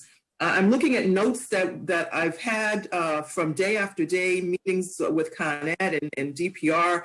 From the 10th, I'm still looking at, still out of power in South Ozone Park. It was very interesting to know, well, we knew Southeast Queens has the highest number of trees in the city, but to know that the power could have been out for so long, especially in South Ozone Park and Richmond Hill, is just, it's devastating to me. It was devastating to my constituents. I'm looking at a note that I have here, coordination with the Parks Department and permissions that were required by them was absolutely disastrous.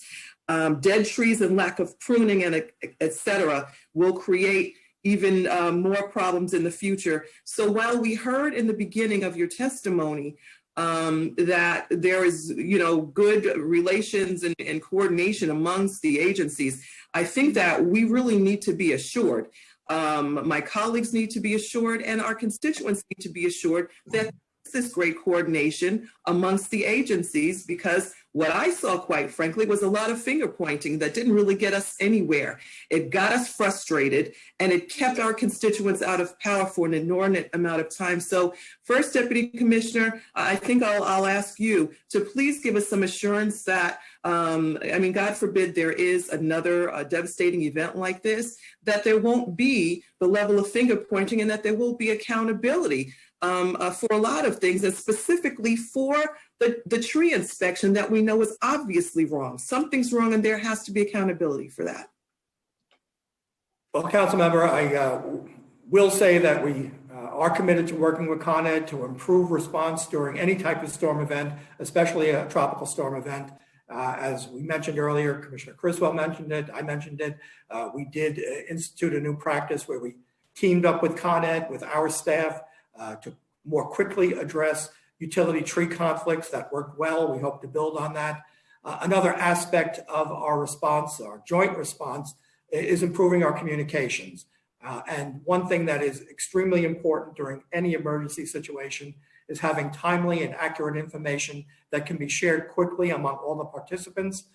Unfortunately, even among city agencies, we have different technologies, different internal protocols, and different sort of cultures when it comes to managing and sharing information.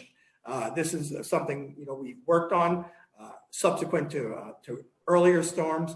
However, after this storm, the Department of Information Technology and Telecommunications, DOIT, has agreed to lead an effort to coordinate the communications and the information sharing among all the participants in the Downtree Task Force. And I think that will be one of the most significant improvements to our response, in addition to coordinating more closely in the field during operations. However, I do have to say that our inspection processes, they are sound, they are based on industry standards. Our staff are trained to evaluate trees professionally. I believe they are. I know that they're competent to do that. During a storm of the magnitude that we experienced, even the healthiest tree can and was damaged during those types of situations.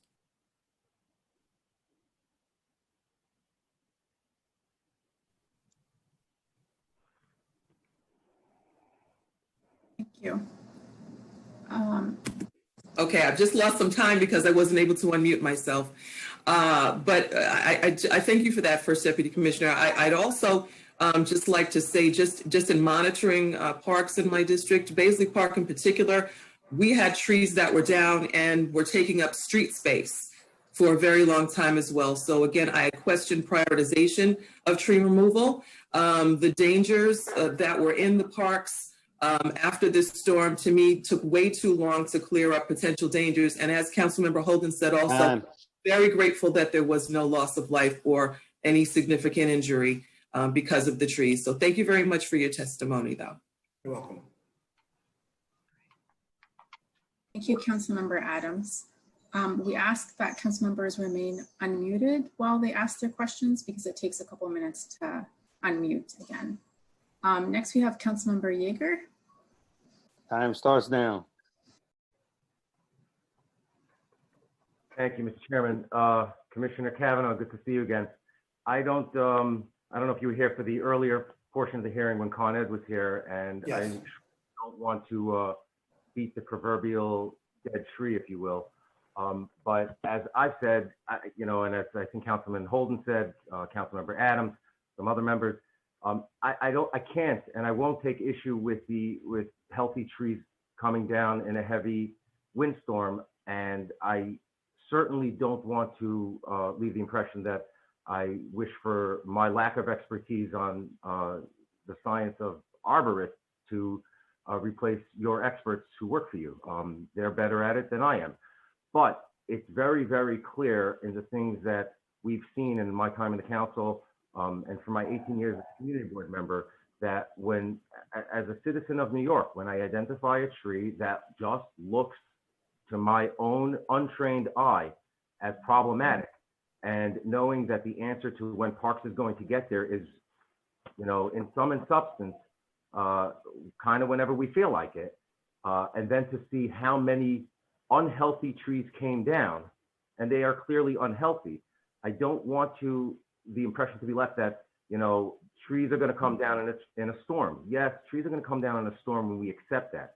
But we also have to recognize that in the June 30th storm and in the tropical storm, there were a significant number of trees that came down that, had they been properly tended for, removed, trimmed, pruned during their unhealthy status prior thereto, that would not have been the case, and far fewer customers of Con Ed and far fewer citizens in New York would have been affected by it.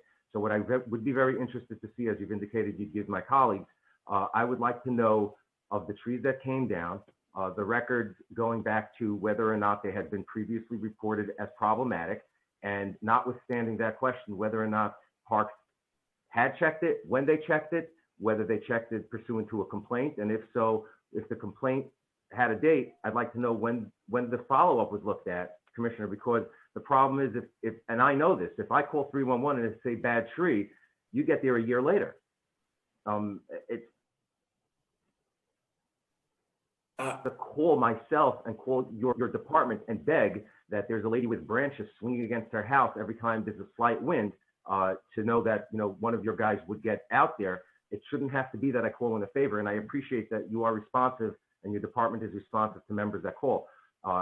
But it shouldn't have to be that way. A New Yorker should be able to get that result from calling 311. So I would very much like you to not take time away from taking care of trees or your other important work, but to get that data so that we can look at it, so that we can understand what the problem is, how pervasive it is, and what, if necessary, is needed to be done.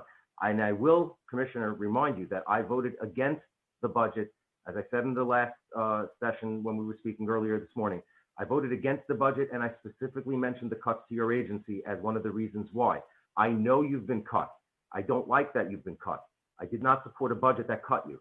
I'm not saying that my community doesn't get the pain that all 51 districts get just because I voted no, but I recognize that you've been cut, and I'm not saying that that's not in and of itself a problem and a sufficient answer, but we have to know what we need to do. That's not a question, just giving it out to you. You can say whatever you want after that, because my time is pretty much almost done.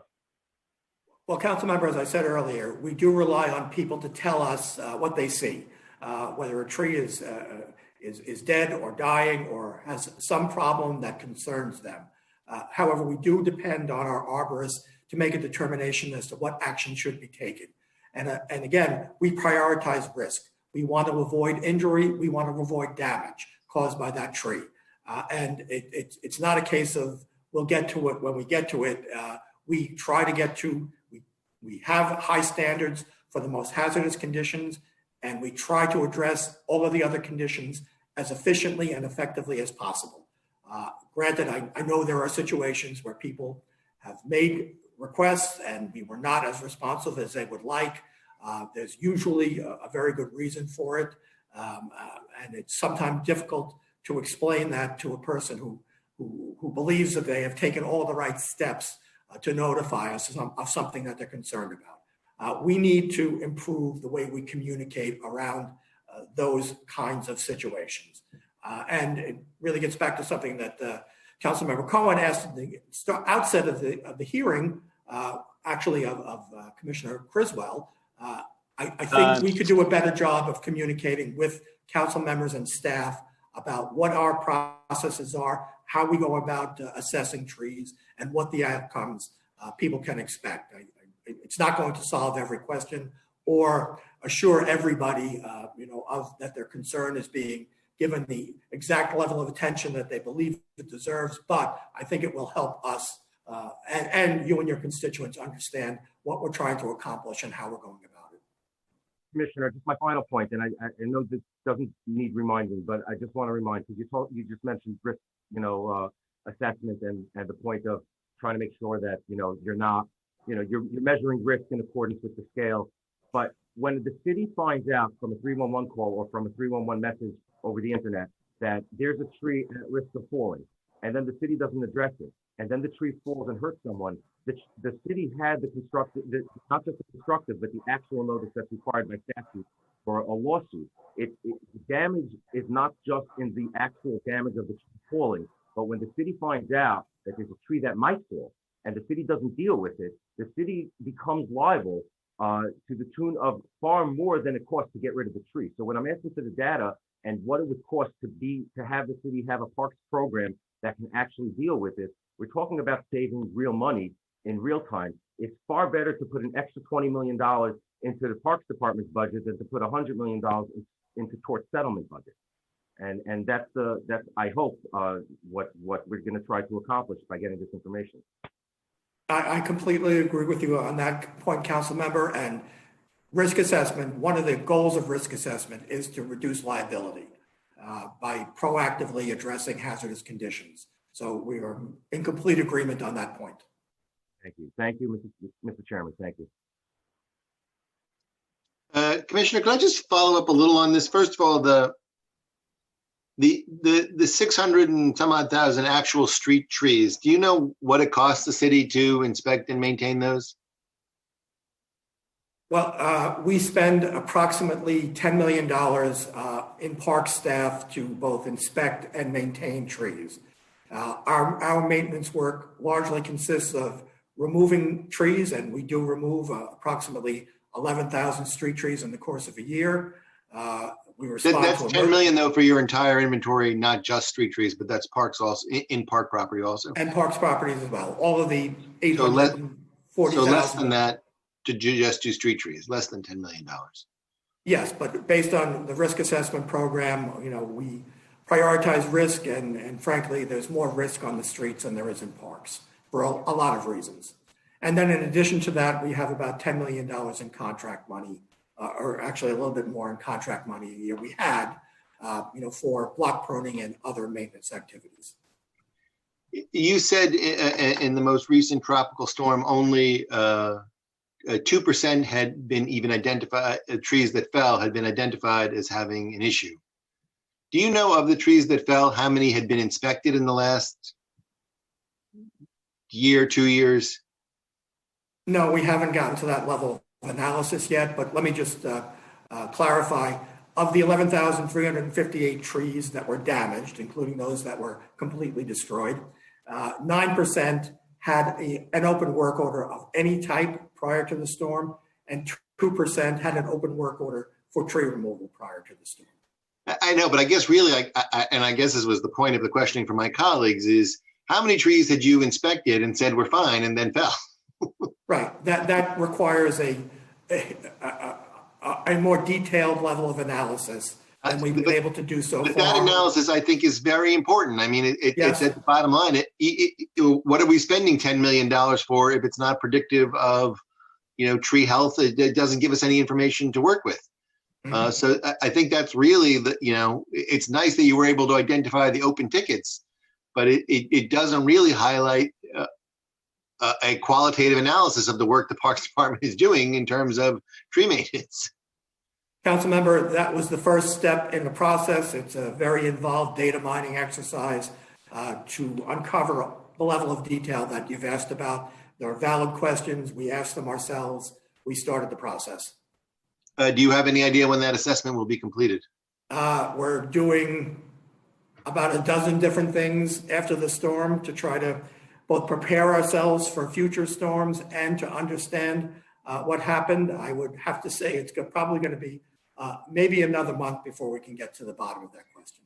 But will you provide that data? Obviously, we don't want to wait for another hearing. We're asking you to provide that data upon its completion.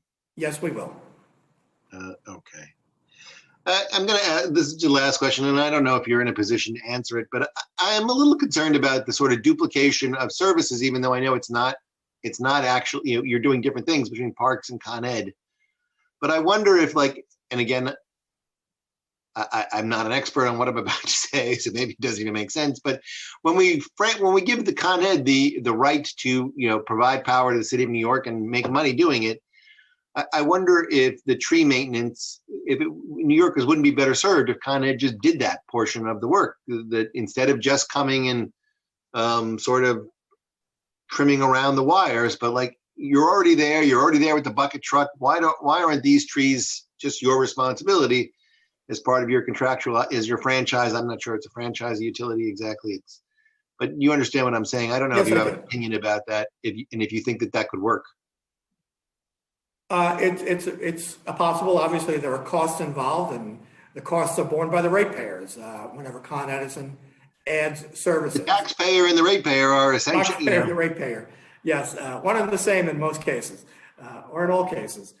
And we do work with Con Edison to try to coordinate our work, and actually through the most recent rate case, though it didn't actually make it into the rate case, we were able to come to an agreement with Con Edison about their work to top trees. When we identify a tree that needs to be removed, we do need Con Edison to remove it below the wires. So that our staff can safely remove the rest of the tree. Con Ed has agreed to mirror our risk assessment timeline. So if we have a high hazard tree, they've agreed to remove it within 7 days. A tree that is a lesser hazard to be removed within 28 days. Commissioner Kavanaugh, are you aware of other jurisdictions that might have the utility be responsible for solely responsible for trees in their service area? I'm not aware of it. I'll ask Commissioner Greenfeld if she is aware of any. That'd be great. No, I'm not aware of any situation where the utility has responsibility for the trees fully. You're not aware, or it's your understanding that that's not the practice? I don't know of any jurisdiction where that's the practice. All right. Thank you very much for your testimony. And I'm going to turn it back to council to call the next panel. Thank you. Thank you, Chair. We will now turn to public testimony. I'd like to remind everyone that unlike our typical council hearings, we'll be calling individuals one by one to testify. Each panelist will be given 3 minutes to speak. Please begin once a sergeant has started the timer. Council members who have questions for a particular panelist should use the raise hand function in Zoom, and I'll call on you after the panelist has completed their testimony. For panelists, once your name is called, a member of our staff will unmute you, and the Sergeant at Arms will give you the go-ahead to begin upon setting the timer. Please wait for the Sergeant to announce that you may begin before delivering your testimony. I would like to now welcome Vicky Morales-Casella, testifying on behalf of the acting Queensborough President, Sharon Lee. After her, I'll be calling on David Newman. Sharon, you may begin your testimony. Vicky, you may begin your testimony when the Sergeant calls time. Time starts now. I'm sorry, I'm told that Vicky is no longer in the chat. I'm right here. Oh, you are. Can you please Should I begin your continue? testimony? Yes, you may Sure. begin. Thank you. The borough president apologizes for not being here herself. Her calendar just didn't allow it this afternoon. She asked me to read her statement, which begins, "Thank you, Chairs Constantinides, Koo, Brennan, and Cohen for convening this important hearing and for inviting me to speak about Con Edison's disastrous response to recent electricity outages in Queens County.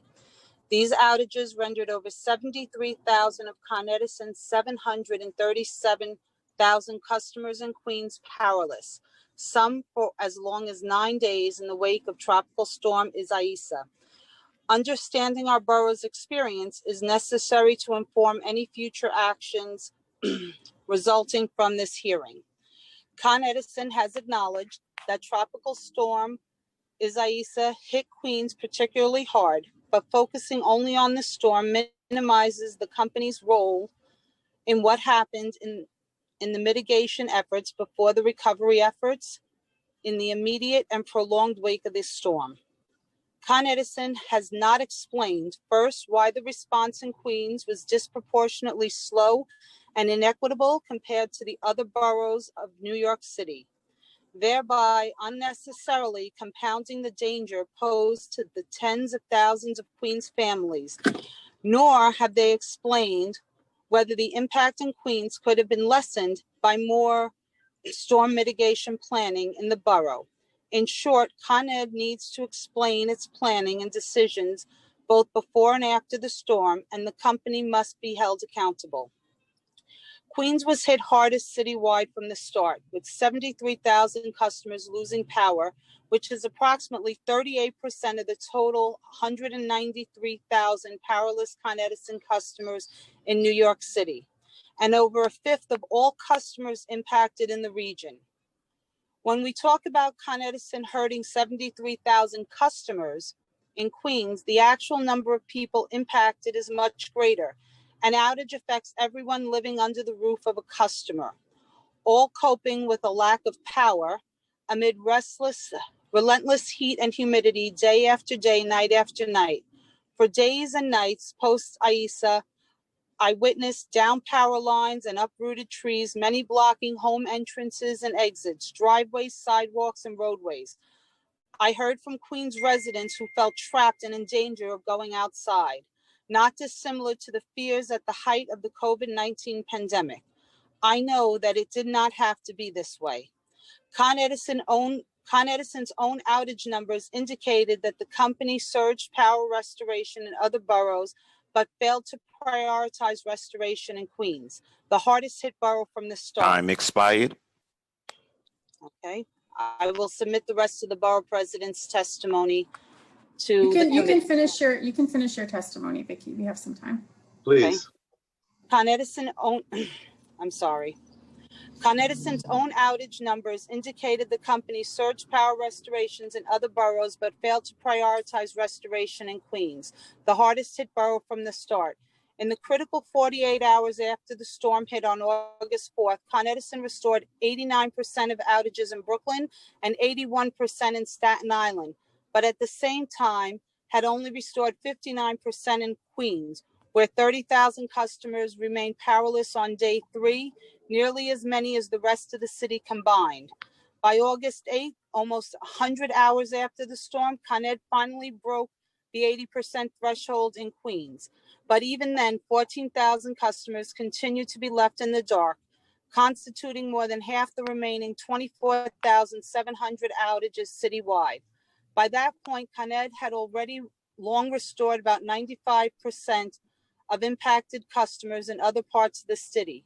By August 11th, 7 nights after the storm, over 3,000 customers in Queens, as well as everyone else residing in those households, which were located in all 14 community districts across Queens, still remain powerless and in the dark amid relentless heat and humidity.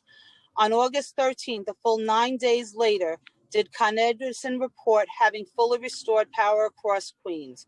We are grateful to the workers who got it done, but our patience had long expired with the management that so obviously bundled the response. It is clear that in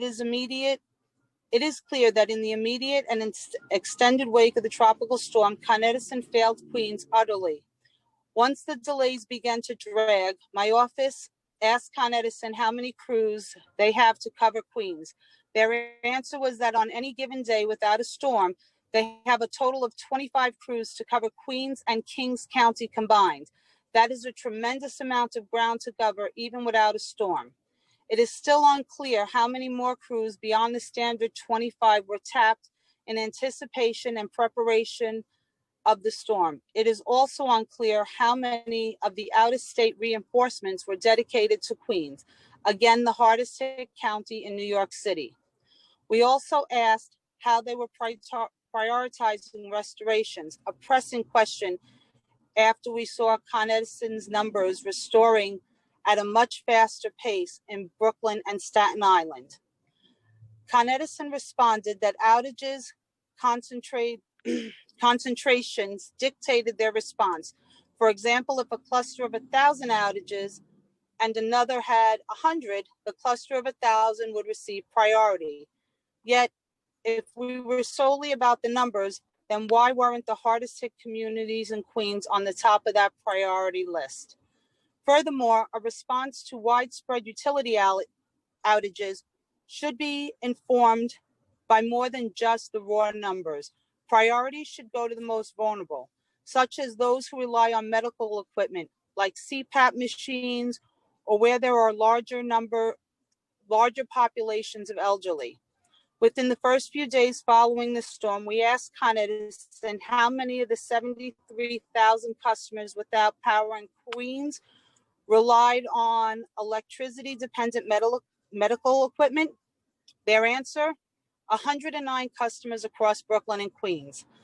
I found that low number hard to believe, especially since they could not even tell us how many of the 109 were based in Queens. Utilities and emergency management should be able to quickly assess urgency, vulnerability, perhaps by seeking and collecting pertinent self-reported information from customers prior to a storm. In assessing urgency, Con Edison should be aware of basic information about its customers, such as whether a household member uses medical equipment that relies on electricity, whether a person has a medical condition that would be impacted by a prolonged outage, the number of elderly or young individuals in the home particularly vulnerable to extensive power outages, etc. The failure to consider these issues, coupled with the general lack of urgency, compounded a widespread disaster for which Con Edison should have been prepared. Indeed, Con Edison has had ample time to plan for the worst following previous mass outages caused by Superstorm Sandy in 2012 and subsequent storms, and accompanying sluggish restorations. Con Edison had reported that it invested approximately $1 billion in infrastructure improvements for storm resiliency, paid for in part by a rate hike in 2017.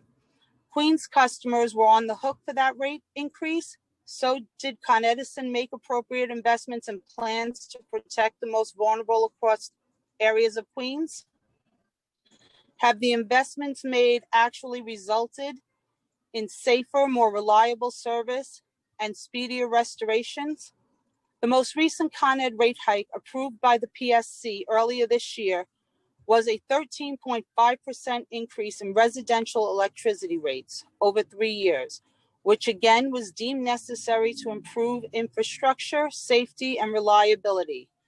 Again, where is Con Edison directing these investments?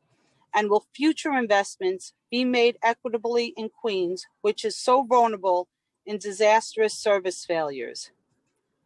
In the short term, Con Edison must do right by the people they failed in Queens. I have been very vocal in calling for Con Edison to issue immediate and full rebates to last month's bill to all 73,000 customers affected by the outages, in addition to reimbursing them for spoiled food, medicine, and other losses. It is the very least they can do. If Con Edison chooses not to do so, then the state should ultimately require it.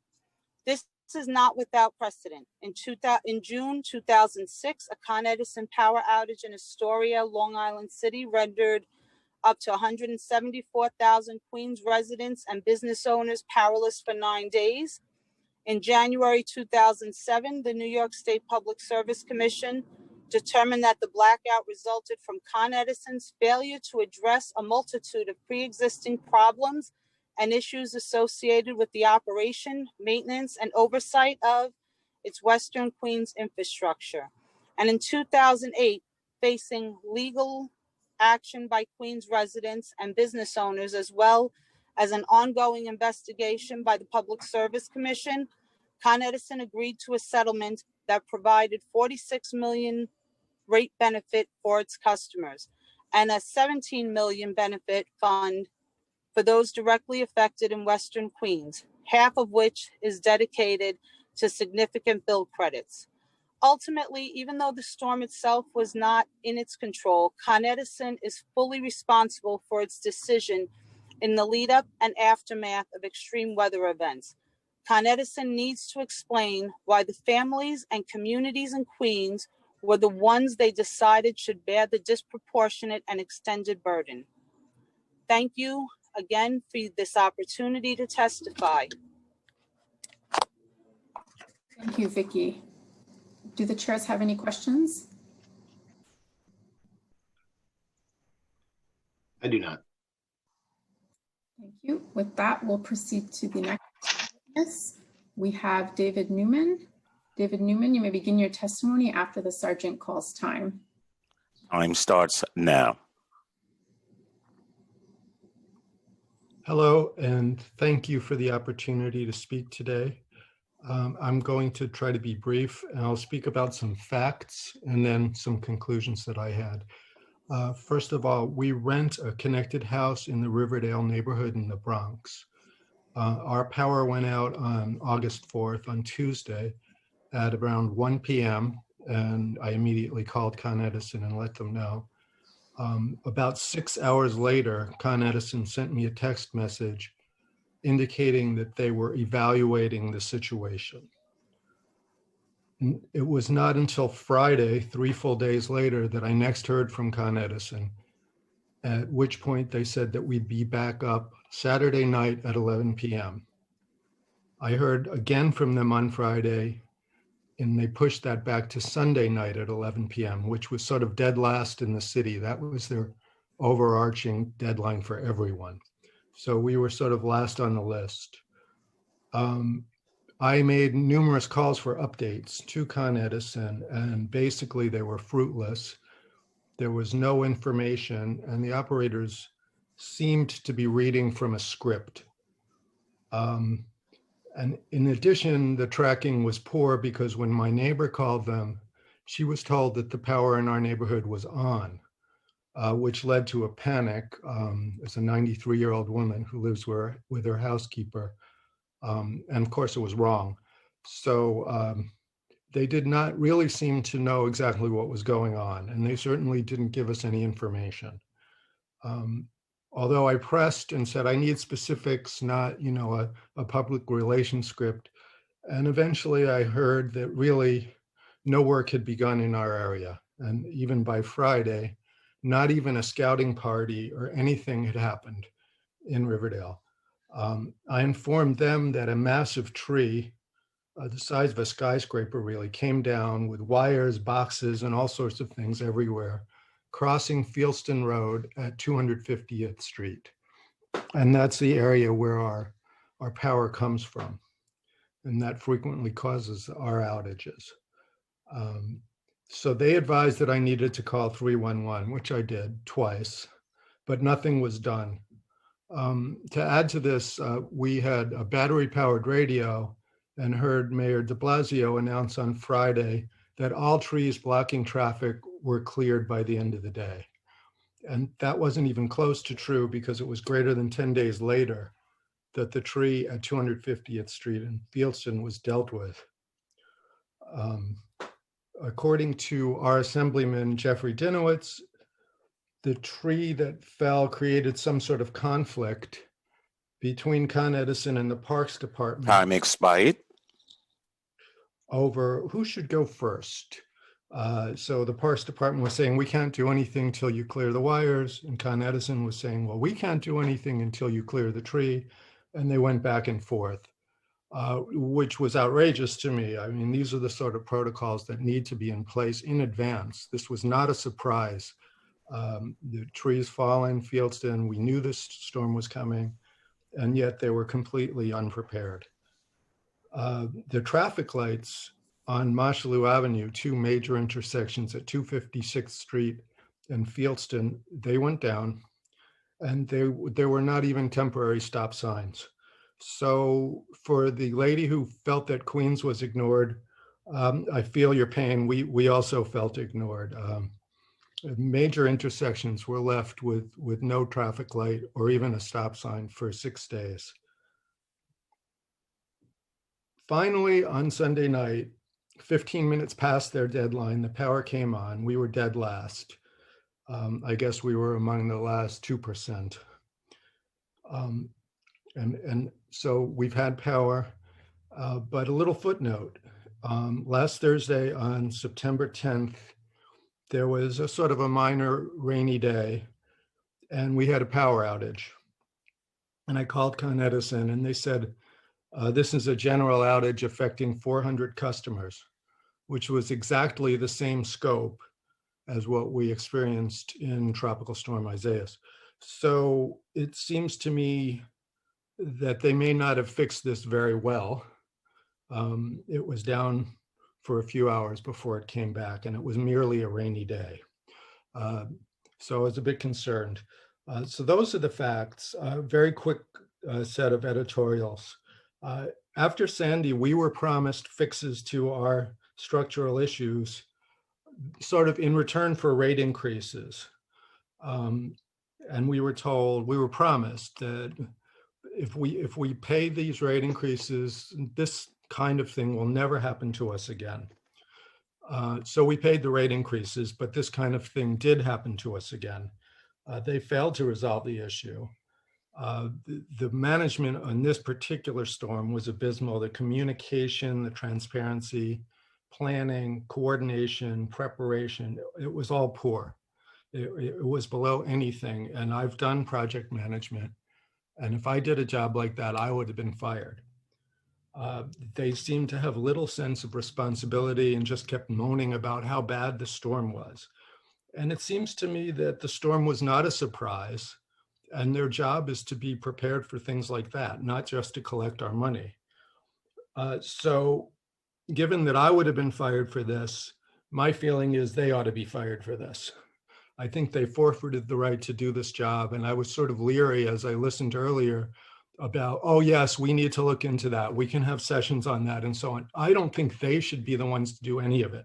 I think they ought to be out of here. I also feel that all of these rate increases that they requested to fix the structural issues ought to be returned to us. I'd like to see my bills restated to the rates they were at the time of Hurricane Sandy, because they didn't do any of the things they promised to do. So I will get off my soapbox now and thank you all again. Before I give it back to Councilmember Brennan for a closing, I do want to thank Mr. Newman. I appreciate that there was at least one constituent who got, based on the number of complaints that my office received, and you mentioned Assemblyman Dinowitz's office received, I do appreciate that someone took the time to really articulate the frustration that we as a community feel toward Con Ed and their horrific response in terms of getting, restoring people's power. So I appreciate that you took your time. I know you probably waited a long time to testify, but I do want to say thank you on behalf of all the constituents I represent, and you being one of them. Thank you. I think now I'm going to turn it. Oh, go ahead, Belkis. Sorry. Before we turn it to Chair Brannan, I just have to double check that there's no one else whose name has not been called who wants to testify. If anyone wants to testify, please raise your hand on the Zoom raise hand function now,